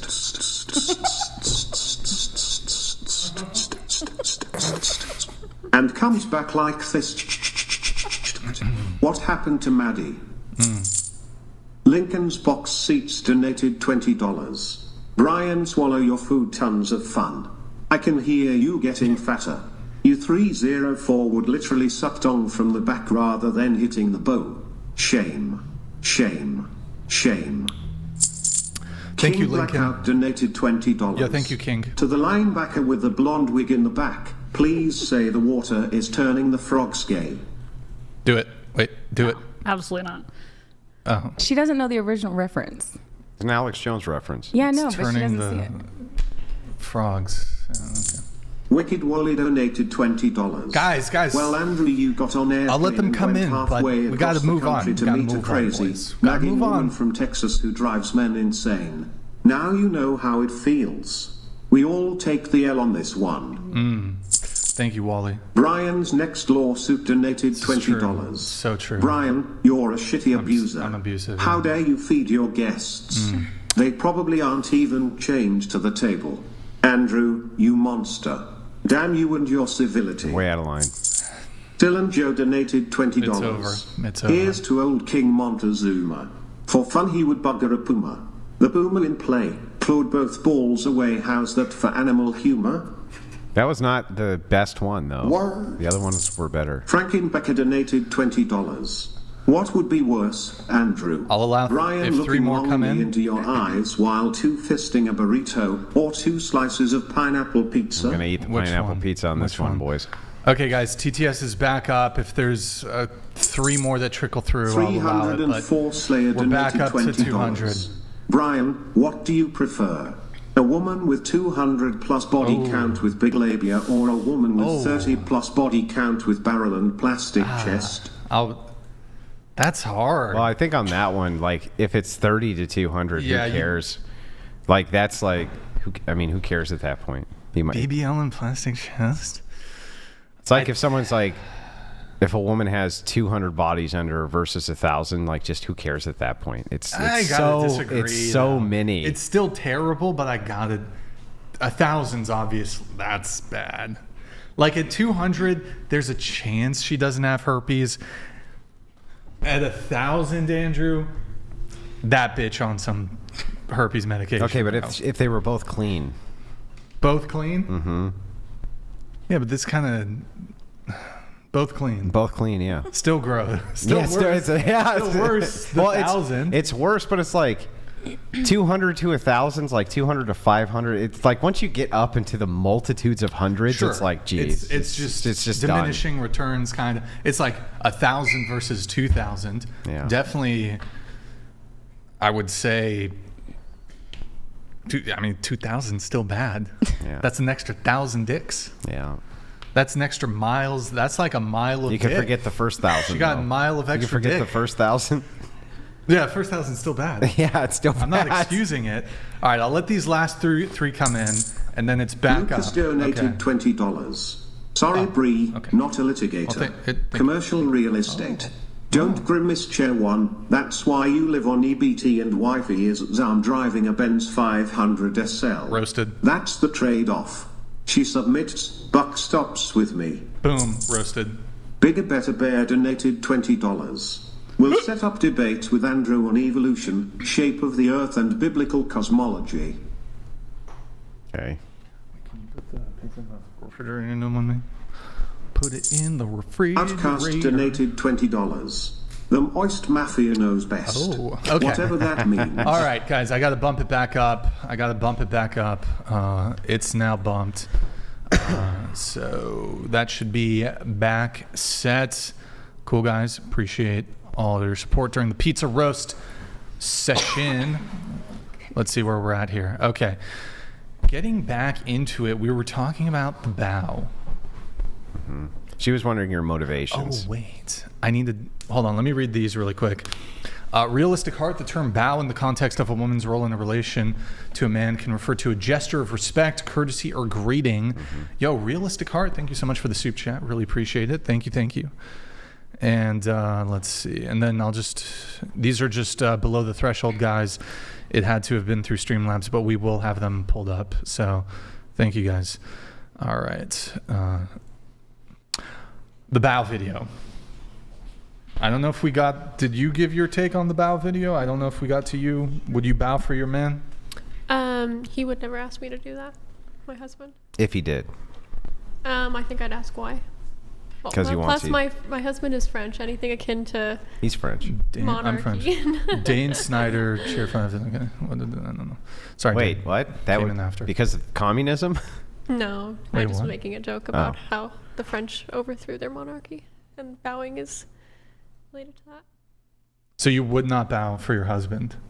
I just don't think he would ask me that. So Well, I they threw over their I don't think monarchy I for would- an emperor. Like, for an emperor, literally. It was just a joke. Yeah. So That's a good joke.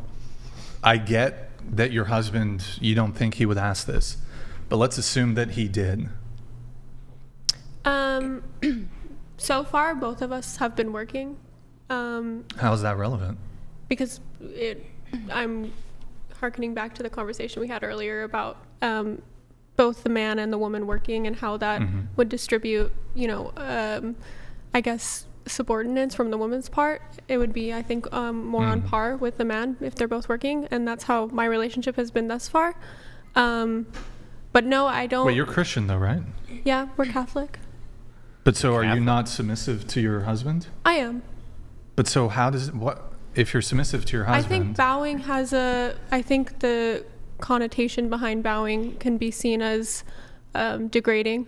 I think based... You're married, right? Yes. Did your husband get on one knee to propose to you? He did, yes. So he kneeled? Yes. Before you? Yes. How much did he spend on the wedding ring? I don't know. I did not ask him. Sounds pretty Here, degrading. why don't you hold up your hand and show us your wedding ring? And I don't know anything about wedding rings. It's a sapphire. Would you have been upset if he bought you a cubic zirconia? No. No? $10 wedding ring? Okay. In any Got your case, ring he pop. kneeled. He kneeled, right? Just curious, what's a bigger ask, a kneel or a bow? You kneel once to propose. No, just answer the question, though. A bow is worse. So, which is easier What? physically to do, a kneel or a bow? A bow. Kneeling, like, I don't know. Okay, so I guess to there's explain different this. kinds of kneeling. Like, I don't know. I have a bad Like back, fully so on the bowing ground, would be- or like? If you have a bad back, kneeling is going to be way No, worse. because you're using your glutes and you're using squatting to support you, not your back. Lucas donated $200. And, to round it all up, I'm Greek Orthodox as well, both of us by birth. So our household is highly patriarchal with actual cross-generational deference to my father and grandfather when alive. Interesting. Awesome, Lucas. Interesting. By the way, Grid 1, or sorry, not Grid 1, it was Lol Paladins. I know you sent one in, and I think it was, I agree that it just got pushed down. It's I agree chair 4. That's why you should DM after the show. I've only had sex with around 500 women, but I'm reformed now and looking to find a good Christian woman to settle down with. That's to you. Okay. Okay. Word. Okay.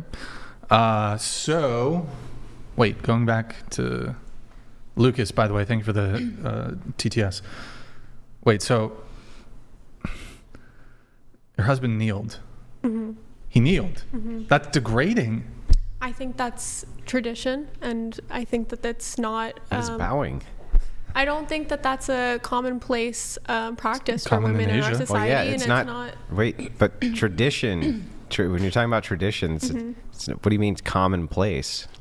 Meaning that we're not brought up and accustomed to. I thank my husband in other ways, and I show him gratitude in other ways, but I don't think that. What you mentioned, like tradition. You're not brought up for tradition at all. Like, all of society is essentially railing against traditionalism at all times. No, but because I live a more traditional lifestyle with my husband, and we do adhere to traditional values, and when a man proposes, he does usually get down on one knee. So that was something. But had he not done that, I would not have been upset. That was something he chose to do. I don't get this talk about tradition, because women have totally forsaken that's gone. their traditional expectations. So it's like women, even liberal, secular, atheist women, like still have their boot on men's neck when it comes to traditional expectations, when it comes to what men need to do: provide, protect. What else do men need to do? What else? Yeah, just provide and protect. Yeah. Just? Yeah, Well, that's it. Sure. Just? So are you downplaying what that entails? Well, it's not like, what are you really protecting us from on a day-to-day basis? From yourself and from external threats. Like what? Like the chat? No, I'm just kidding. But seriously, like what? No, mostly dying from the elements. Ailments? Elements. Such as McDonald's or? Such as like, you probably like air conditioning, and you probably like eating. You probably like those. Well, my dad worked in HVAC for 20 years. Yeah, you probably like electricity. I mean, you probably don't my like mom to, provided you probably don't like to everything. die from a thing called hearth death, which is where you have to cook over a hearth, and so your dress catches fire and you burn alive. That was an actual way women used to die, a lot of them, by hearth death.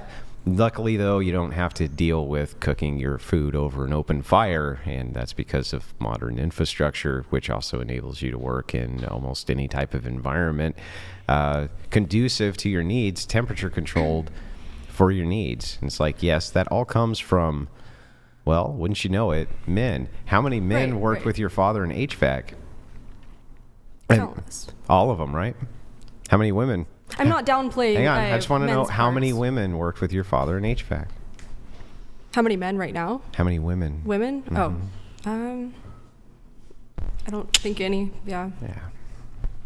Wait, so okay, going back to the whole traditional thing here. So it's just interesting, like, because we're talking about this bow thing, and I bring up kneeling, and you're saying, well, kneeling is this traditional thing. But I'm like, well, women have totally given up their traditional obligations. So it's like, you want men to kneel, you want men to propose, you want men to pay for first dates. You still want men to be leaders and masculine and take initiative when it comes to courtship and all this sort of stuff, chivalry, etc., providing, protecting. But it's like, women are no longer chaste. Women aren't virgins anymore. You're not feminine, you're not submissive. So it's like, that's my maybe some of you are, and I'm not speaking about the table here, but it's like, if we want to talk about tradition, where's all the virgin women?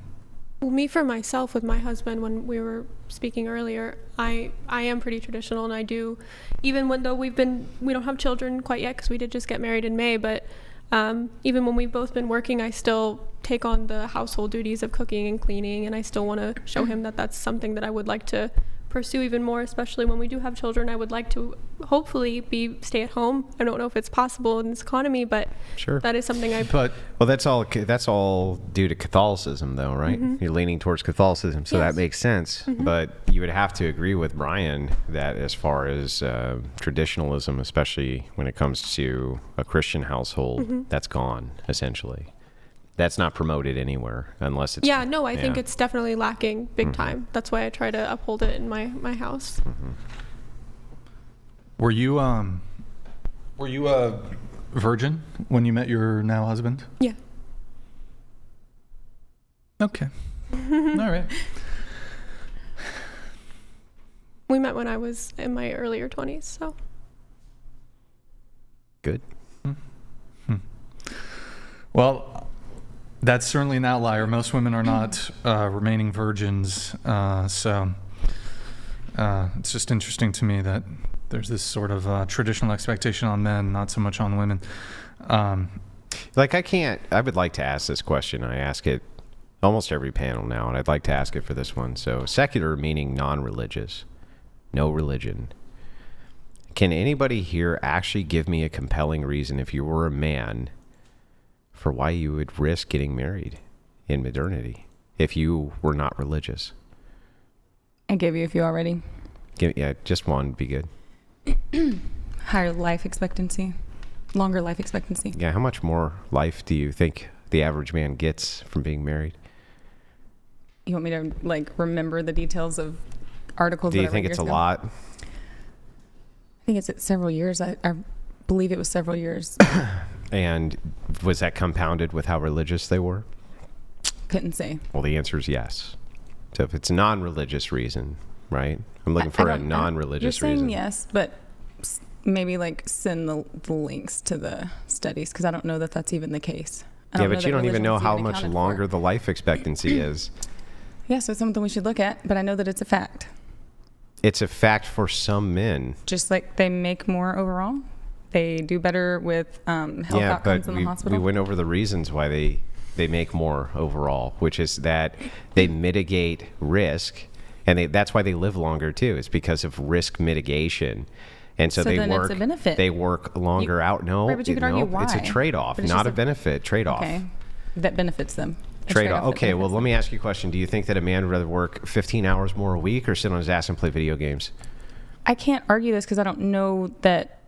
I'm asking you. The work time. What do you mean? Let's just assume, we're just going to assume hypothetically. Let's say 10 hours. Do you think that he would prefer to work 10 additional hours of overtime a week, or not have to do that, so that he can take those 10 hours for some type of recreation, like video games, shooting guns, hunting, fishing, hanging out with the boys and drinking, or any number of those things? If it took years off of his life, I don't know what years being years. You're talking about a life expectancy. You're talking about 1.3 or 1.2. It's negligible. Negligible for most men. Now, if they're heavily religious, that increases. That's true. But we're talking about secularists here. So the thing is here's my question. Even if I were to grant it, let's just say it was 4 years or 5 years even, right? And you were to ask a man, okay, hey, look, you can go bust your ass for an additional, 10 or 15 hours per week. Okay. Or you can spend the time doing recreation, right? And the type of recreation you do is going to be slightly more dangerous. Okay. That's what shaves off the life expectancy. That's what's so bothersome to me about your argument, is because you act like they're just they just live longer. No, that's not how averages on life expectancy work. If you are moving towards high risk behavior, your life expectancy decreases. So it's just the fact that they can go out and do recreational things that are slightly dangerous is going to increase the chances that they die. Okay, but there's a lot of variables to this. Like, you can be dating somebody and not be married, and your partner still not want you to go out and do things. You might be limited to what you're allowed to do within the parameters of a relationship where you're not married. Not on average. Here's what's going to happen on average. Here's what is happening on average. I'm literally explaining it to you, and it logically makes sense as well. You and I would agree that when you're talking about life expectancy, right, you're averaging this, right? So you're taking all of the averages of these men. Well, so here's what we find inside of these studies, okay? Especially this one you're talking about with increased longevity, health benefits, things like this, okay? If a man is working in his job for an additional 5 or 10 hours or whatever, not every job's going to be blue collar, right? They're just not. However, a lot of white collar people still do high risk activities, just like blue collar people do for recreation, because they're men. Men do higher risk activities. So if you take the time in the workplace away, and now they have more time for high risk activities, more of them will die doing recreation. Therefore, the average life expectancy decreases. That is, you say that this is a trade-off? No, not really. All it is, oh, now I can have fun, and that slightly increases my chance of dying early. Oh, no. and being healthier. But like earlier, Brian mentioned well, that. No, it's not healthier. Well, yeah, they are healthier on average as well. So it's not just that they don't die as often. It's that they... Can we just reject this bullshit hang on. Study? Hang on. Healthier, first of all, no, it's not that they're healthier. It's that they have more doctor checkups. That's it. That's the only distinction. So okay, but earlier, like, she had asked, what do men protect us from? And Brian mentioned yourself. You don't think, and I agree. I can tell you, men have been like, drive better, like, for one example, and that's valid. You don't think that it's a benefit? Like they build all the roads. Okay, but you don't think it's, oh my gosh. You don't think it's a benefit that you have someone in your life to, like, help you take less risky behaviors, or like you don't think that it's overall a benefit? No, not if I look at the high risk of divorce. So I saw what I'm looking so at. You're saying that outweighs. What I'm looking at is the mitigation, right? I'm just looking at the risk versus mitigation from a secular standpoint. Okay. So I go, okay, so here's what I look at. You just asked, what are any benefits? No, what I'm asking you specifically is this: a compelling reason as a secularist to get married.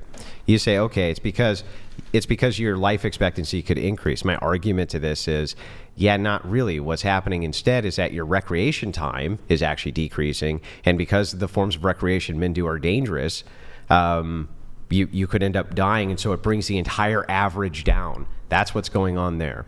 And then 2, what about the risk of divorce, which I think far outweighs all of these? So well, that part is fair. So my question again is, my initial question was a compelling reason. I'm looking for a compelling reason for a secularist to get married. That like outweighs the risk of divorce? Outweighs the risk of everything else, yeah. That would be compelling.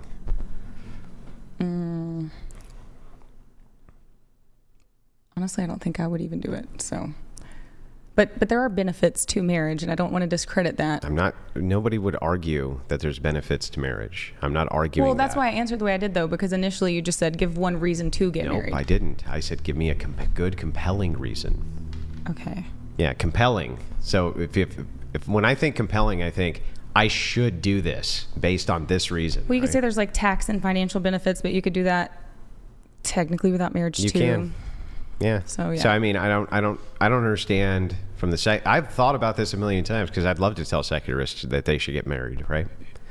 You should, but I can't give them a good reason why they should. For love and to commit to somebody until you die. Sure. Why do you need marriage for that? There's a lot of you can whole life insurance thing. You can get life insurance without being married. Yeah, I'm power of attorney too. Yeah. It's a commitment. It's a commitment on paper. You can commit to people also with traditional. You can commit to each other on paper, never get married. Also, you can get married and then uncommit easily. Yeah, you can break it easier than you can a cell phone contract. You can literally get out of your marriage easier than a cell phone contract. Unless they keep filing for retrials. So the thing is like I'm trying to figure out what is a good, compelling reason for a person who's non-religious to get married, and I always come up with the same kind of answers, right? It's like, what about commitment? Well, you can still commit. What about children? You still have children. Like, what's the benefit to them? Love. It's not, I guess, compelling to everybody, but I would say love. Can't you have love without marriage? Yeah, of course. Here, Yeah. Okay. So not love then. What do you mean? I mean, you just conceded that you can have love without marriage. Can have love without marriage? Yeah. Can have love with marriage? Right. So, but you said should get married because love. But yeah, for love, because you love each other and you guys want to put that on paper. Okay. I As guess. the man says, I don't want to get married, but I still love you. Yeah. Yeah, but that's not a compelling reason for men to get married. What would you say? It's a compelling reason. I don't think there is one. I'm against marriage. No, you're not against religious marriage. I'm not. Yeah, I should be more precise. I don't have objections to religious marriage. I'm not getting married though. Not even religiously? Or? He's not religious. I'm not religious. Oh, okay. Maybe Andrew's working on me. He'll get me there. Yeah, I don't see the point of marriage. I'm not going to do it. It's a bad deal for men. Yeah, secularly, there's no purpose. Yeah, I can't think of a single good reason. And I argue, it's pretty funny, I argue with Catholics about it all the time, right? Because they're like, well, natural law. But I think the biggest reason is just to say that you have a husband or a wife, honestly. Or the wedding, but I don't even want the wedding. Well, no, the benefits are very compelling for secular women. They're just not very compelling for secular men. There's several reasons I could think of which are very compelling for secular women to get married. I just can't think of any for secular men to get married. Seems like a really bad deal. Not even money? For the man? Yeah, for the man. No. There's Maybe plenty of she men who has do more that. money. Nope. Then maybe do it. Nope. What's really interesting is that even when you have a gap, that seems to flip. So that's what's interesting, right? It seems to flip. So the question becomes, what is the actual reason for a secularist to get married that is compelling? She argued some kind of basic stats, which they're interesting stats. Don't get me wrong. I thought they were pretty good too. I tangled up with several people, and I've even utilized those stats, right? But I parse them out differently. The biggest issue is that, again, even with her stats, it comes down to the religion being kind of the bigger correlate for these things, for the life expectancy, everything else. So I just wonder. Bob Evans, think you're the gifted 50. So I just wonder what the compelling reason is, and I don't think we have one, Brian. I don't think so. I'm a little confused here, though. You said money. Can you explain that a little bit? Well, anyone can marry for money. And then. No. What do you mean? You mean as a reason to get married? Yeah, it's a compelling reason for some. She's saying that it would be a compelling reason for a secular man to get married if the woman was loaded. That's if. Yes. But the reality is that most women, even secular women, are not prepared to take on a man like that.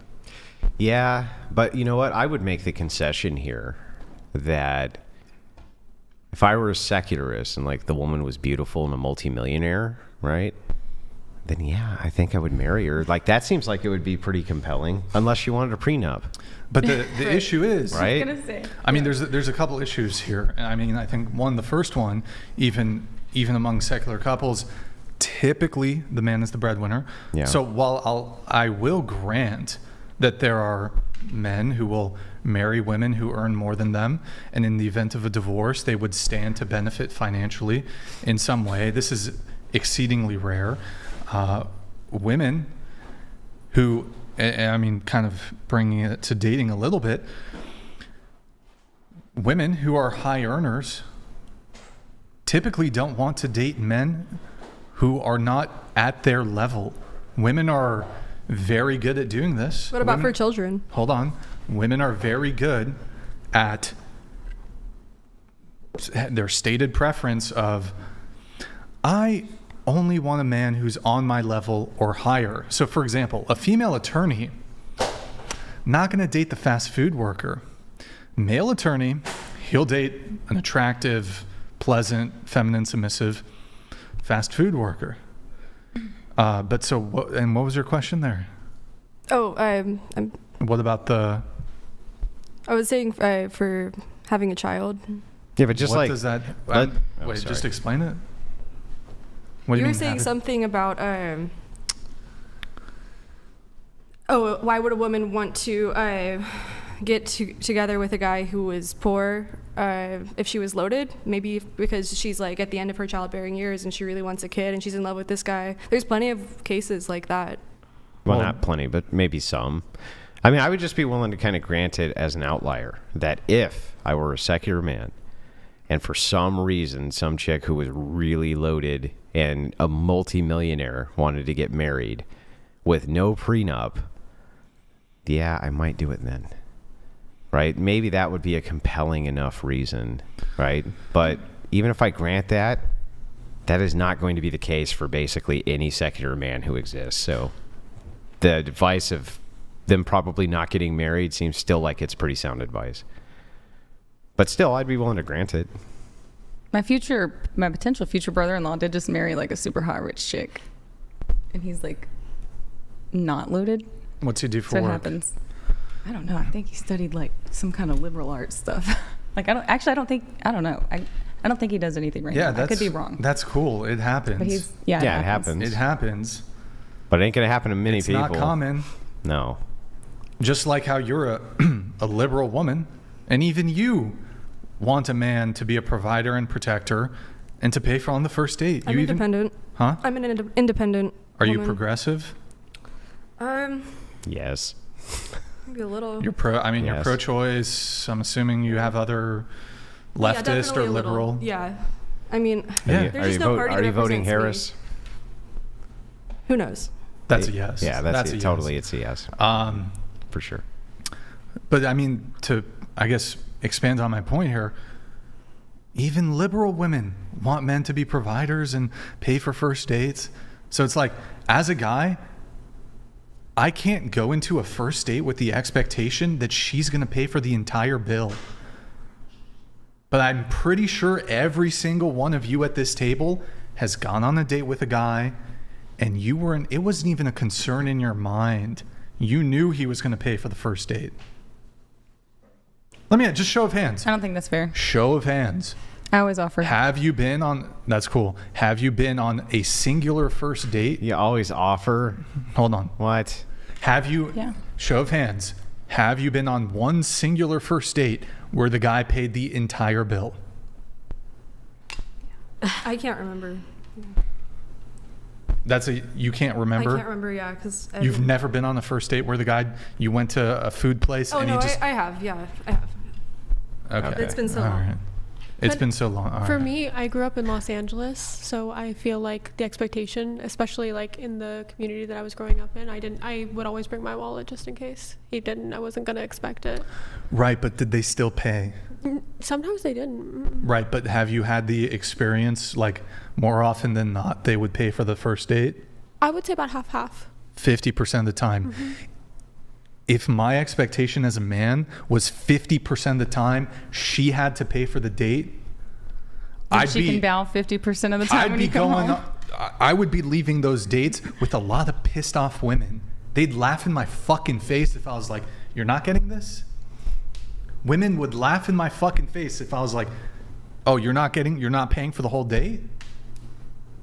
I actually went on a date once where we were going to eat and then go to a movie, and I paid for my own food when we went to eat. And then afterwards, when we went to the ticket booth to purchase the tickets, he walked away. So I had to pay, and I felt very awkward, so I just did it. Ironically, I do often pay, but this is like modern dudes, but I often do pay for both.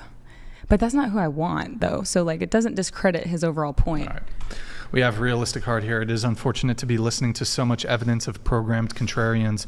Try to occasionally let go of your feelings and embrace the logic. W. Andrew. Yo, thank you, Realistic Heart. I appreciate your super chat. I have to run because I thought it was like ending at 9, and Why I did have you think work. That? Well, because it was going to be 4 to 9. I thought we were starting at 4 sharp. So I actually have to run. But you're not going to stay for the rest of the show? Well, it's been 5 hours now, right?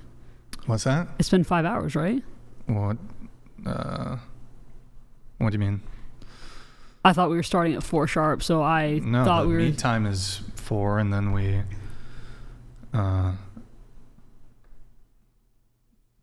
When are we going until?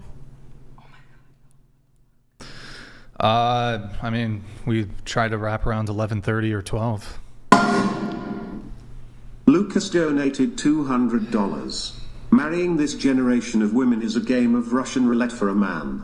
80% divorces initiated by women, something like 90% of alimony paid from men to women, same percent for child support and weekend dad.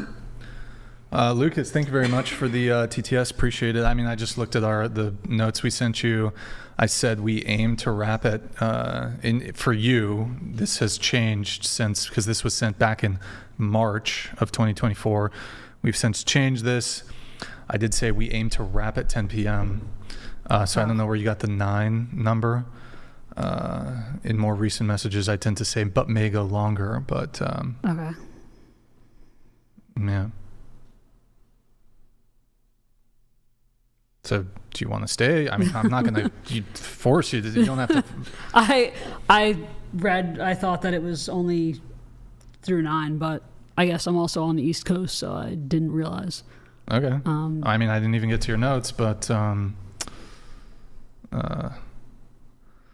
sorry, I'm sure you guys will be fine without one less linebacker with a blonde wig. It'll be fine. Do you want to at least I can get through your notes? I'm good. It's all right. Thank you so much. You're amazing.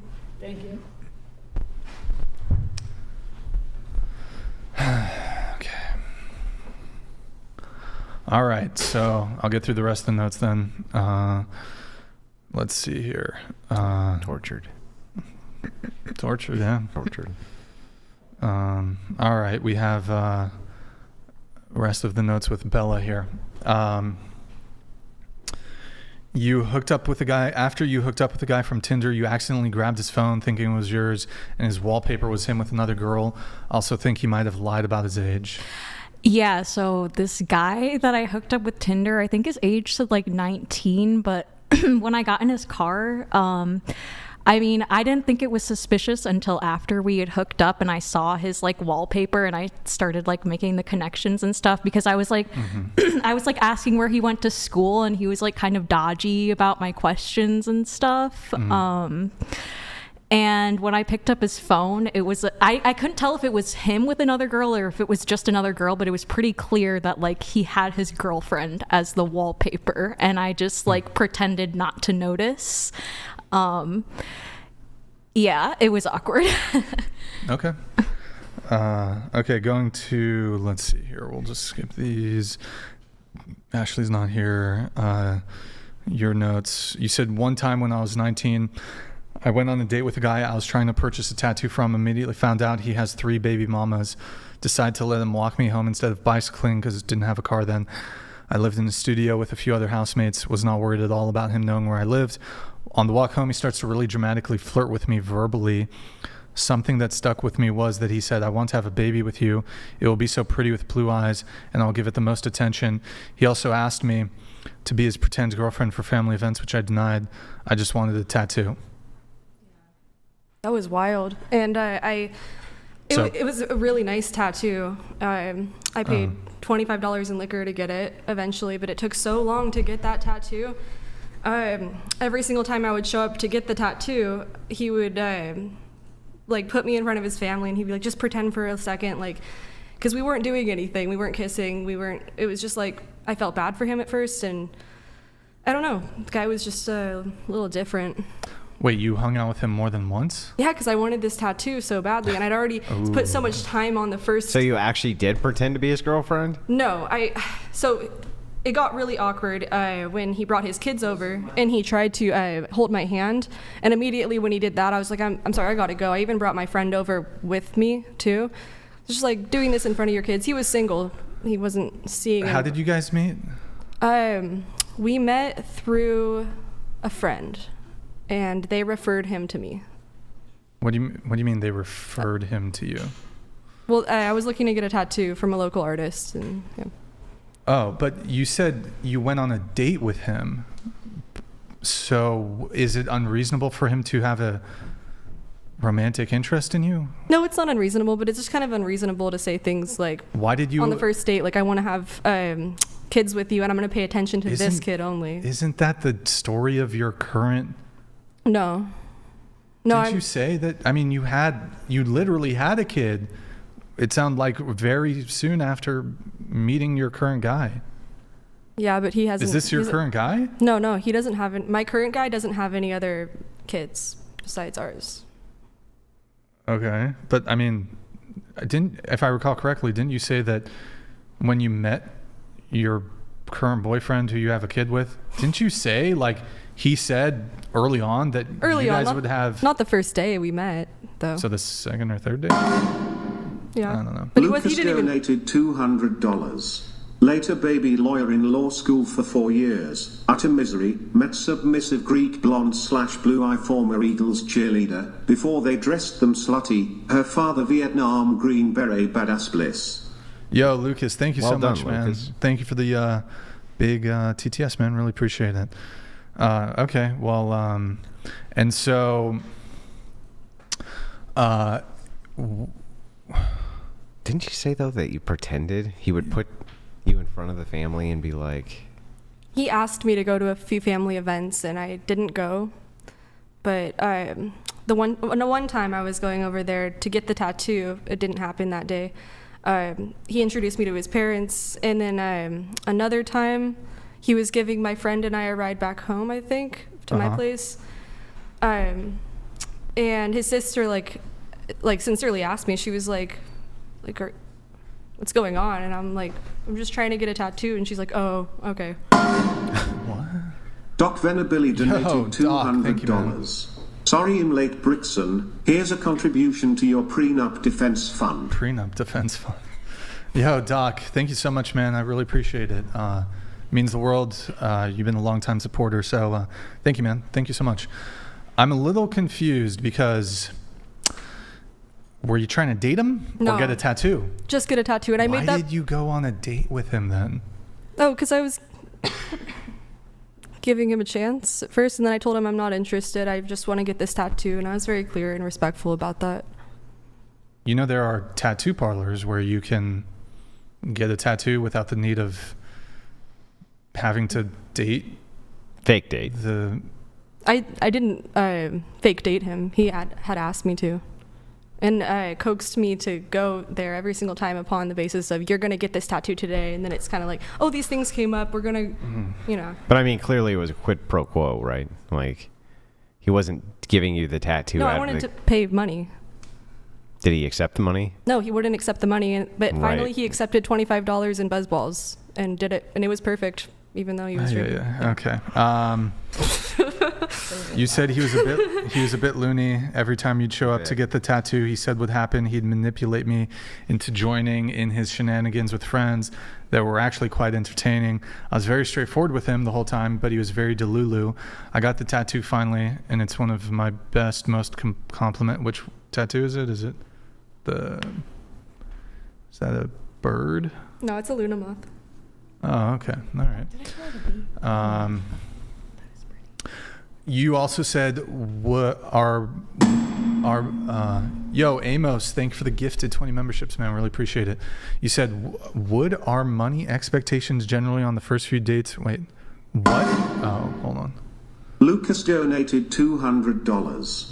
So, ladies, wake up. Decide how you want to live a life. BC someone like me, 25 years ago, ain't touching any of you with a 10-foot pole. Any response? What do we, From the panel. going to take a time machine? Like, what does it matter? Thanks. Thank you, Lucas. I do appreciate that. Thank you. So, okay, you were asking what are money expectations generally on the first few dates between heterosexual people? I think we talked about Yeah, but we that. talked about that. Okay. And then also, first date with someone I wanted to buy some art from but gave him a chance. Oh, this is the same guy. Yeah. 3 baby mama guy. Yeah. Oh, okay. All right. Let's see. You also said, give her children. You told me the first date. Well, another first date you had, he was an angel. He told me he loved me multiple times and actually scared the fuck out of me. Same guy or different guy? No. Total angel, though. Okay. Yeah. Huh. Just very passionate on the first date. Yeah. Dating is cool, but it makes me sad that lust in a relationship fades after 10 to 15 years. I wish we were like crows and mated / we're loyal for life once we settle down. Yeah. Okay, that's cool. Let's get into something else here. Hold on. I want to do this one. So, body count.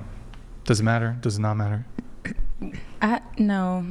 Well, for a guy, I don't know if it's like. Or let me change the question. Do you think it's, if a man cares about body count, do you think it's insecure of him? Oh, no. I think it's valid. Wait, say it again. We weren't on you. No, I think it's valid. Okay. For him to care. It depends on like what his reasoning is, I guess. Because he thinks it's gross.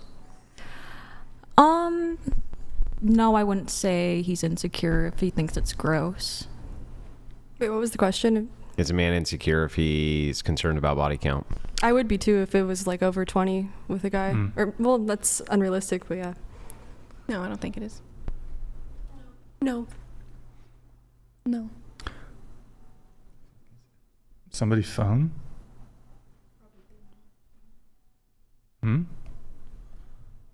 Is that yours, Andrew? Or No. Morgan? It's over there? Yeah. Oh, it's coming from the back. Okay. No, I keep mine on airplane mode. Okay, so sorry guys, we had a little vibration going on. What's your body count? So I've never counted officially, but I know it's 20-ish. 20-ish. Okay. 11. All right. Say like 5. Okay. It's probably around 20. All right. 1.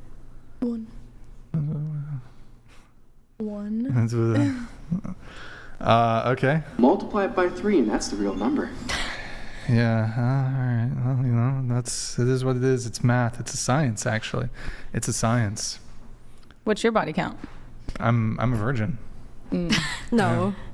Hey, is the girl that bowed to you, is she the girl that went through your phone on the first date? No, but it was a No? different Asian woman. Do you only date Asian women? No, You just have a type. I mean, I date white women, Asian women, Latino women. Sometimes. I was just like, I can't picture that No, girl just doing that. that. I mean, I date a black woman, and I just don't think I don't think black women like me. You know? Yeah. Some probably do. Come on, Brian. Well, you Of would course they know. do. You would know, Andrew. Yeah, with that's your right. Black ex-wife. But okay, let's go through this then. I have to wait until she's back, but hold on, guys, one sec. Where are we? Leave my fictitious black ex-wife out of this, Brian. That is a fair point. Oh, it's not a real thing? I believed it. Me too. Andrew needs to redo his hair, by the way. Hair's fine. We looks good. We need to get the. It's fine. It's going. It's fine, bro. Okay, that's it. It's fine. Tussled is nice. It's called the pompadour. Pompadour. It's Yeah, good. it's the pompadour. It's good. All right. Okay, question for the panel. You're in the forest. Oh. Andrew loves this one. You're in the forest. Would you rather, and you get to pick, you can, and you spawn randomly in the forest, and you can spawn either a random man or a random bear, and you're gonna come across them. Which do you pick? A man. A man. I think this question's so stupid. I want to see a bear, but definitely a man. Wait, what? Bears are cool to see.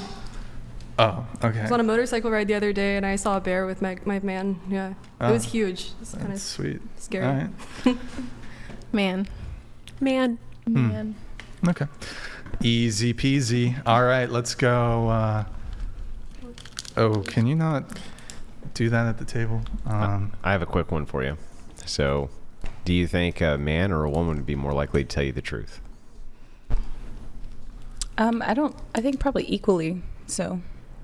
So, if you had to pick one. You know what? Honestly, probably Drop it on men the because women tend to be more agreeable. So maybe they would be like in some situations more afraid of being honest. Maybe men.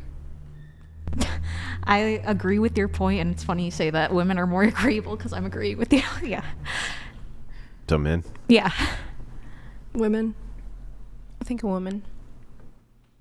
It's who's more honest? No. Who do you think would be more likely to tell you the truth, a man or a woman? Man. A man. Why did you two pick woman? I value truth. I don't know. You think women would be more likely to tell you that? What is true? Yeah, I do. Yeah. I think women are afraid to hurt everyone's feelings. Yeah, that's how I would be honest, and I'm a bitch, but so I'll just and a little autistic, so just like I'm gonna tell the truth. But generally speaking, I feel like women might be kind of like, I don't want to hurt your feelings, like. or at least soften the blow. Yeah. With the positive before the negative. Yeah. I think a lot of modern men are kind of more sensitive and don't want to be upfront, and there is the curse of Eve where a woman wants to rule over man, and so it's really easy for them to just say the truth and be open about stuff. Women? Mm-hmm. Although when I was dating, I never had a man, like if we didn't feel, like we had chemistry, I never had a man like come out and say it. I feel like I was always the one to say it Oh first. yeah, me too. It's a hard question. And then he agreed? Because, I mean, you do realize that there's always the possibility that you thought that there wasn't chemistry, and then after you told him, he went ahead and agreed, oh yeah, I think so too, even though... Well, then he's still not being honest. Even though he actually didn't think so. I had a couple Well, yeah, I mean, there's going to be incentives for non-honesty, sure. Yeah. I agree. We're just talking about... I just was the first one to be upfront about it. Like where men will just like stay in a relationship instead of breaking up with somebody and just like make it miserable for the person until they leave. Women do the same thing. Ooh, I feel like we'll just leave. No, they definitely won't. That all Divorce depends. rates kind of reflect my point, I feel. Yeah, and they're usually getting divorced after years, right? Yeah. And they cheat and they do all sorts of different things but the men just stay. It's crazy. So do the women, right? It's not exclusive to men. Women will stay too. But we file for divorce more. Yes, that is correct. So I feel like maybe we're more honest about, like maybe in regards to how we view the relationship. I just think they're But more like, sneaky about it. I think they're just more sneaky, and they plan exit plans and shit like that before they hit the divorce filing. I don't think that it's because they're being particularly honest. Well, speaking for myself, I was honest and gave multiple warnings. Yeah, but I mean... But generally speaking, yeah, generally, I wouldn't... I just think because of women's nature, like you were saying, just the agreeable, like don't want to hurt anybody probably overall. And also like maybe fear of like what would happen depending on what the scenario is. But yeah. I also dislike confrontation. So if anything feels like it's becoming confrontational or not copacetic, I would try to avoid. But the truth always comes out eventually in most cases. It's easier, I've found, with people to just be honest up front completely, and then you avoid that bullshit later on. I mean, women lie to each other so much, it's unbelievable. So they lie to each other about how they think each other look and about how they actually think. Like, there's so many times I've actually seen, even right here and whatever, right? Oh, girl, you look so pretty, this and that. She gets up and walks over and is like, oh my God, she's such a slut. Not kidding. Yeah, I see it a lot too. And it makes female friendships hard. Yeah. Bunch of passive aggressive liars, right? It's like, I'm just throwing that out. I've not seen a lot of the real direct honest, like what's in your brain is not coming out and being verbalized to the other person, like what you really think. Some other version of that is what's coming out. At least that's what I've noticed. Yeah, but then men will be like, oh yeah, honey, you look great. Knowing damn well. Possibly to avoid hurting your feelings, they'll tell a white lie. It could be the same scenario for women to one another. I don't think it's the same at all. I think that I think even the woman can tell that he wants to verbalize something different, and they can even pick up context clues that is the case. But I think it's far different. You think women mask it? Literally look another woman in the eye and be like, hey girl, it's and then get up, and the second you get up, they're both talking shit about the one who just got up. That is so common, in fact, that women themselves make jokes about it constantly. So, yeah, I think that you can point to instances of men doing white lies for sure, but women just like kind of lied right to each other's faces. It's wild. I mean, I've seen a lot of guys, like even my my friends that are gay, like they are nice to somebody in person, or even heterosexual, and then as soon as those people are gone, they're talking shit, like telling me exactly how they feel, or they're just joking about somebody, you know? Yeah, I'm sure it happens. It just doesn't happen as much as it happens with women.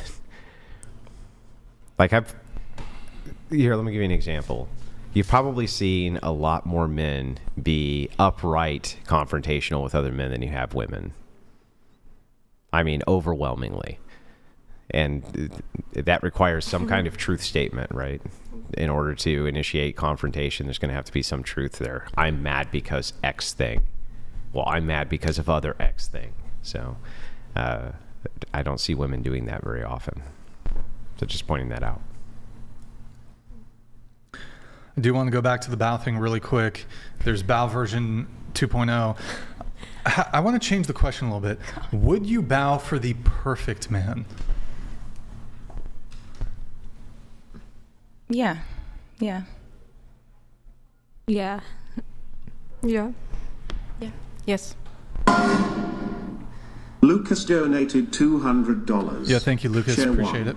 Thank Time you. machine. Are you capable of abstract thinking? Point was that successful men each exist, have expectations similar to mine, but avoid you like the plague BC of their insufferable behavior / ethos.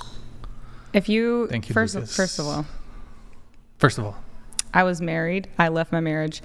There's no lack of a lineup begging for the opportunity. So I don't know where you get the idea that people like avoid me like the plague. Stop the cap. Wait, there's a what? Check my DMs on Insta. Like, Wait, there's I don't a get what? Fucking free second without. Wait, being hold blown on. up. There's a what? A whole lineup Erroneous.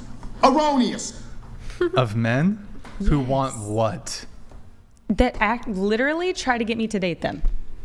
That's not. There's no lacking. I don't even think I'm special. I think like most women probably You have don't at get, least a look, handful. as a woman, you don't get the W until you have the ring. I had it.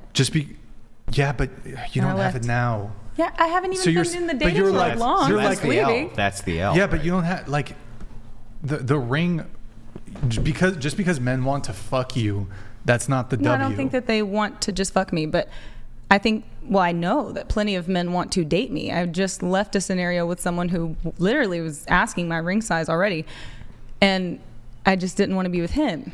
But you're like, oh, all these dudes in my DMs. I'm not saying every That's single not one of them want to, but a many W. of them have made it very clear that they want to be with me. That's just And I the life don't of date a around. woman. Okay, exactly. This girl next to you So- says it's easy mode for dating. I literally for just women. said I don't think it's just me. I think it's probably all of us have at least a handful. But what he's Yeah, saying, that's your default.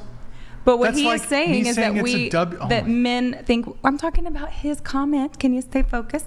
He's saying that they avoid us like the plague. That's such bullshit. Who the fuck are you being avoided? You might be because you're married. Do men avoid you like the plague? You? No? Okay. What are you talking about? His comment. So I think Literally what we responded I to. think to be charitable to the comment, I guess you can be literal with it. That's fine, but I'd be charitable to it. I think he's talking about long-term committed relationships, and the reason I would say that is because he keeps on contrasting it with his. Right. But I'm saying like there's like two very recent options for literal, like two people literally trying to move me in, and my kids. I go slow. Yeah, but you don't like them, so I it like doesn't one of matter. them. But yeah, Not enough to move in with them, it's just early. right? But I would do it with this one person though. Wait, you're fucking two dudes? No. I got rid of one. Johnny Spiral donated $69.69. Daddy likes it when kitty says meow. Here's a little catnip kitty. Now roll in it. Give it a little kiss. It's tasty, isn't? Good kitty. Such a good little kitty. Sincerely, Johnny Spiral. What the fuck? All right, Johnny. Thank you very much. Appreciate it. Yo, Devon Devon. Yakon donated $69. Yakon? The men you want to Jack avoid you on? like the plague. You fucked your Bragging name up, about bro. men you don't want is a much bigger L than you think it is. But like I literally have one that I want. That's like, if a currently. guy was like, yo, I approached 10 girls and they all rejected me. Like, that's not a W. I'm not rejecting one though. That's, I've literally not been divorced. Davon Jack More on, than that's a your year. new name, by the NZ way. donated $69. It's your new name, Davon. Men will say anything to women to get in their pants. Will they buy Snap your out of it and get with reality. Will the they- right man will tell you the truth. Will they what? Will they like buy your new divorce lawyer and then fly out to California with you? And A guy did that? yeah, that's the ex that I got my gun from. An old ex. Yeah. He paid for And The divorce, did you the guys, retrial lawyer. and did you guys hook up? Yeah. Yeah, well then, yeah, of course. Where's But, he? like- Where's he now? That's what you call. That's At what the, you call at the Airbnb. flown out. But yeah, Wait. never mind. No, no, no. Oh, so you came with here? Well, yeah, I You invited came him. with him here. Yeah, I was like, "Yo, come with You me." said you're He's single. Like, okay.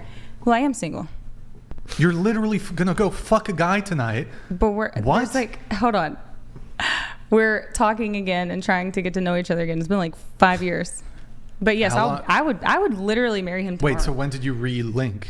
When I had to get my gun, and then we saw each other, and it was like pff, over with. When was that? A few weeks ago. Like 2 weeks ago. How many times have you guys been hanging out? So I saw him that day, and then You guys live in the same city? no. Okay. Go ahead. Continue. Then after that, it was like I don't know. He came to visit for this trip so he came Friday, and then we've just been around each other since then, just to see if it can work again. To because it's been a long time. Like, are we the same people? Do we want the same things? And This is why I don't believe when women say they're single, like they're fucking at least one dude, bro. It's crazy. You said you were single. Didn't I ask if there's a guy in the picture? I don't know if you said no. no. You didn't ask if there's a guy in the picture. You just asked if our relationship These status. girl, I I'm don't want to say single. I'm in a relationship. I'm single, but I've been fucking a guy for a month, and we took a trip together. And Were he you from paid for Texas? he paid for my divorce lawyer. By the way, I would marry him tomorrow. I would, because we have like 2.5. We I'm were together single. 2.5 years the first one. I'm single. Well, we're figuring it out. Like, we might not end up together. So, okay. But this is how long you been in Santa Barbara? Since yesterday. Okay. So, have you been apart at all? Like, did you go out to get like a bite to eat and he stayed at the hotel? Yeah. Yeah. So if a guy stepped to you and approached you and asked for your number, I'm not interested in seeing anybody else. So you're not single then? Okay. Well, if that's the baseline, but it's hard to, like today's standards of what's dating is like viewed. If like you if you have a reject a label. guy who you would otherwise be interested in, you're not single. I think. But I also just kind of think that's have, and actually she taught me genius. I this just made that idea up. that like you're single until you're married, and I think that's a good point. What? You're single until you're married? Yeah. A lot of women feel that way. Stop. She belongs to the streets. Yo, back to the streets you But go. no, I only sleep with one person at a time. Imagine a girl But said if- that shit. You've been dating her for 3 years. You're gonna propose. Oh, I'm single. I'm single. Fuck Well, outta no, here. like- back to the streets. You It's go. only been a few days, okay? So It's been 3 But weeks. you just said until I marriage didn't single. see him. Huh? You just said until marriage single. Oh my Yeah, I don't goodness. think it'll be long. I think it's a real possibility, at least, that could be the result. Was he dating you while you were a stripper? Yes. Hmm. Yeah. How much was your retrial He's a provider lawyer? too. $5,000, but my stepmom put a little towards it. So there's it's a lot. I can't talk too much about the retrial stuff either. And he paid for your flight and the trip out here? He did not pay for my flight. He paid for his own. Oh, okay. So he joined you on the trip. Yes. Okay. I mean, that's not as. I suppose it's not as bad. You just reconnected and he's given you thousands of dollars. Well, but we had a very special connection, and since then have not been able. Like we both special connection. So he's like single 2 years after I broke up with him, and then I got married, and then he dated a girl for some years, and like we both realized like we were trying to. Why did it end originally? I wanted to move to Austin, and he was kind of anchored in the Dallas area. That's one reason. Also, I had a lot of growing to do. Like, So you were a shithead. Yeah. Yeah. I really was. And we didn't but it wasn't. Did he pay? And at the time, did you have any children? No. And now you have 2 children? Yes. And he has 0? He has 0. Mm-hmm. Is he watching? Is that hard for you to conceptualize, Andrew? Well, I'm going to explain this probably. phenomenon, right? Well, no, I mean, I wasn't the ex of my wife. Sorry, but Okay, but you anyway, understand so taking let on me explain. stepkids. Let me explain the phenomenon here. No, every single situation is different. I'm not beating up on somebody for being a stepfather, but this situation here is dated you, had no kids. Okay, you weren't good enough for me, gone. Right? By your own admission, you weren't good enough. I'm gone. Then you end up with another guy, end up having his kids. Now suddenly guy number 2, who's the ex, is suddenly good enough for you. Just pointing this out, that this is a phenomenon which happens often. It happens, but I'm telling you, it was always this guy for me. Like, it was not like, oh, I thought this guy would be better. It was, this isn't working. This guy's totally different. So maybe that's what I need, even though I'm crazy about you. This is just not good. And then I was like, in all that time, we could not get each other off the other's mind, and it was very mutual. Does the new guy have resources? Yeah, he does. Wait, sorry, could you repeat that? The entire time, even while you were married to your I was always in love with him. But you can be in love with someone and not be healthy and not want to be with them. Hold on. I'm sorry. No, I don't think you can. I think you can. No, I really don't think you can. I think that anybody who would marry anybody who is in love with somebody else is. I don't think I necessarily always knew that I was still in love with him. Wait, can we just not hold on? I'm sorry. I'm good at turning things off. I need you to repeat that, because I don't want us to just glance over it, because one more time. So this guy who's your ex, who you're now, he paid thousands of dollars for your retrial lawyer, used to date him while you were married to your husband. You were thinking of your ex. Yeah, often. During sex? No. Jesus Christ, no. You probably were. You just no. I would tell you. I don't give a shit. No. Would I admit? Just about how much you love this guy? Wait, and did you date? It took me a while to figure out. Like, did you date other guys? Were you talking to him while you were married? Yes, but my husband knew, but it wasn't often. It was just like ever so often. Bro. Throughout the years, here and there. Red pill. Massive red pill. And have you dated, besides your ex-husband, had you dated other men? Like in between So like you broke up with your ex, were there other guys? No. So it was ex, husband, back with the ex, who you loved the entire duration of your marriage with the guy. Yeah, so sort of. After I left my husband, the ex had a girlfriend. So I did like go on a few dates with one other guy. But when I saw my ex, I had to go get my fucking gun, or else we would not have ever probably seen each other again. But then, I was told the other guy, I was like, hey, I'm not with my ex or anything, but I'm just going to let you know, I can't be with you after seeing him, or anybody for that matter. So I called that off, and now we're just like seeing if we're just romanticizing nostalgia, or if it's like a genuine connection. But I think I would like talk, and I would say it to my friends. I'd be like, I feel like he's gonna text me soon, and we would. It wasn't purposeful that you went to pick up this object that you needed. It was not purposeful to see him in any way.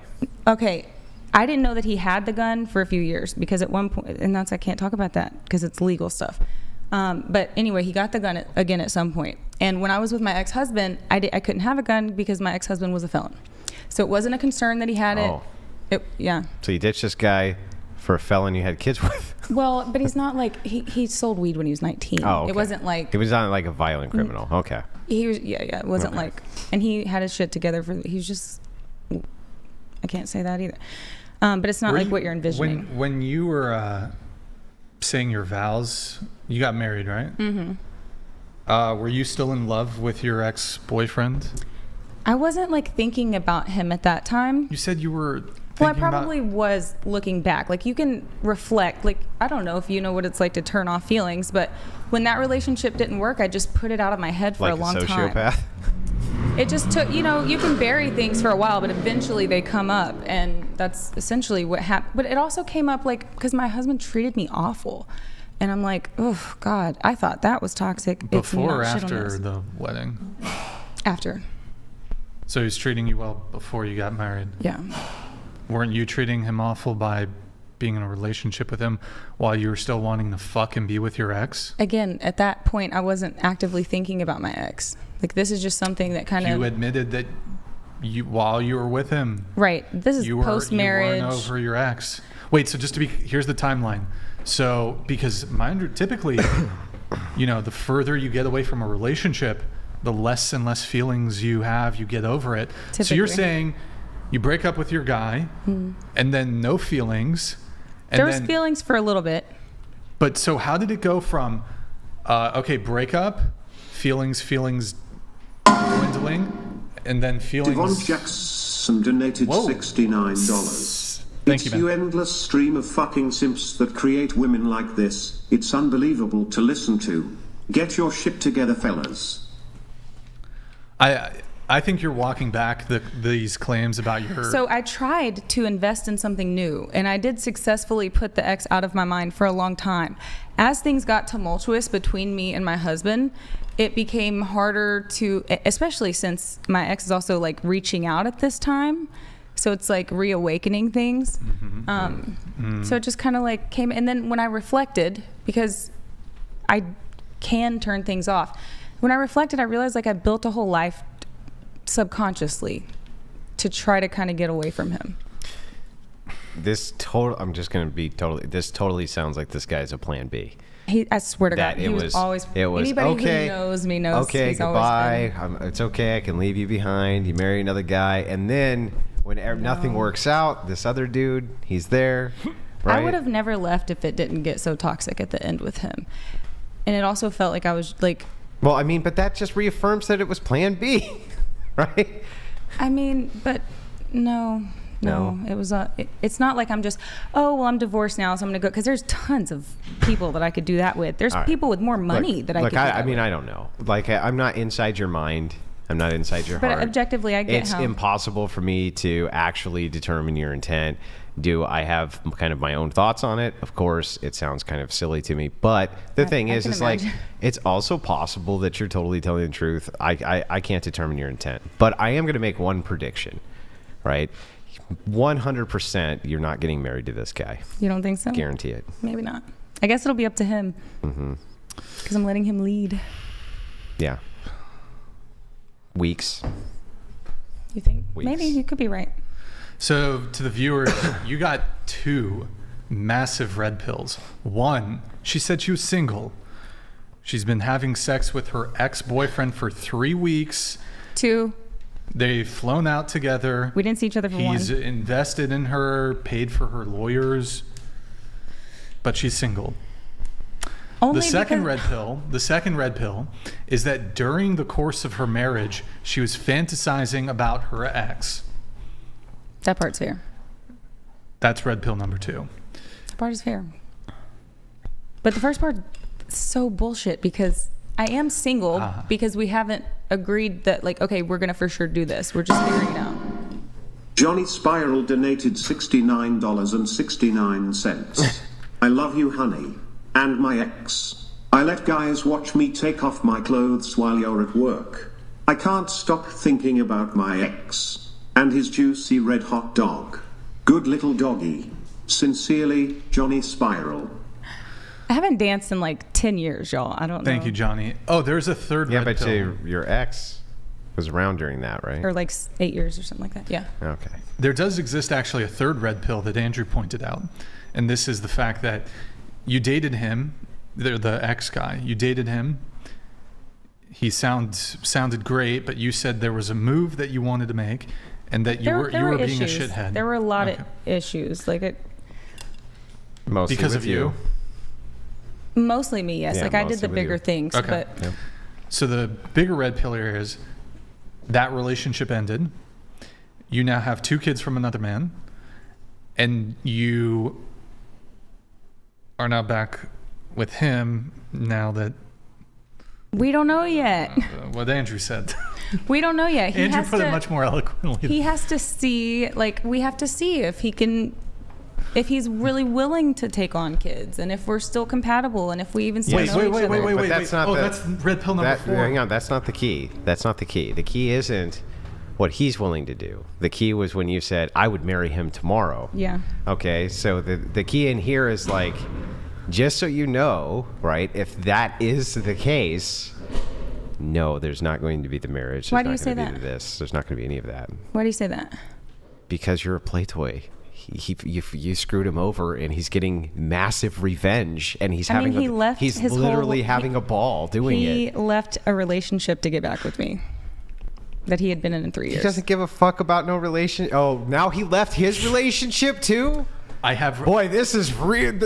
What? Wait, what? He left his relationship? What? Wait, he was dating a chick?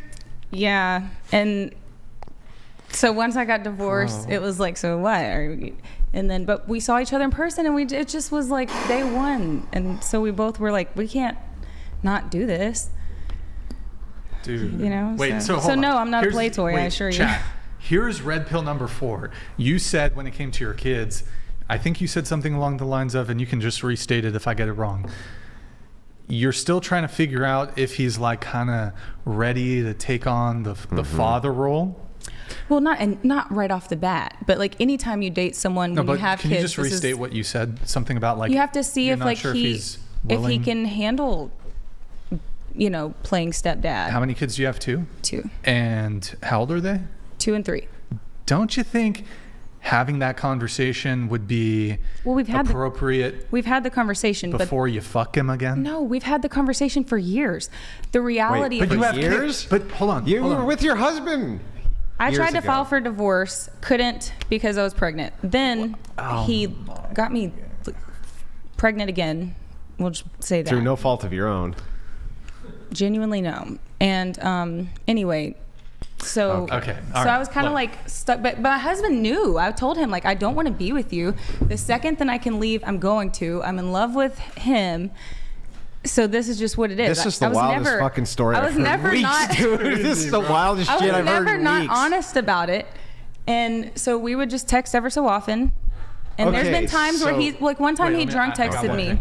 And he was like, I've thought an unhealthy amount about raising your kids, and I don't know if I can have kids and all these things. So I get that you guys have had conversations in the past when you guys were used to be dating, and you talked about what does the future hold? Are we going to have kids? You have kids now. No. We've had these conversations since I had kids. Sure, that's fine. But you have kids now. What conversation is there to be had? You have kids. Right. It's either get on board. Why would you date a guy who's not about the kids? You can conceptually be okay with it, and I'm not letting everybody around my kids. So that's you can't red just pill 4, by the way. No, because you can't just let anybody around your kids. So anybody that you talk to might think they can do it, but if they don't have children, they don't know the reality of being around fucking toddlers all the time. Sure. It can be overwhelming. So that's what the trial is about. Like, you think you can handle this, can you? And also, Andrew, like, you had something? I just wanted to make sure that I reiterated this correctly. You can correct me if I am wrong. Fucking Tourette's going great. You have Tourette's now too? Well, I've always had Tourette's, yes. I have motor. No. I have persistent motor tic disorder. So just not vocal. All right, gotcha. So Chick's a MILF. Anyway, just kidding. So we start with when you were doing stripping and OnlyFans, you meet this guy. You dated him, you loved him, you adored him, right? But you were a shithead. And so when he moved, you guys broke up, right? And this was mostly your fault. That's a very short version. Yeah, mostly your fault. Okay, so now you enter into your marriage. You get married to this guy. You think he's great at first. You marry. You're still secretly pining after your ex, though you have buried these feelings. And about the time that you get pregnant the first time, that's when you really decide, oh shit, I don't want to be married to this guy anymore. And that's when the feelings of the ex really begin to reawaken. Well, that's when like all the abusive, crazy shit started to happen. But that's when the feelings for the ex really started to unbury themselves. Maybe after that, it kind of like unfolded very slowly. Okay. And then it moves. Okay, got it. And then it moves now past this to you're divorced from the ex. You met back up with him because you wanted to go get your boom boom stick, and he happened to have it for whatever reason. And there was a little bit more going on than just the boom boom stick. There was 2 boom boom sticks over there. Apparently, you wanted. So you go over there, right? You get both of them. Mandivour donated $69. This chick has officially made me want to shit in my hands. So right. So Okay, then. no. Okay, no. Hold on. I get divorced. I'm like, yo. And he's like, well, I have a girlfriend. And I'm like, okay, fine. Wait. then I So try you to- hit him up because you wanted to be with him? I mean, yeah. Like, But he had a girlfriend? No. He had like hit me up over the years saying like, oof. And I feel so bad talking about this because I'm sure. Yeah, it's fucking she might be horrible. watching this. Like, wait, your ex-husband, you were having an emotional affair with him because you were in love with this other guy? Well. And he was yeah. hitting you up and you were actually talking to him? And then we fast Yeah, but my forward to husband when you're knew. divorced, you Because hit of this my- other guy so up. I And was hang still on. I just want to make sure I got this right. You don't when you're already. divorced, you hit this other guy up and he's with a chick and he's been with her for 3 years and he left her for you? So here's the thing. I was already like done with my husband. We were legally married. Like I couldn't leave is the issue. Why couldn't you leave? I don't have any family in the state. I had 2 back-to-back births and like definitely couldn't financially leave, couldn't afford a divorce attorney. He's also telling me if I left it was scary. Okay. Okay.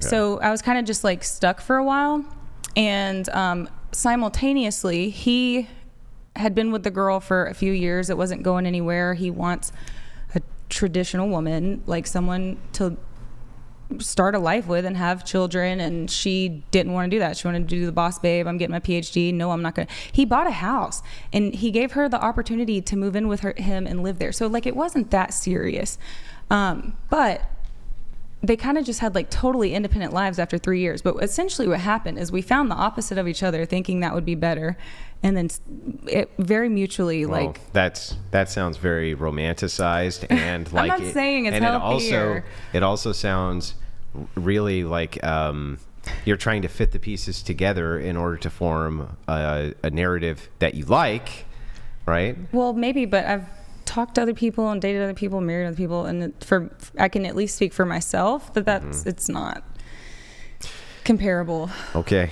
So listen. So he had texted me actually a few times, and I'm like, well, are we gonna fucking do it or not? Because I'm not gonna do this while you have a girlfriend. So like, you have to get rid of the girlfriend. So then he's like, I don't know. It was pretty toxic with us. Maybe not. So then I go through a whole grieving process. So he was still with the girlfriend and you're the other woman? No. We didn't do anything. No. Wait. Back up. If you're telling him, if you want me, you have to ditch her, you're the other woman. Okay, so yes, but nothing's happening at this point. I get it. You're not screwing him, but you're still the other woman. Right. Okay, so sure. She was borrowing him for me, really. But yes, whatever. Anyway, I go through a whole grieving process. I'm like, fuck this. So by the time my house got broken into, I even brought a friend with me, had the friend knock on the door. I didn't want to see him. I didn't know how it was going to go, but I needed my fucking gun, because you apply for a gun mid-divorce in Texas. Apparently they're not going to approve it until after your court date, because they're like, you might go kill your ex-husband. What do you mean apply for a gun in Texas? You don't have to apply for guns? You have to do a background check and they can put holds on it, yes. Yeah, for 3 days. Nope. Yeah. I did it, Andrew. So you got denied? No, I didn't get denied. They just never fucking did anything. What are you talking about? They ran you went down, you filled out your 4473. Yes, and the people at Cabela's told me if you have a pending court date, it can take over a month. So I'm like, okay. So then she loans me a gun, and when the person breaks in my house, I noticed the trigger's pulled all the way back, so I couldn't even do anything like if I wanted to. And she didn't know that, by the way. So I'm like, fuck. And then I was just like so like shaken by the whole experience. I'm like, I have to go get my gun. So I did, and I had my friend knock and everything. And then he looked out the door and was just like staring. And then that was it. That was it. Yeah. Even though you had been texting him and everything else for years. Like once every 6 months or something. You got to keep those coals burning.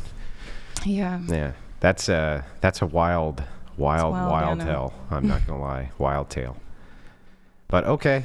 I mean, again, I don't know the intent, and I don't know all the details for the story, but I mean, it sounds fucking horrible, but I don't know all the details. So. Wait, Alyssa, do you still do spicy content? Yeah, do you?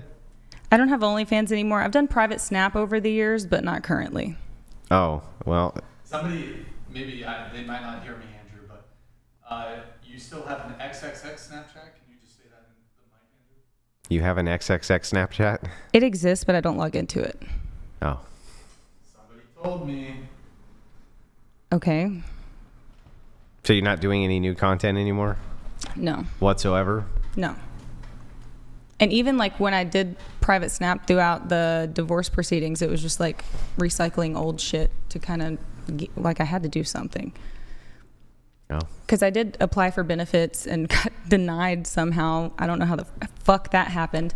I even started a cleaning LLC to have something that I could take the kids to work with, and got my real estate license. But then all that shit happened with the real estate world, where it's like almost impossible to do real estate now. So, I mean, you know, my ex-husband was not helping with the kids, and I had to do something. So there was a time, even after becoming a Christian, yes, where I was doing like private snap out of necessity. Because I don't have like the family members that I can call and be like, yo. It always out of necessity. It's like, and get a job doing telemarketing or some shit. I tried. I can even prove it. I applied for so many work from home jobs and paid somebody to do my resume even. Mm-hmm. But the cleaning LLC is getting me by right now, so. Cleaning houses? Mm-hmm. Okay. When you have kids to support, you got to humble yourself, you know? I have supported kids for it's honestly kind of therapeutic, years. though. Like, I don't dislike it. Yeah. Okay. All right. I mean, I don't really know where to take that story, because I think we've said all Point that is, needs to be said. People will fucking commit. It's not an issue. Weeks? Just my opinion. Weeks. You could definitely be right. Things like that are so fragile anyway. Like, I'm not naive to the fact that it's a honeymoon period. For sure. Yeah, I'm not naive to that. And then the revenge will come. You'll see. It's revenge. I've implanted it in your brain now, and you're going to be thinking, I've thought about that motherfucker's right. It was revenge. He wanted revenge the whole time. I'm not naive to that He's either. sitting, you know what? He's sitting at the Airbnb right now, and he's like, excellent. But then he went, this motherfucker just told on me. What the fuck? I don't think he would have left the PhD. Plus the shock on, actually everyone who knows us is not going to be shocked. They all know on both sides of our family. My whole family is already like, yeah, we've been waiting for this shit to happen. All our friends, like, everybody's no one's surprised. But it is crazy. I know it's crazy though. All right.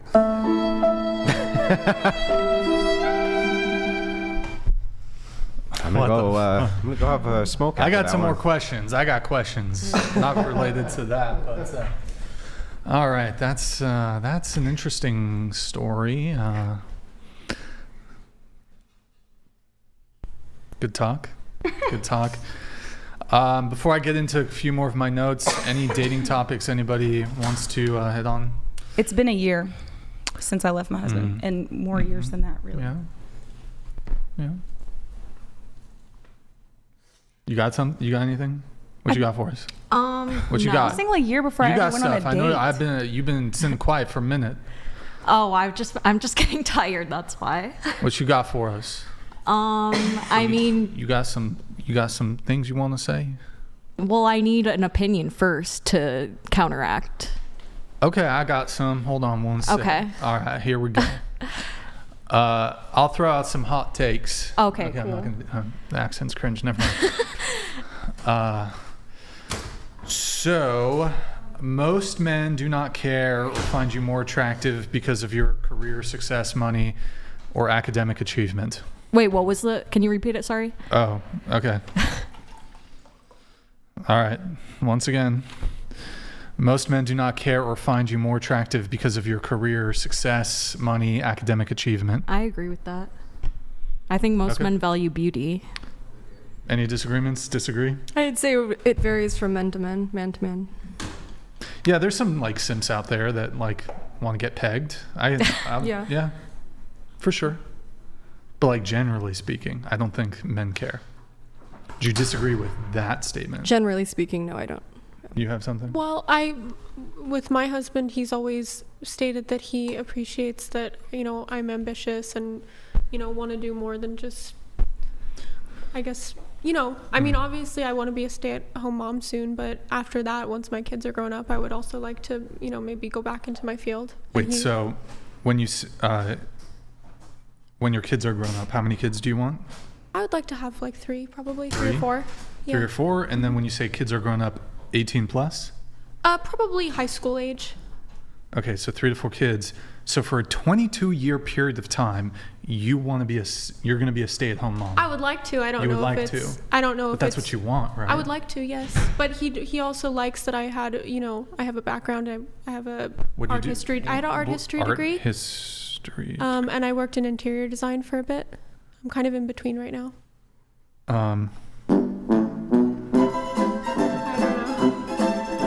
Wait, I'm sorry. What's that reference? Art history. Curb Your Enthusiasm. He's. Oh, okay. I'm sorry. So what do you do for work? I'm in between jobs right now. I was working in interior design. I'm looking to continue working in interior designs, but just between positions. And you have your bachelor's? Yes. Okay. Mhm.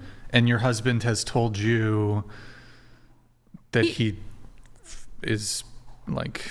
He likes that I'm a well-rounded person, that I'm not just, I think he likes that I have ambitions and would like to possibly start a business in the future. It's just not the immediate future. 2050? No, probably within the next 10 to 15 years. Wait, but when kids are in school. But you said you want to be stay-at-home While they're until your kids are until the first adults. one's in high school, when they're in school, so I could work while they're in school time, if that makes sense. Clarify. Well, I mean, I get that.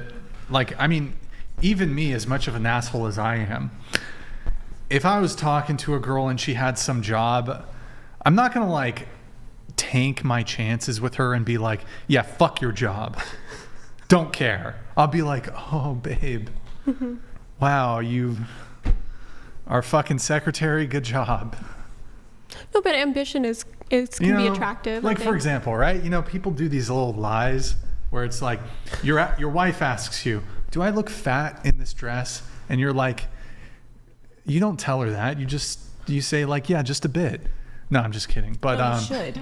You say, Don't no, babe, ugly. you look great. You don't look fat in that dress, but whatever. In the same way, as a guy, you can't just shit on your woman's, if she has a job. You can't just shit on it. You kind of got to be Andrew would. I would. Yeah. I'd be tempted to, but I would probably do the whole no, you don't look fat in that dress. Oh, you work for some faceless corporation that doesn't give a fuck about you? Congratulations. I love your ambition.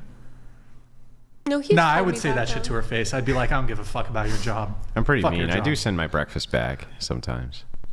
I was going to say my husband, do. first of all, will say... Tell me I look fat, but don't do that. No, No, it's he okay. will say, oh, you gained weight or something. And I do the same thing, I think. Wait, your husband was like, your art history degree is so No, but... sexy. No, but he likes that, I'm not just sitting on my butt all day, just, What do you think of Van Gogh? Are you I do like Van Gogh. I like post-impressionism. Are you into modern art? Not as much, no. I like post-impressionism. I like Baroque. I like Renaissance era, yeah. I fuck with Baroque. You're an artsy person? Not at all. Not okay. All right. Moving on. Let's see. Oh boy. Okay. I have seen some artwork done by a woman in the studio about Brian, though. I have seen some of that. I have a couple fan art. Yeah, but I pieces. saw a woman who looking was at it. sending you art once. Oh, Yeah. Desiree. Yeah. Yeah, that's we. She was we trying don't to win talk- your heart. Yeah, we don't talk about that. Yeah. Okay, let's see here. I'm gonna go through my stack, then we'll do a roast session, then we'll wrap the show. So, do you guys think that Andrew or myself, the grammar's totally fucked on this. Andrew or me or Andrew? Andrew or I? Andrew or I. Andrew or I? Yes. Do you think I? No. Wait, do you think me or? Do you think I am? Look, I'm an ESL student. English is my second language.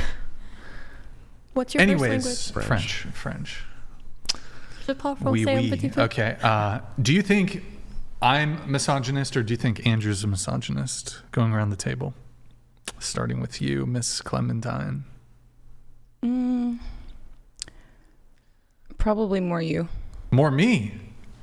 You do seem like you're kind of Andrew a at least goes misogynist. down on women from what I heard last episode. That's what the whole Wait, fucking I have the whole bit never- about it. Did we not catch that? I on have camera? never said anything of the sort. It's ridiculous. Ridiculous Wait, can you allegation. I just kinda came repeat in it? late Can on you it. just repeat it? I don't know. I don't think we had it on you. Did I do this? So I'm more of a just go ahead. Just say it. I'm just fucking around. But I said probably you are more misogynist. I really don't think either one of you. I think you probably have a bad history with women and you inflate your shit. But I think, because he at least goes down on girls. So he's probably slightly. That's fucking disgusting. Slightly less. I want to go home. Women hating. Wait, because he does that? Yeah. Couldn't you be trolling? Wait, what episode was this? What episode was Armpit hair this? feminist. Armpit hair feminist episode. Okay. Well, that's what they said. Why would that make you a misogynist? Like, would a woman be a misandrist if she didn't suck dick? Yes. Okay. This darn misandrist. This misandry. That's what next time a girl won't go down on me, I'll be like, you fucking misandrist. But I think probably, man-hating piece of shit. He probably likes women more. The fuck? On a fundamental level. At least I want women to vote. That's because of how much you hate them, Brian. I love them enough to liberate. I love them enough to liberate them from such an atrocious responsibility. You really don't think women should vote or be? I don't think most people should vote. Have brought that up. Well, that's true. Yeah, most people. He's also just nicer. Andrews? To women in general, yeah.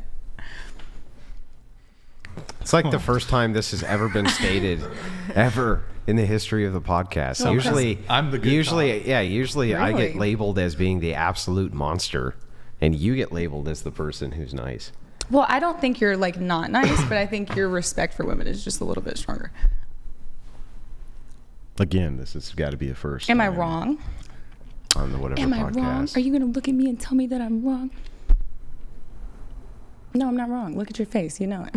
It's funny because I know Andrew's positions on so many things, but it's just, you would find his positions, I think, pretty upsetting. And that's why I think your statement is funny.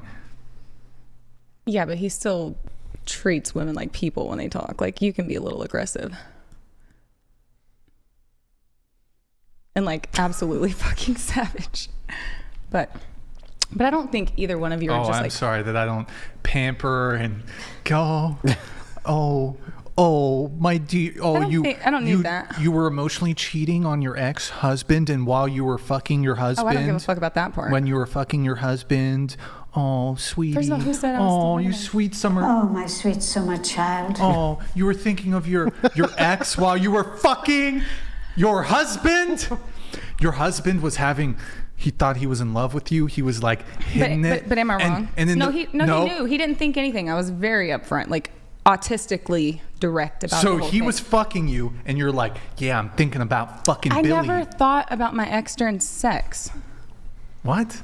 Yes, you did. No, I didn't. Don't stop lying. I'm not Liar. a visual person. Why would I admit any of this other shit if I was going to lie about that? You're a fucking liar. No. But am I wrong? I have always thought that a charge that of how horrible I am to women has been wildly overstated and not ever contextualized as to the fact that all I do is just argue with them the same way that I would men. Yeah, I think that's fine. I think would you play stepdad for anybody? What does that have to do? I just think that he has a little bit anything? more empathy and genuine love for women. That's all. I don't think being a stepfather proves that. I think if you're super misogynistic, you're not even going to consider it. What? I don't. This whole Think about misogynistic I men, want to though. kind of pull a little bit back from this point you're making because it's one I hear frequently. So this idea that for example, these men who are incels, that because you must hate women because you can't get women. The most misogynistic men in the world fuck tons of players are super misogynistic. I agree. So this idea that you can't get women. No, I'm not saying you can't. No, I'm not. That's not what I'm okay. saying. But I'm kind of pulling it back from, you wouldn't do this, so therefore, I wouldn't be a stepfather. Therefore, I have less empathy for women. So it's it's kind of the similar argument as, oh, you can't get these men who can't get women or don't have success with women, they're more inclined towards misogyny. It's actually the player dudes. It's the guys who actually get women and see how y'all move. Those are the real misogynists. No, I don't. Trust me. No, I agree with you on that. Trust me. But I just think his fundamental values probably come from a place of love for women and religion. I think some of them are inflated for views. And I think you probably have No, that I do reject. I always felt like I was very honest about my actual views. Let me put it like this. I think that people who view the show probably expect you to be more of an asshole to women than you actually are. And I think that, Brian, you probably have a very fundamental, deeply rooted resentment towards women. What evidence do you have for that? With the way, so the last time I was here, you talked about how, like men might have to try 5 different dates with women before they get approved. And the way you talked about it, and you even said it was personal experience too, and there was just such resentment in the tone. Also, what did I say? Was it vitriol? Was he being vitriolic? I don't know how to explain it, but you definitely have some walls up with women for sure. But I don't think either one of you are inherently misogynistic. I don't even know what that means. I have walls up with women. What does that mean? I don't know. I think that maybe when do you really want me to give a psychoanalysis? I can't wait. Yeah, go ahead. I'll entertain this. You're just going to argue it. I don't know. I think maybe when you were younger, you probably got rejected a good bit, and also maybe somebody very deeply hurt you.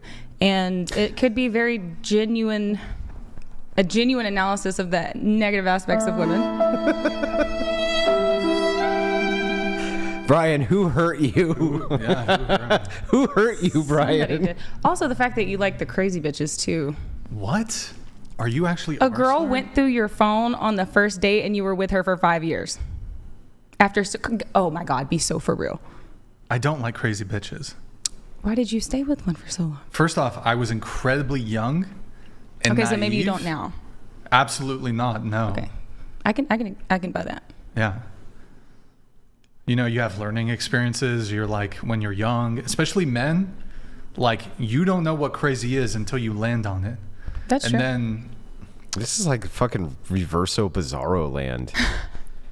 But am I wrong? Like you guys no, I think you're wrong. To tell me.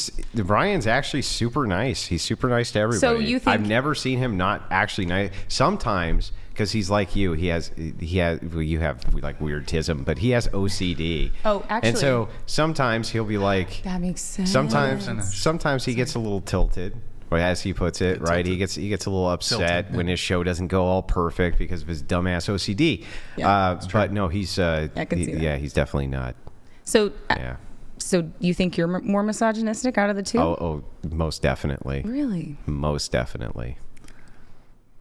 Well, in fact, I don't even run from the label. Like for modern feminists, especially, they absolutely. Well, y'all just gave the answers. How absolutely. How are they going to answer objectively? Like absolutely, modern feminists should absolutely consider me to be a misogynist by all means. You just consider from their perspective, sure. Yeah, from their perspective, they absolutely should. But I don't think that's like who you are fundamentally. I don't think that's true. I think that they're fucking evil, drag, scumbag, fucking horrible human beings, and I'm glad that they see me as a complete and total rejection of that. Like, that makes me super happy. That means I'm doing my job correctly. Maybe it's just because I'm like a little red-pilled, but I don't think that makes you misogynistic. In reality, no. But fundamentally, from their perspective, yes, for sure. For sure, he would be the nice one. Remember, I'm the Handmaid's Tale guy, right? It's fascism. And I don't see it. I don't even get this, though. Like, because if you actually, this idea that because I've been rejected, like this is, that this has been sort of the genesis of what you allege to be misogyny. Hold on. Okay. Hold on. Yeah, sorry. I do have ADD. Zip it. Zip it good. Okay. So misogynist. So misogynist. Don't even treat them like they're people. It's really interesting because I feel like this is actually much more a common occurrence in women. A woman gets at 18, the amount of 18-year-old women, mind you, I'm 35. I've had a lot of experience with women. And for example, I'll still say that I love women. I think women are great, and I don't always understand them.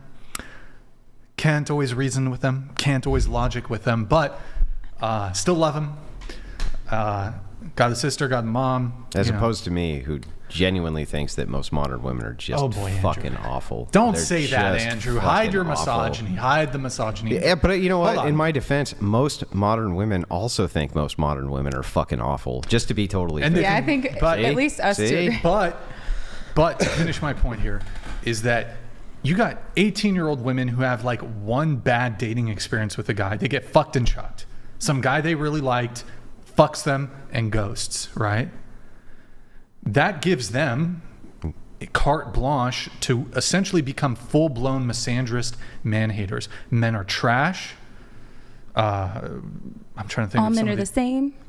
No, they're like this. Every man cheats. Women will say this. Like if I were to say women are trash, not a word I've ever said. I've never said it. People think I've got the most toxic, misogynist podcast. I've never said women are trash. I don't believe it.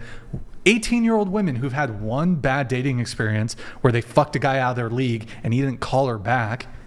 Men are trash. They dye their hair fucking pink. They get a septum piercing. Boom. Instant like that. I have been rejected. Certainly. That's the genesis and story of almost every single man. Sure. Because we're the initiators. See, you guys get to walk through life on easy mode. You have dating on recruit mode. You never, as a woman, have to really deal with rejection the same way men do. I agree. Yeah. But the emotion when you say that tells me there's something a little bit resentful there. Just because I'm speaking in an impassioned way, I don't think you can infer anything from that just because I'm speaking impassionately. But you're asking people who don't know you guys, so that's all we can infer from. But I want to say, so like, if I was you're not speaking, if I said this monotone, which I normally am to begin with, that would be maybe, but it's just a feeling that I get, and I haven't heard you tell me how you feel. Yeah, it's just well, what can we base it off of otherwise? Like, Bro, we don't have a foundation outside of this. I can infer. I can infer shows because that between you two, you're a stripper. Because you used to be a sex worker, you probably have contempt for men. Because every single stripper I've talked to and every sex worker I've talked to, because of their experiences with men, they have very poor assessments of men. You'd be right. We all base life off of our frame of reference and our individual experiences. Now, I love men. And even as a dancer, I was very like, men get fucked in divorces, men suicide rates. Like, I've always been that way. And, But it wouldn't be unfair for you to think that when you have no other context. I would understand. All right. Well, I'm going to move it on to the rest of the panel because you talk a lot. Y'all talk to me. Y'all ask me the most shit. Well, because I'm trying to go around the table and then you're like, well, let me just psychoanalyze you, Brian. Do you think me and Andrew are misogynists? Does misogynist, like, do you mean like woman hater by that? Just mean that you think that men are superior to women. Oh, yeah. I think both of you are, if that's the definition. If that's the definition, I take it back. I don't agree with that definition. No? Because I didn't have that. It could just be misogyny, like either hatred or contempt of women. If it's hatred, I don't think either of you It doesn't have to be like always trying to give them the most charitable definition possible. That is the definition of misogyny. Trying to be charitable. Okay. Do you think women are lesser? In many ways. And in many ways not. I don't think men and women are interchangeable widgets. And since I don't think that they're interchangeable widgets, I think that they do different things better than each other. But as far as reproduction, life-giving, this is something amazing that women can do. And they throw it in the dumpster, which is fucking insane to me. But they do it all the time. They throw it right in the trash. And I think that men are essentially better at almost everything else. Definitely, yeah. I think you guys are misogynists. Yeah. Well, he said that. I didn't. You gotta get okay. So what about me? What do you think about me? Am I a misogynist? I don't know. Can you define misogyny? Yeah, like the hatred and for women thinking they're lesser. Okay. Have I said anything that would indicate? Andrew said some things tonight. I haven't. Yeah. No. But you guys are sitting next to each other and okay. Guilt by association. On the same team, right? I like how Andrew's trying to you have a pro lifer Give him a next pass, to you. to like become more that way. Okay. Well, I don't know. I don't know you. I don't know if you say things. I mean, for I think years it's that I totally haven't- acceptable, and I don't even think women fucking care. I think that they're like, yeah, good. Like, fucking women suck. Good. Honestly, that's what I think. 90% of the women I talk to, right? 90% of, if you actually talk to them and they're away from the rest of the henpecking bitches, they're like, you're right. They're fucking awful. They suck. I love watching you rip them to pieces because they're so fucking dumb and they do stupid, retarded shit all day. And I can't believe it. Right? That's what they say. I just think everybody sucks. Women are misogynistic too. Wait, can I ask you a question? If there were 3 men coming, like you were on the street, and you saw 3 men coming at night, and you were alone, would you cross the street? Probably, yeah. Oh, okay, yeah, you're a sexist then. Yeah, Miss Andrews. Oh. Huh? I've had guys like come up to my car and try to open my car door in a parking lot that Sure, was busy, yeah. like a creepy old guy. Wait, did you ask how you're a sexist? Yeah, how? How is that because sexist? you're making value judgments based on their sex. I'd probably cross the Can I ask street you- based on okay, any negative energy. here. If it was negative, What if it's not negative? It's just probably not. I don't want to be. It depends on if it's like in your neighborhood, you know. It's your negative neighbor. energy. What? Yeah, I there's don't know what there's that not means. ropes of energy, right? So here's there is. let me just ask you the question this way. We'll make it super simple. Okay, 2 women who are walking towards you who look about your size, height, build, this type of thing. Okay, versus 2 men, right, who are average height, average build, this type of thing. It's late at night. You have the option to cross the street. Would you cross the street for the men before you would the women? For the men before the women. Mm-hmm. Maybe, but it's kind of awkward if somebody's walking towards you, like to just like immediately cross You the have street. the option. You just have the option to cross Probably the street not. in such If a it- way where it's subtle enough where it doesn't look like you're avoiding them, but you are. So weird. Those are 2 weird questions. They're interesting. I probably would just keep walking because it's more work to cross the street. Could run if they're gonna try it. Okay, what if it's a group of 4? Group of 4. Mm-hmm. I mean, hopefully they're gonna move over a little bit, right, on the sidewalk. Okay, so at night, you don't cross the street when strange men are walking towards you. Might. Yeah, you might. Yeah. Well, that's a value judgment based on sex. So, and the thing is like, I think that's fine. I think it's fine to make value judgments based on sex. I think that men do it all the time. They're like, I'm not going to fucking hire a woman. What a nightmare that would be. So they're making a value judgment based on sex. Just like if you make a value judgment based on sex, you think that men are going to assault you in the dead of night. I'm like, okay, well, you know what? Maybe there's something there to support that. Tons of women seem to think that this is the case. It's like, okay, fine. Go with your intuition because you're a pattern recognition machine. Just don't get mad at men when they do the same shit. When they're like, yeah, I don't want to get fucking accused of SA and a bunch of bullshit that I never did, so I ain't hire no women. Now, I can't figure out, I've never been able to figure out how that's a misogynist take, even though I get told all the time it is. It seems to me like I'm just making the same value judgment you're making. I'm making the same exact judgment that you're making, just in reverse. I hear you, but it's also discriminating to not hire upon gender or race. Oh, yeah. Yeah. Yeah. So the thing is like, it's also discriminating to cross the street. No, I don't. Yes, you're doing it on the basis of sex. But that crossing the street doesn't affect anybody. What if you cross the street only because they were black? Would that be discrimination? Maybe. Yeah. Well, depends. yeah. So Yeah. if you're crossing the street based on the fact that they're black, because they're black. yeah. Then yeah. And then if you're crossing the street based on the fact that they're men, then yeah, you're discriminating. You're It's not affecting literally anybody's using money, though, discrimination in a job as a place. value judgment. What? So hold on. What's worse, a woman not getting a job, or you thinking men are predators? Well, just because I cross the street doesn't mean I think they're predators. I don't think every man is a predator. Well, you're not saying these 2 particular men are actually going to do something. You're just erring on the side of caution, right? Maybe I just don't want to be walking so close to people. Sure. Well, you're just erring on the side of caution. And it's like, okay, but I think that that's the same exact thing that men are doing when they don't hire women. They're just erring on the side of caution. They're just doing the exact same thing in reverse. They're like, well, I mean, chances are you're not going to do anything, but why take the chance? Seems like it could be pretty catastrophic, so why I just bother? don't see a woman like going into a workplace with all men and them being the only woman and just like randomly accusing somebody of sexual assault unless they Well, no, there's many other problems, right? Maybe they start dating inside of the workplace, or they create friction between multiple employees. You know, women. That happens in every workplace, though. I would say. Yes, but it happens more with women because women tend to attack reputation, slander reputation, more than they attack arguments, things like this, because they don't seem to really understand arguments. So are there statistics on that? Personal attacks, instant. Yes, there are. Yes, of course. Of course.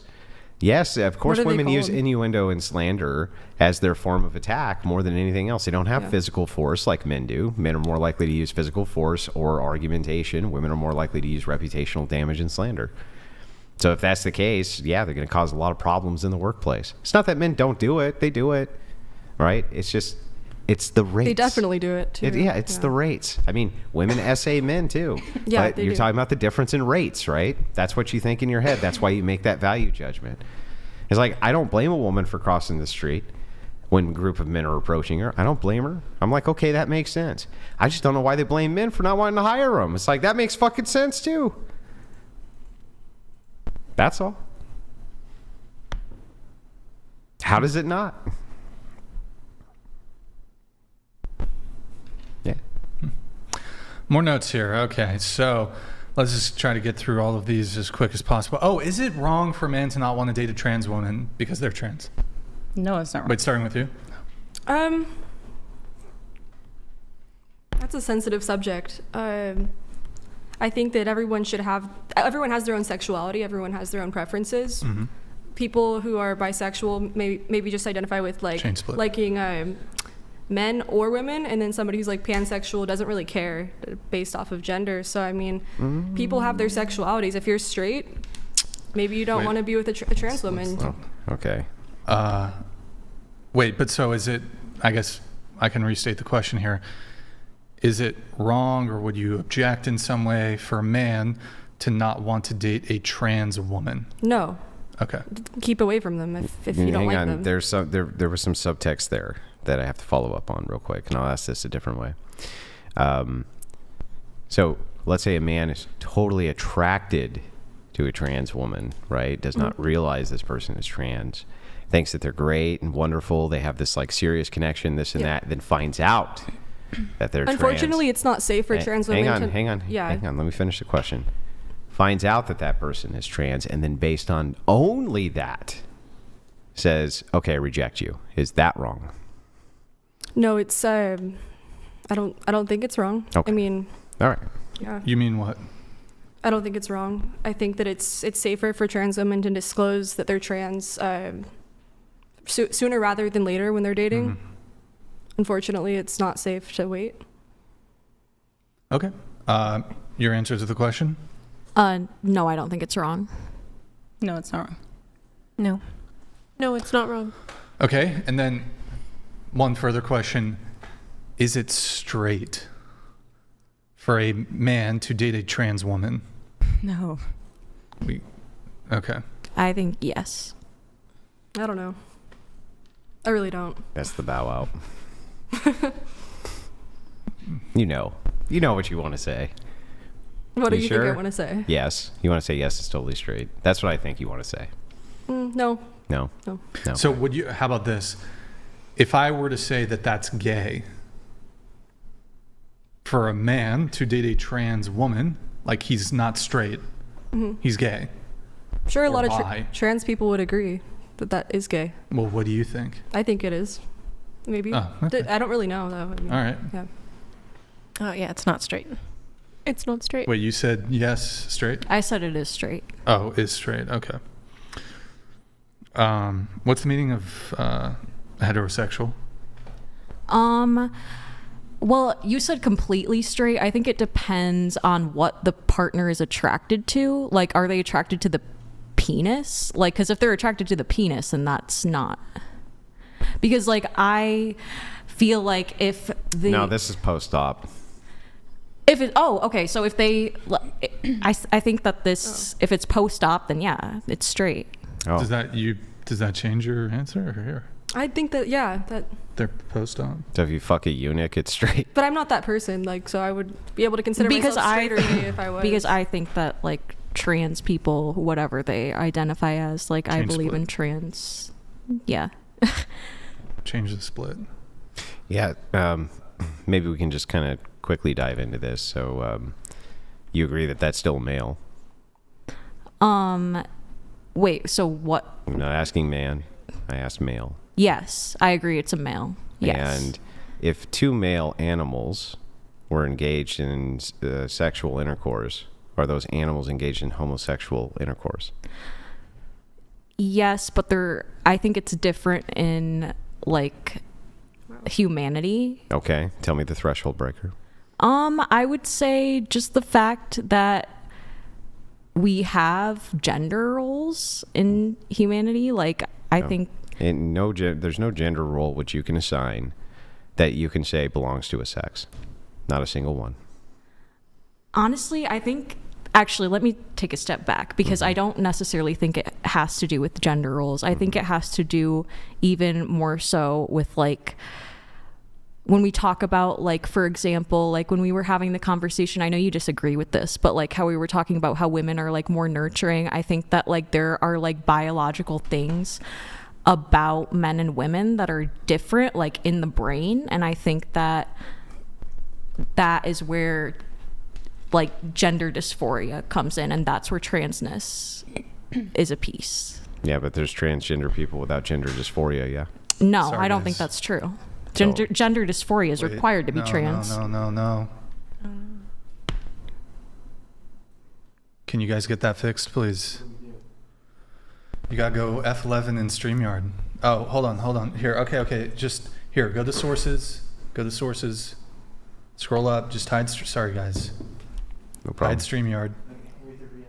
And then you have to re-enter. I think somebody pressed the back button on the mouse there. That's probably what happened. All right. Go. Sorry, guys. Tech issue here. No problem. You're going to... No. Go F11 first, please. All right. It's fixed. Go ahead. Yeah. Why does it require gender dysphoria? Because gender dysphoria is the disconnect between the brain and the body. I see. So, a pansexual person is not trans if they don't have gender dysphoria. Well, pansexual people that's a sexuality, not... A pansexual person who identifies as being trans is not trans if they don't have gender dysphoria. What is that? I don't understand your point, because pansexual is the attraction to all genders. I'm asking if a person identifies as being transgender, you're saying that it requires that they have gender dysphoria to do so? Yes. Yes. Yeah. Okay. Why would that be the requirement? Because the whole basis of being trans is a disconnect between the brain and the body. Theotokos donated $99. Is it gay for the government to have a gender equivalent draft for women, where women are assigned a husband and mandated to have children? Yo, Theo, you're the guy, you're from last stream, right? The Giga Chad legend. First off, good to see you back in the chat. Second off, thank you for all the support on Sunday. Yeah, Theotokos, what's up, man?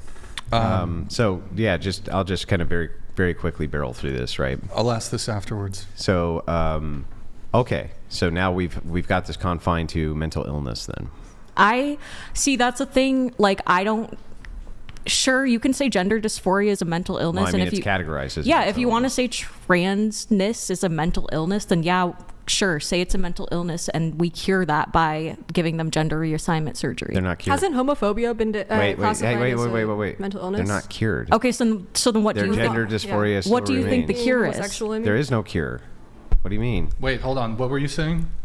Wasn't being homosexual classified as a mental illness at one point? Yeah. So anyway, I mean, how far are we going back? Well, you have to understand though that we have two distinctions here. So the first distinction is, she says a trans person must have gender dysphoria, they're not trans. Okay. Well, what is gender dysphoria? It's a mental illness. So therefore, by her logic, you must be mentally ill to be trans, right? Sure. I don't think that's so then if somebody doesn't want to date a person based on the fact that they're mentally ill, what's the problem? I didn't say that there was a problem if someone doesn't want to date a trans person, I don't think there's an issue. Okay. So I'm trying to figure out, though, why is it that because they're mentally ill, that somehow makes them not homosexuals when they're engaged with men and with sex. Wait, can you restate it? Sorry, I was. Oh, okay. Yeah, it's very hard to critique this because of the platform that we're on. So I'll phrase it this way. If a person were to have, I can't even, you just got to move it on, bro. I can't phrase it any other way to critique it. I just can't do it. So if there's something wrong, right? Something wrong Change upstairs, the split, please. Let's say something wrong upstairs. I don't understand how that would disqualify male on male sexual intercourse as being anything less than homosexual intercourse. That's what I don't get. Well, the thing is, I don't see male on male as like male biology on male biology as necessarily homosexual. I think man on man is homosexual, and but man is anybody who identifies as a man. Yeah.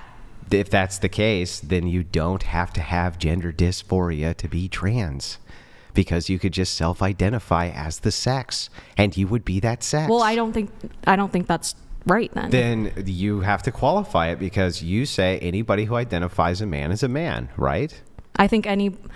No, I don't think that's true. I think a lot of people say that too, just to... Then what makes you a man other than maleness? That's a whole other can of worms to open. Yeah. It's not another can of worms.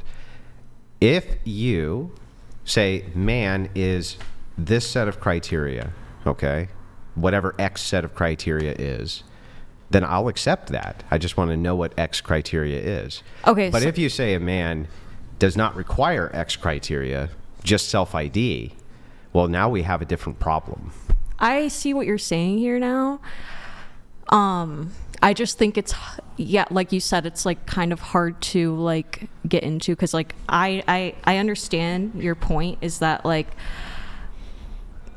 I'm trying to articulate this, but like I see someone who identifies as a man, but I think gender dysphoria is a requirement to be trans, and there's kind of like, well, then how are you a man? I see, that's where I'm kind of like, that's where I like don't really know like how to. That makes no sense. That literally makes sense. It's a contradiction to say if you identify as a man you are, but you're not trans. Well, why would you identify as a man if you didn't have gender dysphoria and you have female body parts? I don't see why you couldn't. Why couldn't you? Why couldn't you identify as being a man even if you had female body parts? Because why would you? Yeah, but why you would is irrelevant to the question of why couldn't you? I mean, I guess you could. And if you could, are you? Well, people can't afford to always. If you could, are you? No. No, you're You have not. to So then what is the criteria for man? Having a male brain. The fuck does that mean? Doesn't a male brain go in a male body? No, I mean like. Do you have how would you know that somebody had a male brain except the body around it was male? You don't see that. Your consciousness knows. Having a male consciousness. Do you think you have a male consciousness? I don't know what that means. Okay, so what do you think being a man is? I think that having a penis? I think that being a man essentially has multiple criteria that we can list. We could list chromosomes. We could list all of this, right? But really the simple way is you only have 2 reproductive pathways which the body can go down to. But didn't you say that... Hang on. You just asked me to define it, and I'm trying to. Okay? There's only 2 phenotypical pathways you can go down. Okay, 2. That's it. Female, male. There's no third sex, no intermediate sex. There never has been. Not even in people who have hermaphrodite, right? Things like that. Absolutely only have one sex pathway. So only one of those reproductive organs can work. People can't impregnate themselves. No matter what their physiology is, it's impossible. So only one reproductive way can actually work. Okay, I think that we're never going to reach a conclusion here because... No, I think we can very quickly. No, because I just need your definition of man. Okay, I gave it to you, and what you don't it? Agree that there are male and female brains. So we're never going to reach a conclusion. I think that there's a difference. I think that there's male and female brains. I think that if there's a brain inside of a male body, it's a male's brain. Okay, and I disagree. I think that there can... What do you mean you disagree? No, okay, consciousness, sure. If you want to say consciousness instead of brain, sure, because that's What the fuck not is a physical. female consciousness? When you've identified like that your whole life. Well, I then would just say- then it's all self-ID. So then, okay, so you then so now we got it. Okay, now I've got Because it. the gender dysphoria Got is it. no, because the gender dysphoria is a part of that self-identification if you have a female brain and a male body. Okay, but why couldn't you make the claim, then go and get diagnosed? They say, no, you don't have dysphoria. You could do that if you wanted to, but that doesn't make you trans. Like that Well, gives what you a does? diagnosis. You just said it's just Okay, self-ID. it gives you a diagnosis, but it doesn't Yeah. make you trans. What I'm saying is being trans is having a male brain or a female brain in the opposite body of your gender, and you disagree with that, and that's fine. I I'm not understand. actually sure how it's possible that you can have a brain inside of your body that doesn't belong with your body, because it's literally in your body. I mean, I'm sure. Well, that just gets into like the science of like how an embryo grows in like the womb. Like there might be something that goes wrong in there. You know, like who knows? I don't know. Okay, so but we can define. So your definition of a man is anybody who has a male brain. Yes. And your definition Male of consciousness, sure. And your definition of anybody who has a male consciousness is anybody who says that they have one. No, not anybody who says that they do, anybody who feels that they do. Yeah, okay. So how would you know that they feel that? I wouldn't know. They would know that. And how would they tell you that? I wouldn't know. How would they tell you that? This isn't my like. How would they tell you Why that? does it matter what I know? How would they tell you that? They would use their words. They would use their words. So Okay, but why does it matter what I would they think? use their words to say that they identified as a man? Okay, but why does it matter what I think? Well, because it's your definition. That's why it matters. Yeah, my definition is how they feel. I don't give a shit what They told you how they felt. Okay, if they want to lie to me and say something else opposite to what they feel, that's not my like. So then we have established that a man's anybody who identifies as a man. No, it's somebody. Okay. I do want to dispute one thing. You're Yeah, saying, go if ahead. That's okay. I think in the past, before it was as socially acceptable as it is now to come out as transgender, you had feminine men and you had masculine women, and oftentimes they would identify as homosexual, or they wouldn't. They would just be, butch or, more feminine man. However, I don't believe though that there's this, distinction between male and female brains. I do agree with Andrew that it is, if you're a female and you have a brain, that's a female brain. And you can even, to your point about, a man who, just identifies as transgender, isn't necessarily going to have a female brain. Maybe he has feminine tendencies, but even with people who identify as Theotokos transgender. donated $99. This is a quirk of language. The internal I means something than the physical embodiment. Same as the last podcast. Actions divorced from consequences. I totally agree. How do you pronounce this? Theotokos? Theotokos. Can you finish your thing and then we'll Yes, of move course. on? Yeah, I just was going to say that if you look at people who identify as transgender, when they go on, hormone therapy, they often experience the opposite genders like libido, and that would be neurological, right? So it's not like they didn't have, if a man is going on estrogen, his libido is going to decrease. I mean, that's often how Because it of the happens. hormones, though. Yes, but the hormones is neurological, so his brain in that way was always masculine, because oftentimes they will claim that they had a more intense libido That's before fair, going actually. on estrogen. But what about women with extra testosterone and hermaphrodites? Yeah, It's an outlier. So yeah, again, if you're, we're not going to say the H word. Sometimes I really fucking hate YouTube because it just makes conversation impossible. If you're talking about that particular condition, right? You don't believe that people with that condition can impregnate themselves, right? No. Why not? It's impossible. Why? Because they don't have both of the female and male organs. So but they only have one functional reproductive system, and so when it's But they both- sometimes they both work, so when though. it's surgically fixed, which reproductive system do you think they go with? The one that works, right? all Because the that time. is the pathway your body develops. It Yes, almost hang on. always favors one or the Yes, always, every time. Theotokos donated $99. Is it gay for the government to have a gender We didn't equivalent answer draft this for one, so- women, where women are assigned a husband and mandated to have children? Wait, is it gay for the government to have a gender I don't know if it's. Why would it be? Why would it be gay though?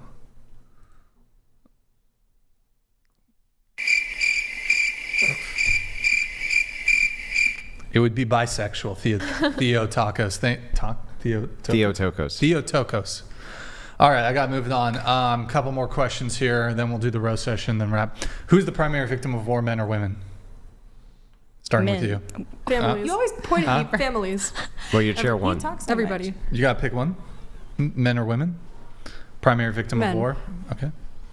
Men. I guess. Maybe. Men. Men. Okay. Let's see. Are men or women physically stronger, starting with you? Men are physically stronger. Yeah. Men. Men. Men. Men. Okay. Can you be sexist towards men? Yes. Yeah.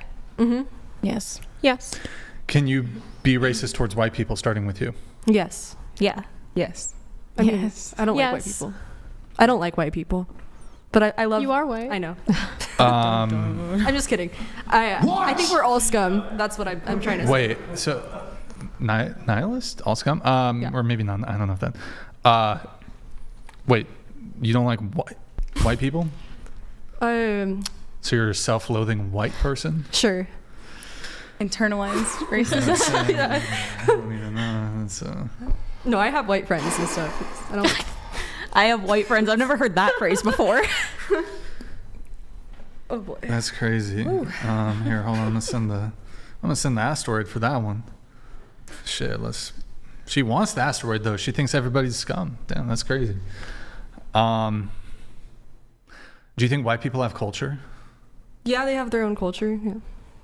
Cultures. But you hate white people?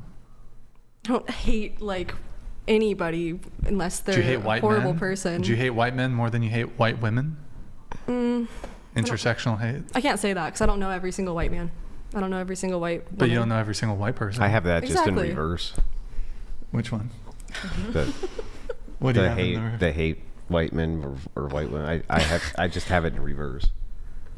It's like you hate the white women more than the white men. Oh, Andrew didn't say that. Yeah. Just in reverse. Oh, yeah. All right, that was an interesting. Okay. No, I love women. They're awesome. But only because of the way they vote. I'm a girl's girl. Only because of the way they vote. Okay. Yeah. Are you feminist? Starting with you. Yes. Probably in your terms, yeah. No. Nope. Okay. For the two feminists, are women oppressed? In what way? Well, let me start with a different question first. We'll come back to that. Is there a patriarchy? Yeah. There's a patriarchy, yeah. Yeah. Under the patriarchy, are women oppressed? Yeah, in the workplace, a lot of... Yeah. Workplace, okay. What else? Anywhere. Anywhere? I mean, men are oppressed in ways too. Sure. Yeah. Okay. Like I said, like in what way? Like I think women are oppressed. in the fact that like we kind of have to like take more caution a lot of the time. Like you do? Yeah. Do you? I mean, like out late at night, yeah. I would So do say men. women do. I don't think so. Or with people's feelings. Actually, men have to. I think. Well, maybe some men might. Well, I don't know. Actually, I'll just go ahead and say, yeah, men actually have to take more precautions. Why against who though? Men. How's that relevant? Let's just say men. I'll just grant sure, it. Yeah. Let's say it's other men. Yeah. Well, I mean, like that wasn't like what I was trying to ask. I was like, okay, but so yeah, let's just grant it. So let's go back to that though. So yeah, I think men have to take more precautions. you know what, that's fair, but they're not getting attacked because they're men. Women a lot of the time get attacked because they're women and because they're weaker. Because they're men. Really? Yeah. I mean, here's my example to you. A man's far more likely to hit a man than a woman. I hear what you're that's saying. Literally that. I understand what you're saying. That's literally too, giving yeah. the creation of a cause, right? So if men are more likely to hit men than they are women, that means they're more likely to hit men because they're men.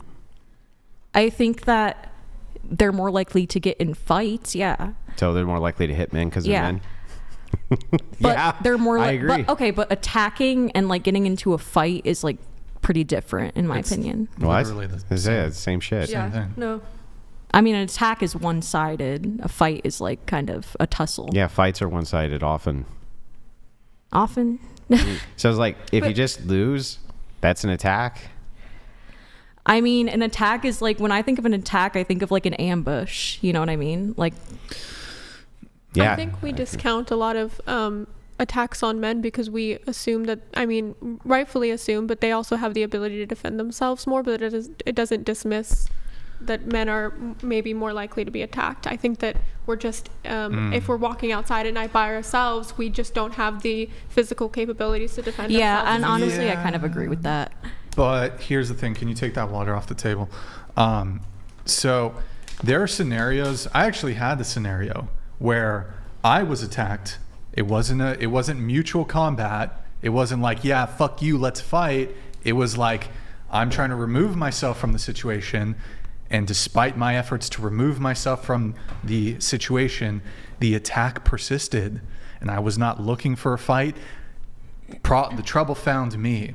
Had I been a woman in this situation, it would have never happened. What happened? So I was out filming. I've shared this only once or twice before, so probably most people aren't aware of this. I was out filming, this was a couple years ago, with a camera. And 3 men approached me, and they're like being aggressive towards me. They didn't know who I was. This is before I started the podcast. And I was out filming for one of like my videos or whatever. And they were like, why are you filming people out in public? Mind you, which is totally, it's not against the law. It's not a crime. They were drunk. They were being aggressive towards me. They saw an easy target. I thought they were trying to rob me of my gear or whatever. So all 3 of them, so I regrettably was out alone. They started attacking me and I had to run away and I got punched. Luckily I didn't get stomped on the ground, but I ended up on the ground. I got hit. My camera was broken, damaged. Had I been a woman, it would have never gotten there. Never. I disagree. How the fuck do you disagree? Because I sympathize with you. That's horrible. But I know of a woman this year who got attacked by a man randomly on the street, and she was. Yes, it happens. Yeah. But if I had been a woman under these same circumstances, I would not have been attacked. And here's why. This was in public, mind you. It wasn't like in some back. Hold on. It wasn't some back alley situation. So she's the victim now when I'm telling my story. Isn't that funny? No. So, okay. So there were people around. If I was a woman, as women, if a man lays a hand on you, you best believe that there's plenty of, justifiably so, men who will be your for free bodyguards, who will intervene on your behalf. If I'm getting scorched and fucked up by another dude, even if it's one-on-one, even if it's 3-on-1, it doesn't really matter. No stranger man will ever intervene on my behalf if I'm getting beat up by another guy. If a guy... But they will watch it. Oh, they'll watch it, they'll film it, and they'll laugh. If a woman, if there's male bystanders around, and another man puts his hands on you, smacks you around, that guy's getting fucked up. It's not true. That's 100%. Are you There's been multiple viral moments in the last few years, like last 2 years, like the chick that got hit with a brick. Oh my God, you were so toaster brain. Are there instances? Well, I actually have been. Hold on. Are there instances of a woman who's been struck in public by a man and nobody intervenes? Yes. Yes. There's also an overwhelming amount of instances where a woman has been struck by a man in public, and plenty of men are going to be your free bodyguards and will intervene and will dole out street justice to this man. You can't say the same thing about men. If I'm one-on-one with a man on the street, nobody's coming to my defense. Maybe if I'm lucky, somebody breaks it up, but then that guy gets to walk away. If some guy smacks you in the face and there's 10 other men around, he's getting fucking stomped. And if you don't think that's true, you're actually toaster brained. Well, that did actually happen to me in public, and none of the men around me did anything. I was hit. I'm just saying anecdotes. There are anecdotes. Well, yours is an anecdote hit as well. Hit how? I was hit by a man. I didn't see him. I didn't see what happened, but he walked past, and I was in a big crowded group of people, and there were other men there, and they saw it happen. They didn't do anything. What happened? He hit me. And he walked away? Mm-hmm. So he punched you in the face? No, in the back. In the back of your head? No, on my back. So and then ran. Yeah. Okay.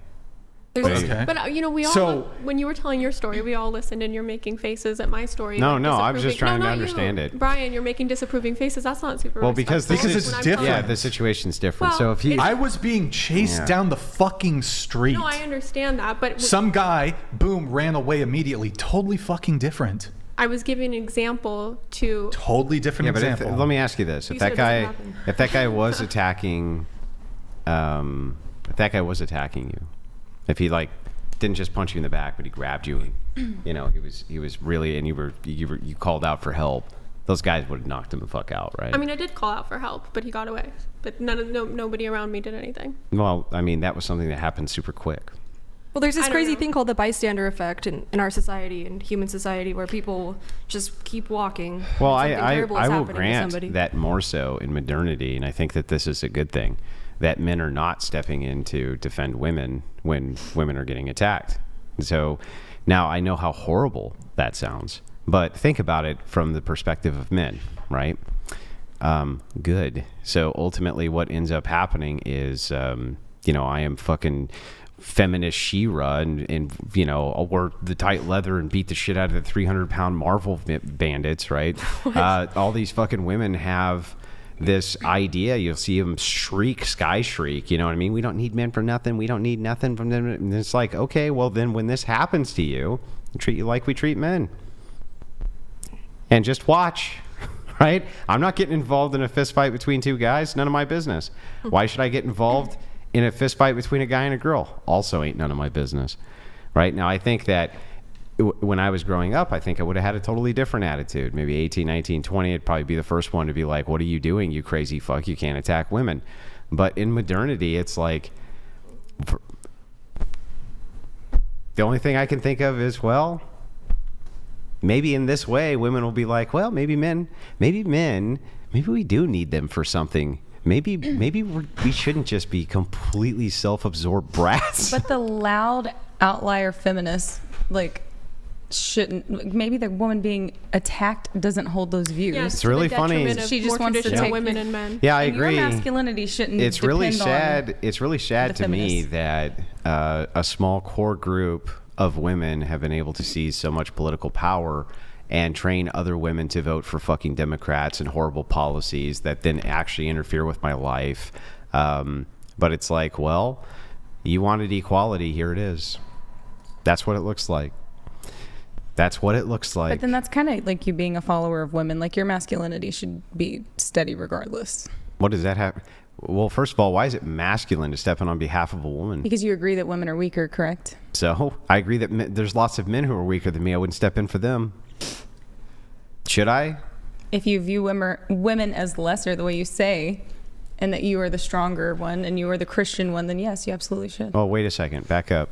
So you straw man the shit out of my position, first of all. My position is not all women are inferior, right? I can grant that many women are better at all sorts of different things than I am. And no, there's stronger women than me, too. Theotokos donated $99.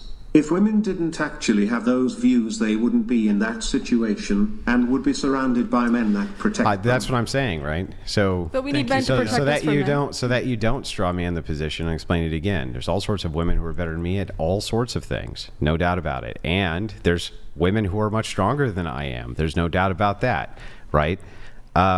But it has nothing to do with the fact that I think on average there's nothing that women can do that men can't do on par or better other than reproduction. That's the position. So when you come back and you say, well, wait a second, this is some kind of assault on your masculinity, it's like, no, I have no duty nor obligation to step in on behalf of women who enjoy their egalitarianism, right? But at the same time have no duty to actually execute enforcement on their own, but instead would outsource it to me. Fuck that, right? Then go get drafted. Then sign up for the draft. then sign up for the draft and go defend the country, and then fucking men will step in for you. But if until that happens, there's no real egalitarianism, and it's like, well, fine. Why should they step in? Why should they hurt themselves on your behalf when women vote against their interests? I wouldn't. Seems like a really bad idea. Seems like... I just hate to think that me, as someone who votes red, if I'm out getting attacked by a man, the other men be like, but these feminists, so you deserve to, like, I don't like the feminists. It's not a matter either. of deserve. They can totally say, you totally didn't deserve that. I'm not fucking helping you. Go ask your feminists. Go ask the feminists to help that's the you. thing, Go ask the feminists after the whole hurricane point. to bring the fucking boats in and save people. You know, go ask them if you love egalitarianism so much. Go ask the Shiras to help you. Someone like me or Yeka. Theotokos donated $99. The gender equivalent draft. Assignment to a man and to make babies. Yeah, it's not a fun position. Like, I wish that men didn't have to move towards that position, but the truth is that they really do. They have to protect themselves at this point. Thank you, Theo, for the TTS. They really do. Interesting. I think we were talking about oppression. I don't know how the fuck we got onto all that. How are you oppressed? I think that see, now that we've like strayed so far away from the topic, it's hard to talk about, but yeah, I think women are oppressed in the sense that like a lot of their value is based on appearance. What? How's that oppression? I mean, because like... Or is that privilege? Wait, no, I guess privilege. age. Huh? People get older eventually. And Yeah. people who have lived by that their whole life, they're like, what's going on? I'm not getting this praise. Wait, so women who can make... Because you don't choose your hundreds of appearance. thousands or millions of dollars... Because you don't choose your appearance. Based off their appearance is oppression? But what about ugly women? Oh, I'm sorry. I thought it was... So you mean like... Hang on. I thought at the beginning of the conversation beauty was subjective. No, I don't think it is. I mean, sure, beauty is subjective, but like there are ugly women. Yeah, there are ugly women, and those women are treated the same as men. No. They're not treated badly. They get equality with men. Men do not treat ugly women the same as they treat ugly men. Yeah, they do. What? They treat ugly men like shit. What do you mean? No, they don't. Yes, they do. In fact, there was a social experiment on this, which was done just via hiring practices. They took two men, the exact same credentials. They both applied to the exact same business for an accounting firm. The handsome Chad got the job. The other guy didn't. But they didn't do it with an ugly man and an ugly woman, did they? Wait, no. Wouldn't the thing here be... That would be the equivalent, though. No, because that's saying that ugly people in general are treated worse, which is true. They are. Yeah, and ugly men are treated better than ugly women. Prove it.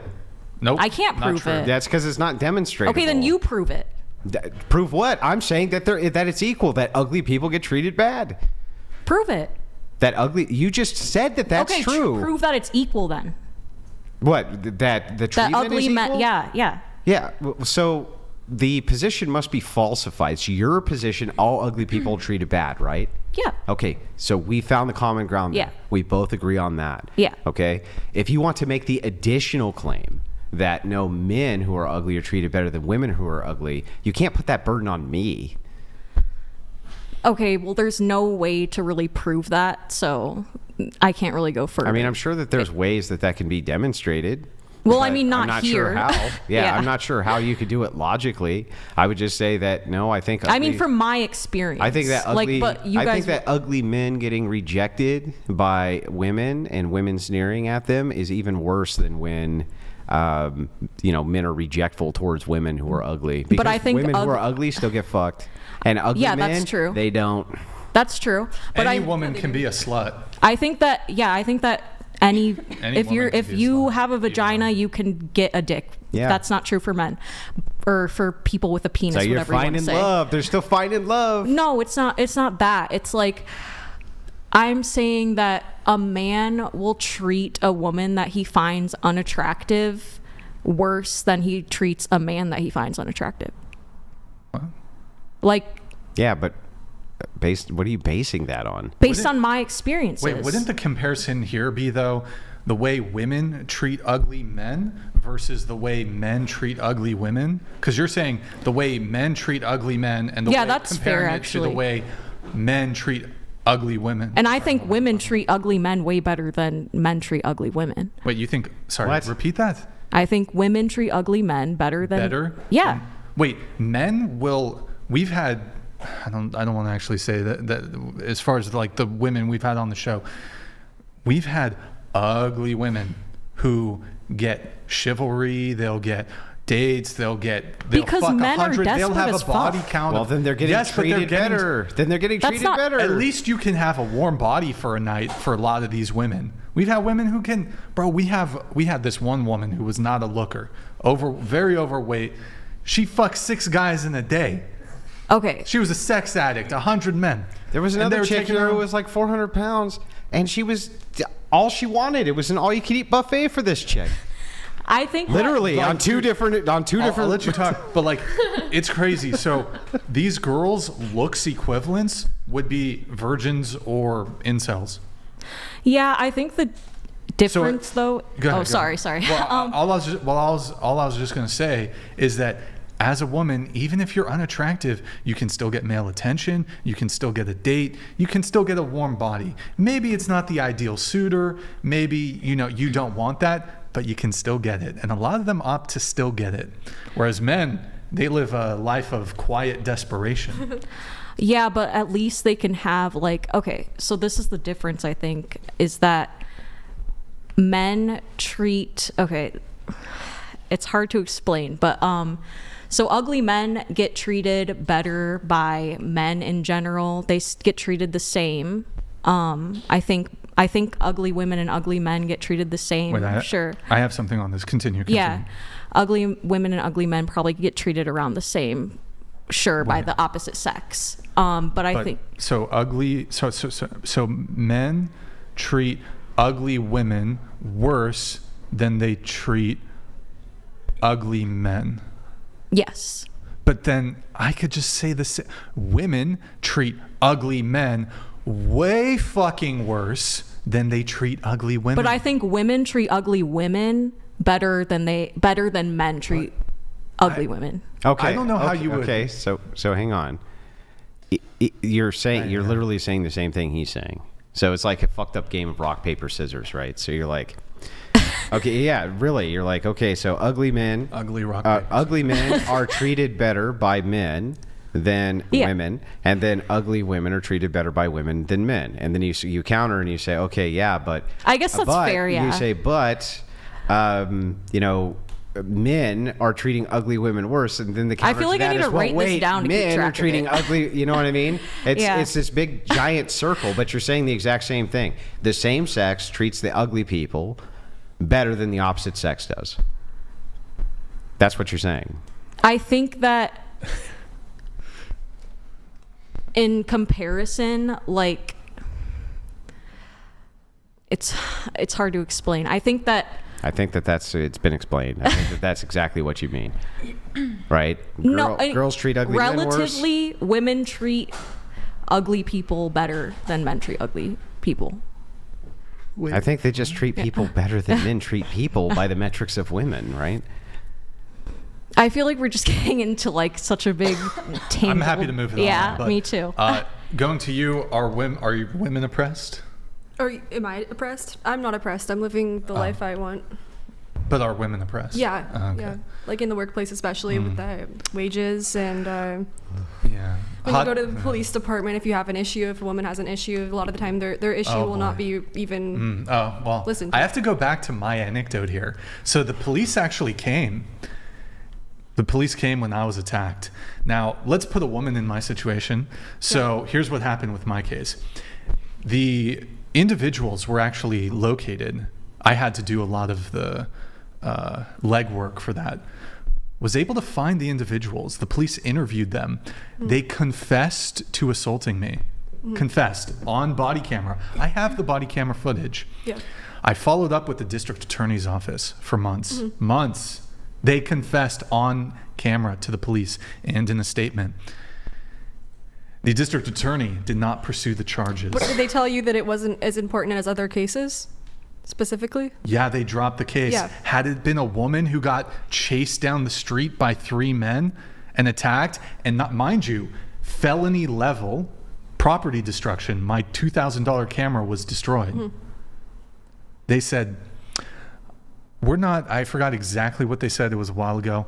We're not going to pursue it. I guarantee you, had I been a woman, they would have prosecuted those guys. They let them go completely. There wasn't even a diversion program. And speaking of police, I don't understand how you could say that police are oppressive to women. They let them off on speeding tickets all the time.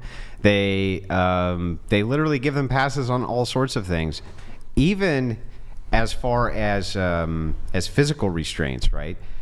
If a male officer needs to restrain a female, they'll often actually call another female officer over so that they don't even touch them. They don't even have to touch them. I haven't seen that. Yeah, they do. And they'll do it for DUIs. They'll do it for DUIs too. They'll do it for DUIs as well. They'll have female officers come in and do the pat downs. This, all sorts of privilege. Whereas the guys like, get up on that fucking hood, right? They don't care. They don't give a shit. Yeah.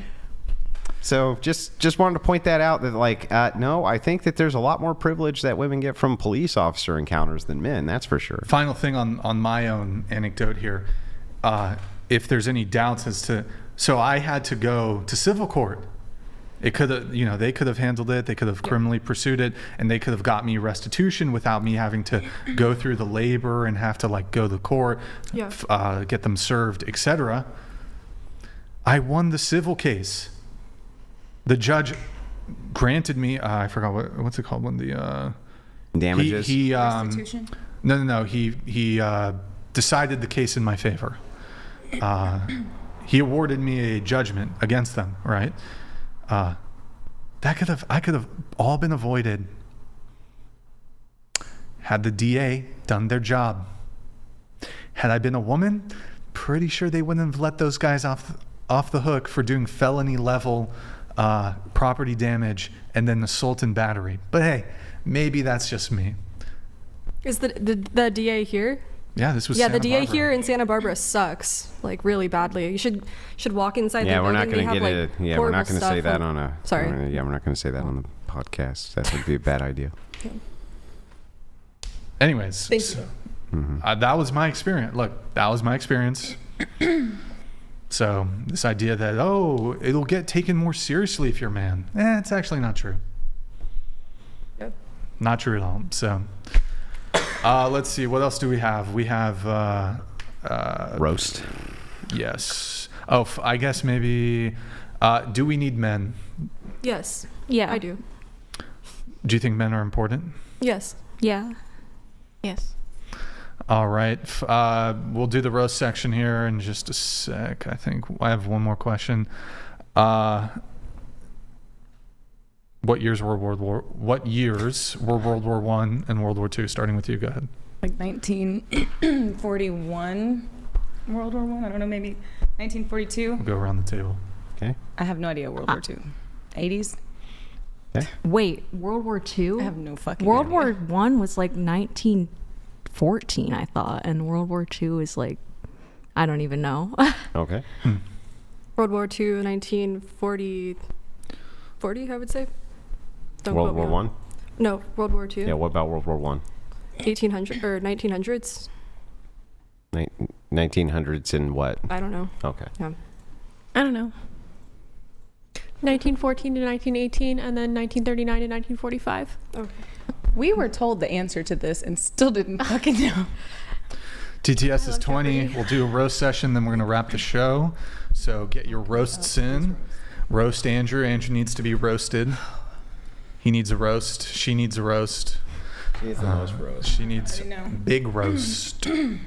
Bigly roast. So TTS, guys, is $20 if you want to get a roast. And also, guys, go to twitch.tv/whatever. If we can get that pulled up here. Twitch.tv/whatever. The legal fund is bugged, boys. Legal fund is bugged. Bugged, boys. Let's see here. She's like, you insulted me, I'm out. Like, that's what this podcast is. Like, you didn't. What? I'm just like sad that the other girls not here for this. Johnny part of the fucking roast. Spiral donated $20. Mommy, where's Daddy? Honey, Daddy's at work. Who's that man, Mommy?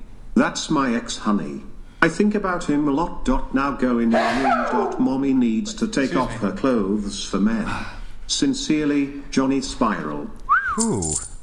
Betamax donated $20. Women are better at lots of things. Like convincing their partner they are the biological parent of their child. Convincing your girlfriend that your previous relationship's child is hers is tough, yo. Morn donated $20. Andrew, you are overweight. I mean, you can't say that while he's sitting next to me. Almost not, bro. I'm very close. What? You don't look overweight at all. That's because I lost a ton of weight. They're just the chat is fucking seething. They can't come up with anything for y'all except fat. Bet you're fucking mad. Bet you're mad about that, chat. Schnico04 donated $20. Yo, Jay. Get those donations in, boys. That legal defense fund is looking a little light. Let's go. It is looking a little light. Hey, you know, we got more shows. We got more Johnny shows fucking coming. Spiral donated Johnny, $20. thank you, man. Tell the fruit stripe gum girl to calm down. Grab her a hot dog. Put a little mustard on it. Take a Boston cream donut and suck the cream out of it nice and slow. What the fuck? What the fuck was that, dude? What the fuck? What?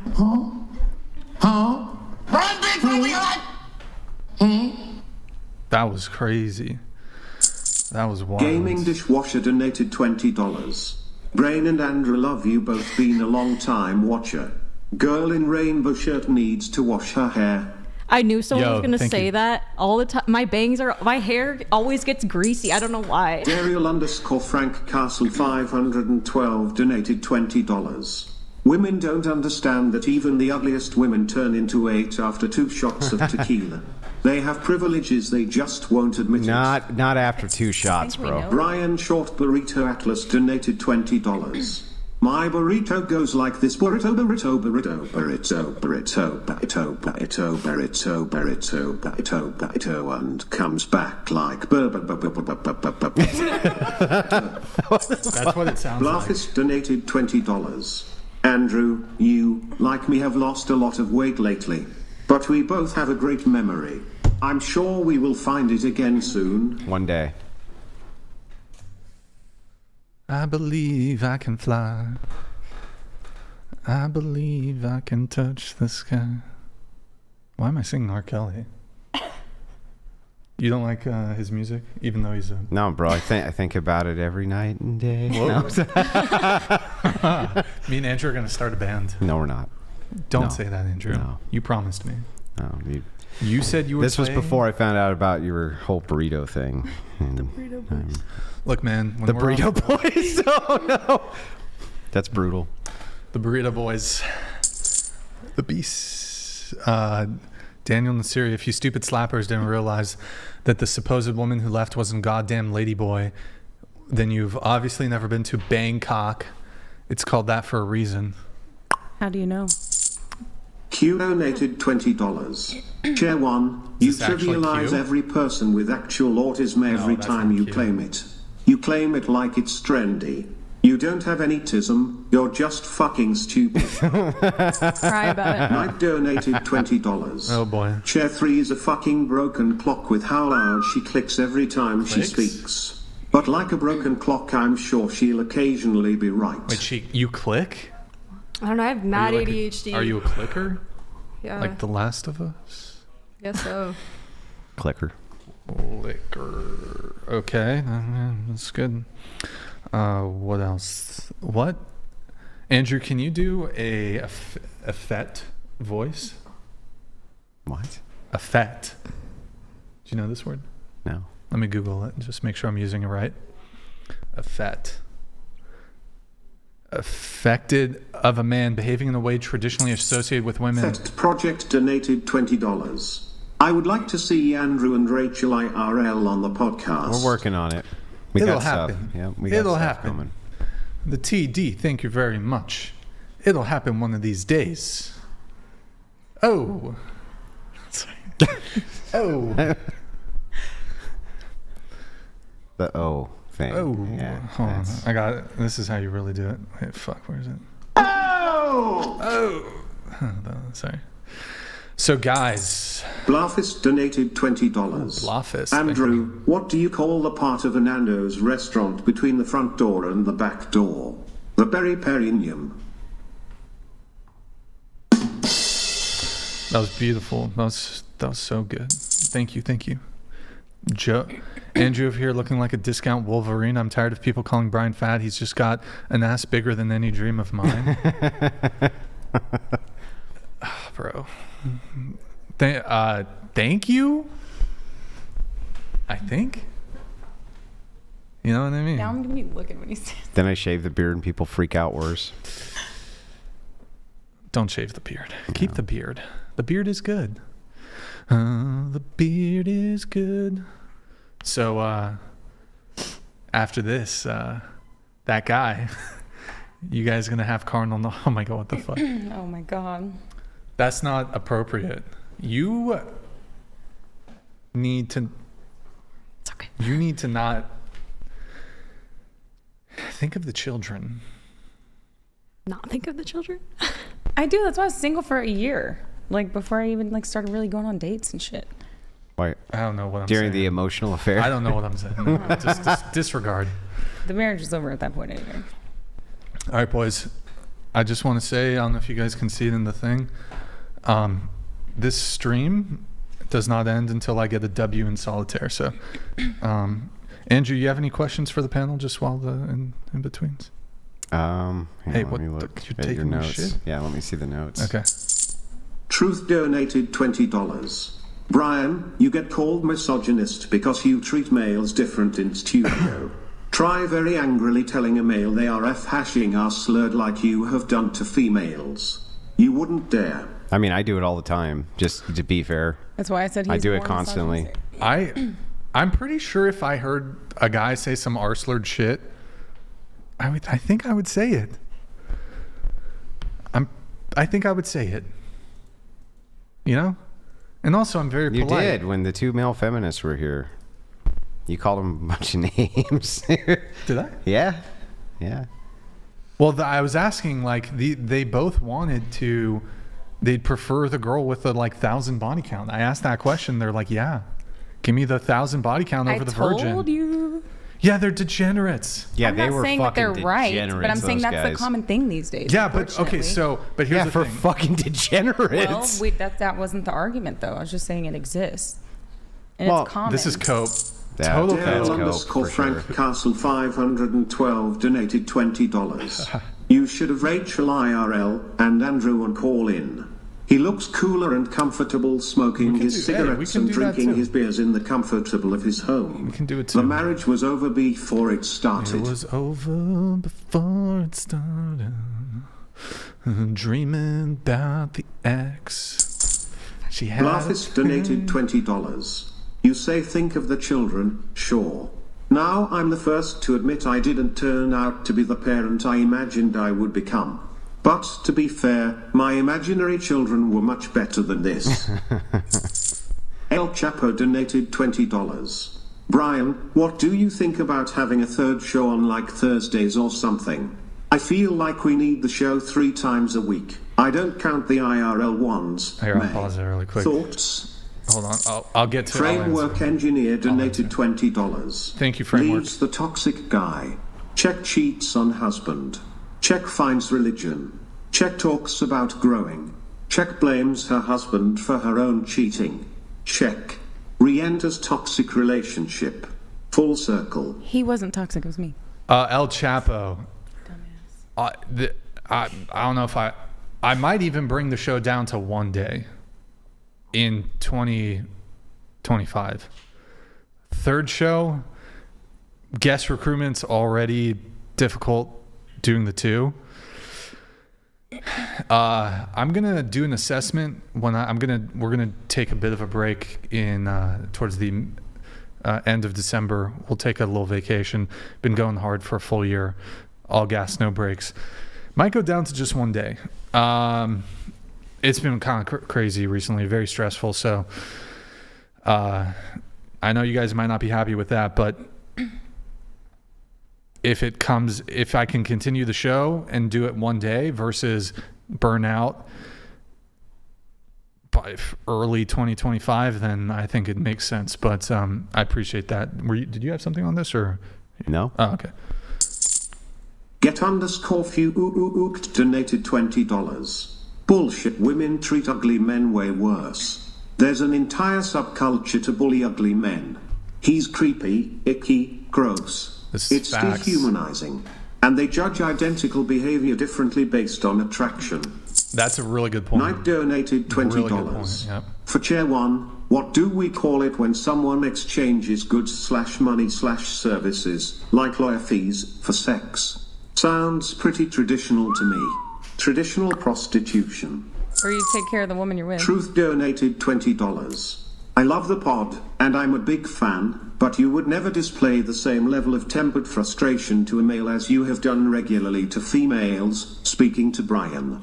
And you know why you wouldn't. Don Becker donated $20. Hodge twins, are you man enough to debate Andrew and Brian? Also, ladies, you have to pick one. Would you date Andrew or Brian? Is that appropriate for us to answer about a married man? Like, that's not... I don't think that's okay. I mean, you guys can. I think they're going to take a pass on that one. None of them are going for it. Daniel Nosseri donated $20. Most of these Democrat women have got on their knees and stuffed a BBC in all of their orifices, simply to prove they are politically non-racist. Welcome to LA 2024. That's crazy. Captain Awesome donated $20. Thank you, Captain. I hear that the Whatever podcast has been keeping women captive in the basement. It is true. No water, food, or Abuse. sleep. It's Sign abusive. me up. I've been trying to lose weight.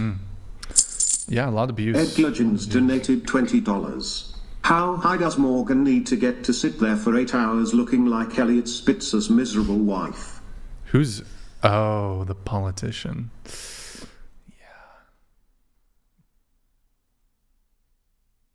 Yeah. Yeah. Yeah. Yeah. Any final thoughts from any of the panelists before we wrap the show up? I'm not going to win this. I'll do one more deal. Hold on, let me get a better deal. Gaming Dishwasher 144 donated $20. Peekaboo just wanted to donate to the find again. Thank you, man. Also, hi from New Zealand. You're Kiwi. Oh. Gaming dishwasher. Gaming dishwasher. What? Wait, gaming dishwasher? What? There's a gaming dishwasher. Like he games on his dishwasher. Plays What like does that mean? plays like Snake or some shit on the dishwasher. He programmed his dishwasher so he could play Tetris, Snake, Galaga. How do you program a woman to do those things? You can. Because they don't have an interface. Okay. Yeah. Because when he said the dishwasher, but... Oh. Roth _ PSA donated $20. Andrew, since people talked on your shave, you have gone epic beard. But that isn't a pompadour. Rick Astley, go epic redhead pomp. Ooh. 07 at whatever. Yo, Wrath. Thank you so much, man. Appreciate it. I think this is going to be a W here because I got 3 aces already. So Daryl I got _ this, Frank boys. Castle 512 donated $20. Thank you, man. How about starting the shows earlier? Or shorter? It's hard for some of us to stay up and support with TTS till 3 a.m. I have to be up at 5 a.m. to drive a semi through NYC, so it's rough on no sleep. Oh, that's fair. We used to do the show. Well, I mean, we used to start the shows at 7 p.m. Then we brought it down to 5 p.m. I don't think it would be realistic for us to be able to do it. I mean, it could be done, but like we have to be considerate of like the prospective guest schedules. Vansomnia donated $20. But, Love when you ask it would be women nice. what they bring to the table when they have these unrealistic wants from men. Salary, height, etc., but yet complain when they keep dating the same type of men over and over. Quad aces. That's a good point. Gaming That's a Dishwasher very, 144 donated $20. Him a girl BTW. Get the joke now? Well, I mean, I understood it from the beginning. Oh, that's a woman. Probably explains why it wasn't funny. Just kidding. I'm kidding. It's a joke. No, it's not a joke. It's not a joke. I'm joking. I'm not a misogynist like you, Andrew. I'm working on it. It's despicable. Despicable. Guys, I think this is a big W. I'm almost there. You're gonna lose. That's bro. what you don't jinx it like last time, Andrew. Don't jinx it. No, you can't win that. No, I got this. No, bro, you can't win. It's a W. You're gonna lose. Don't put pressure on me, Andrew. It's gonna be a big I'm fat very L, sensitive. bro. It's gonna be a I big don't fat perform L. well when I have pressure. Okay. Hold on. Get the lint roller. Do the Daniel on the McCoy monitor. donated Make you feel better. $25. Ladies, if you're walking down a mountain road and a bear steps out in front of you and a strange man pulls up behind you in a truck and says, "Get in," what are you doing? I'm getting in the fucking car. I'll take my chance. Yeah. Here, check this out, boys. All right, I'll turn it so you guys can you hide the TTS thing for a little bit, just a second here. What the fuck? Huh? What? What? You're gonna lose, dude. Don't say that, Andrew. You're gonna lose, bro. Don't say that. Check this out, boys. Fucking gaming stream, boys. Fuck this dating shit. I'm gonna start playing World of Warcraft. Okay, hold on. Let me just take a look here.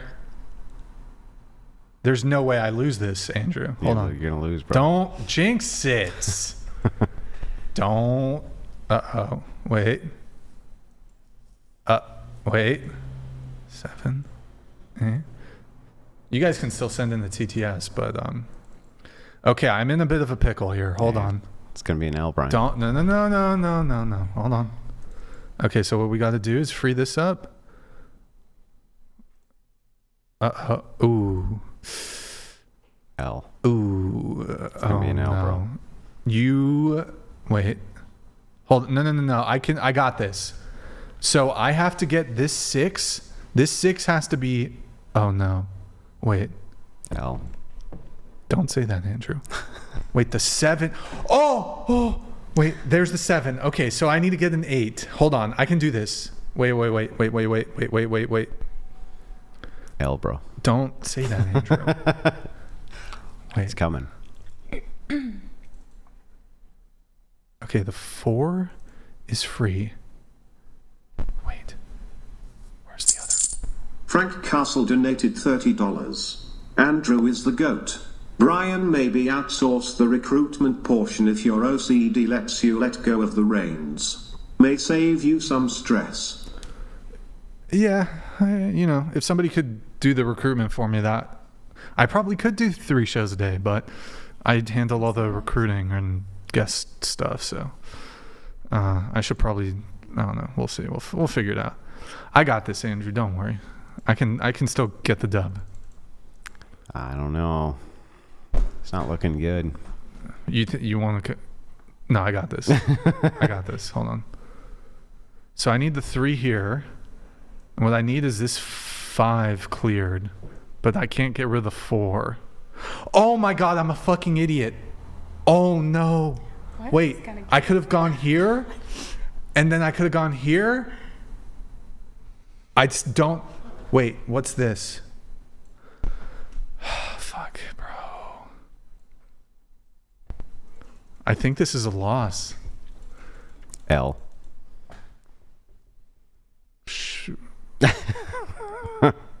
How do I have all? Oh my God, dude. Okay, I concede. I have to concede this game. All right. Fuck. Good talk. All right, guys. Final call. Last call on the Daniel TTS. Nosseri donated $20. Last call on Andrew TTS. is Tyler Durden and Brian is Ed Norton. Project Mayhem 2025. Wait, what's that? His name is Robert Paulson. Oh, Tyler Durden. Andrews and Brian is Ed Norton. So I'm the narrator. Okay. Well, thank you, man. I appreciate that. Thank you, everybody who sent in the little messages. Very much appreciated. Okay. We are going to how do you say? I think what we do is I have to say, Alpha Smasher donated $20. Why doesn't Batman like solitaire? There's no Joker. Terrible. I am never gonna financially recover from this. Jesse _ James _ Ide _ Raw _ Die donated $20. Happy birthday, Natalia. I hope it's been the best day. Whatever, sweethearts, purple heart, love, Monster Jess. Who's Natalia? Is that somebody at the table who I don't know your name? Who the fuck is that guy? Who's Natalia? Okay, thank you, man. Thank you, Jesse. Appreciate it. Let's see here. Okay, if you want, you can get your last in, but GG. Well played. To the panel. Does anybody here do OnlyFans? Vansomnia donated. Oh, no, you do. Yes. Yeah. As a 33 years man, everything I have is because of my own effort. When women find someone real, they get scared.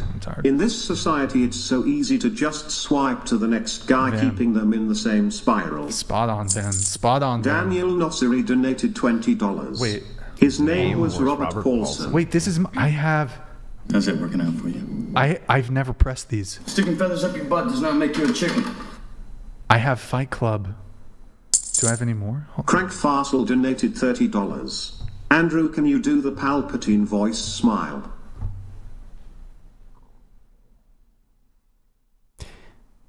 The Palpatine voice? Yeah, you can do. Ah, shit. Now I have to do it on the spot. Let's see. Sticking feathers up your butt does not make you a chicken. Garrett Nichols donated $20. It surprises me that women don't fight back transgenderism. It's lowering your value. It's like a Wish version of you. Fight back the fakes. The greatest meme I ever saw was like a woman going back in time on a time machine and like a transgender woman saying, "Thank you so much for giving us rights to vote." And I'm just saying, dude, I'm gonna get so much Okay. All right. So, GG, well played to the panel. We're going to do a Twitch raid. Who are we going to raid? Let's see. We just did Woe Grandma. Do Woe Grandma again. All right. We'll do Woe Grandma. Wholesome moment, I guess. Yeah. All right. So, last thing. Let's pull up Twitch. I know she's got Fig Newtons, dude. She looks like she has Fig. Somebody asked her if she has Fig Newtons. Go to twitch.tv/whatever. Drop us a follow and a Prime sub if you have one. That's twitch.tv/whatever. Drop us a Prime sub if you have one. You can go to Amazon. If you have Amazon, you link it to your Amazon Prime. You link it to your Twitch. It's a quick, free, easy way to support the show every single month. It's been 22 minutes since we last got a Prime. I think it's Bug Boys. Yo, before we end the show, Dutch, PlayStation Gamer, thank you for the Prime. Can we get to 92,500? Help my OCD out, guys. We need 8 follows. 8 follows. If you got the follow button available, help my OCD. Get us to 92,500 followers before we end the stream. We got the Discord, discord.gg/whatever. We also have debateuniversity.com. It's the craziest course ever. It's the best course. It's the best. Yo, thank you for all the follows. Silverhand, that guy plays World of Warcraft. For sure, Big Dad Walrus. That's not the only big thing he has. We got Squirrely Whirly. He's a squirrely guy. We got Syntax. We got In Sync. We got Nacho Deegs. He likes them nachos and the burritos. We got Ericsson 1207. Look at that guy, Ericsson. He's probably Swedish or it's Norwegian. We got Dialt 250. You know him. He's a great guy. Oh, who we got here? The Dutch PlayStation Gamer. He dropped us a Prime first, then dropped us the follow. We got Kind of Hero. Oh my goodness, we got Psychedelic Gorilla. He likes to do drugs with primates. What a fucking guy. Johnny Spiral, fucking spiraling out of this universe. Thank you, bro. We got Welsh Sauce. That guy, that's a sexual innuendo. But don't forget that's Zach or Coca.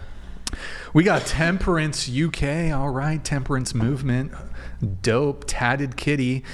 I'm sorry that it's harder for you to find a husband because of that. Her Daniel Nosseri donated $20. Cooler you are Hammer. All screaming, all steaming, crap of the world. A lot of Fight Club references. It's... Wait, fuck. I got something. Hold on. I got something. Advertising has us chasing cars and clothes, working jobs we hate so we can buy shit we don't need. Slaves with white collars. I see in chat, hold on. I see in chat the strongest and smartest men who've ever lived.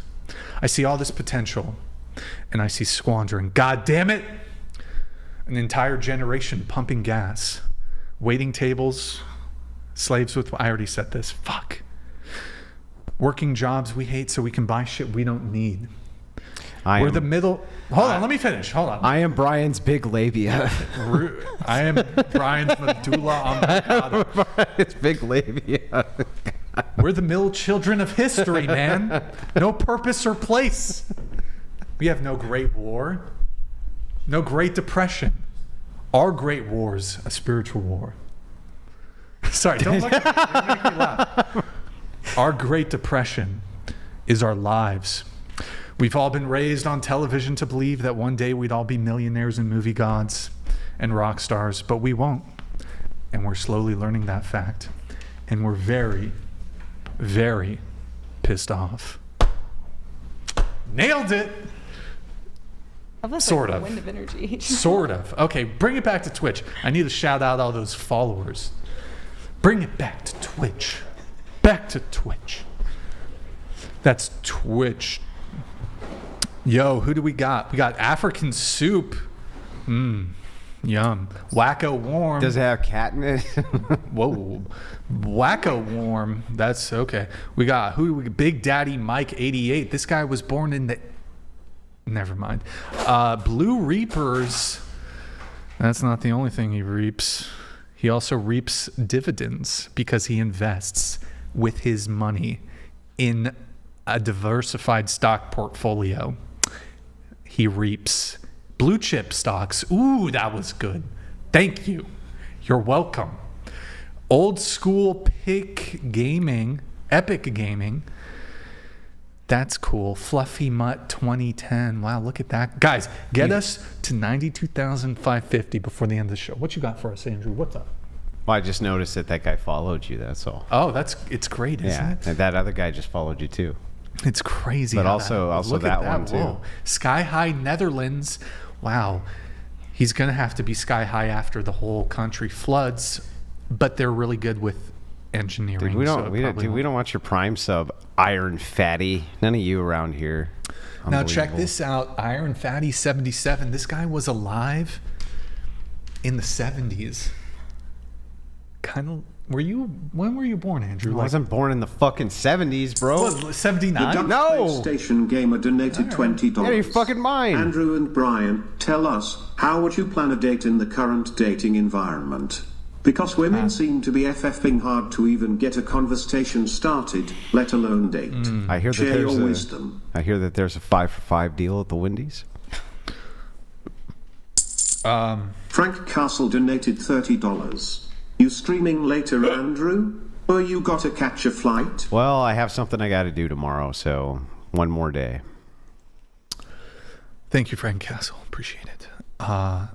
What was the super chat asking? How would you plan a date in the current dating environment?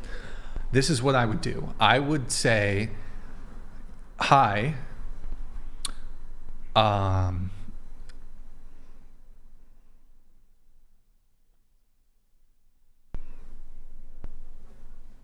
Come over. That's it. That's all I would do. Come over. Keep it simple. Keep it simple. Keep your hands to yourself. I'm not that kind of guy. I don't do that on a first date. You girls, all you girls want is one thing, and it's disgusting. Money? Women want only one thing. No, they want money. Sex. All these girls, all you guys want is sex. Sometimes a guy wants to cuddle. Can't a guy talk? Can't we just talk? You just want to... Can't I want you to just hold me? But no, all you want to do is have sex. Pisses me off, man. Roth_PSA donated $20. All right. Way out of line. That sounded like a good prologue to your upcoming book. God damn. Twitch chat better than YouTube. Shots fired. Boom, shots fired. Roth. Thank you, man. Appreciate it. Okay. Let me, thank you for all the follows on Twitch. Let's see here. I got to do my little outro spiel. Oh, Debate University. Guys, you got to go to debateuniversity.com. gotta go to debateuniversity.com. Get the course, Verbal Combat, if you want to obliterate your foes and master debate on some hoes. That's what's up. I just made that up off the top of my dome. So listen, guys, 80 plus videos, 6+ hours of content. Andrew Wilson will handhold walk you through how to become a master debater just like him. And the Thanksgiving's coming up, Christmas is coming up. You want to fucking spank up, serve up your liberal relatives at the dinner table and make shit awkward? And it's right around election season. You come in, we're coming into a big election. You have to you have to stop these progressive scumbags in their tracks immediately. The shizzle. Mm-hmm. It's true. That's so debateuniversity.com. There it is. Boys. Buy the course. Buy it. Get the course. Also, Big Labia Matter. Also, like the video. Also, Big Labia Matter. Also, like the video. So, guys. Also, buy Debate University. Also, Verbal Combat. Yeah, also do that. So, thank you to everyone who super chats, donates, and supports the show. Last call, hit the like button, please, on your way out. Thank you for tuning in tonight. You could have been anywhere in the world, but you're here with me. I appreciate that. We will be live again Sunday, 5 p.m. Pacific. Sunday. I have a special guest from Dariel_Frank Castle 512 donated $20. Would Andrew consider giving a class in person? I wouldn't mind flying out to meet him in person and take the course. We should talk about that, like some in-person event. That could be interesting. We'll see what the future holds. Live again Sunday, 5 p.m. Pacific. Any girls who want to be on the show, DM out, whatever, on Instagram if you can make it to Santa Barbara Sunday show. I got some special guests coming. I'll give you a hint. The person, there's a photo in the studio, and this person knows this person. So we'll see. Okay. All right. So there's the hint. Okay. 07's in the chat. We're going to do a Twitch raid. Let's do it to Whoa Grandma. Let's not do it to Whoa Grandma. Let's raid Whoa Grandma. Let's not. Awkward. That could have been. Hey, let's. I don't want a wheelchair over to her nursing home, bro. Don't. She is not in a nursing home. I don't think. She is fully functional. Does she have Fig Newtons, Brian? She does. I know she has Fig Newtons. Ask her if she has Fig Newtons. Somebody ask her if she has Fig Newtons. All right, let's get the audio on. Okay, boys, we're going to raid Whoa Grandma. Guys, she's 82. Be nice. We're going to send her a raid. 10 seconds. Thank you guys for watching on Twitch. I hope you guys have a good night. Drop us a follow before I send you over there. Drop us a Prime sub before I send you over there. Be nice, guys. Tell her what's up. All right. Thank you guys for watching on Twitch. Hope you guys have a good night. No, she said something about the evoker, and she got banned for a whole week. I can't believe that. Oh, Am I doing any professions? Oh, shit. I do not have any. Is whatever coming also? We have a raid from whatever. I don't even like Fig Newtons.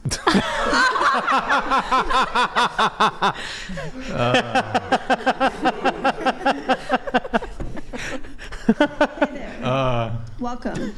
That's good. Like we were wrong. If I was gonna have a cookie, it'd be double Dutch chocolate. You didn't even realize.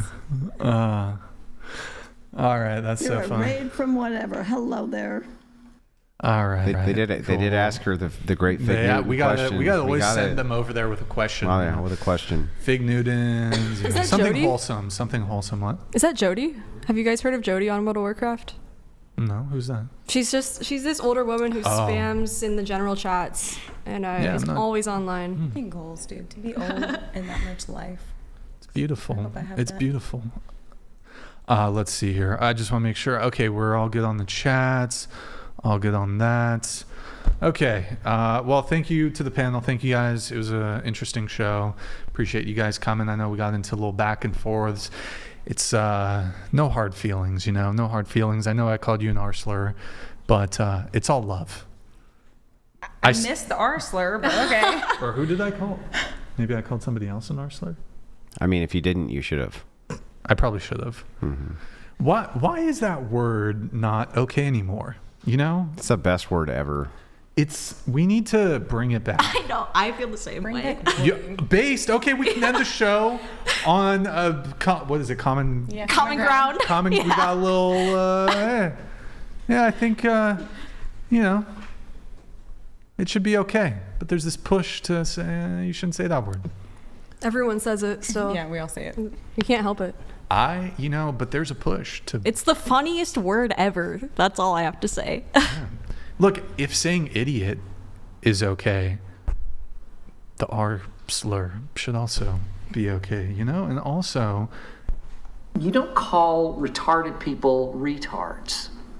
It's bad taste. You call your friends retards when they're acting retarded.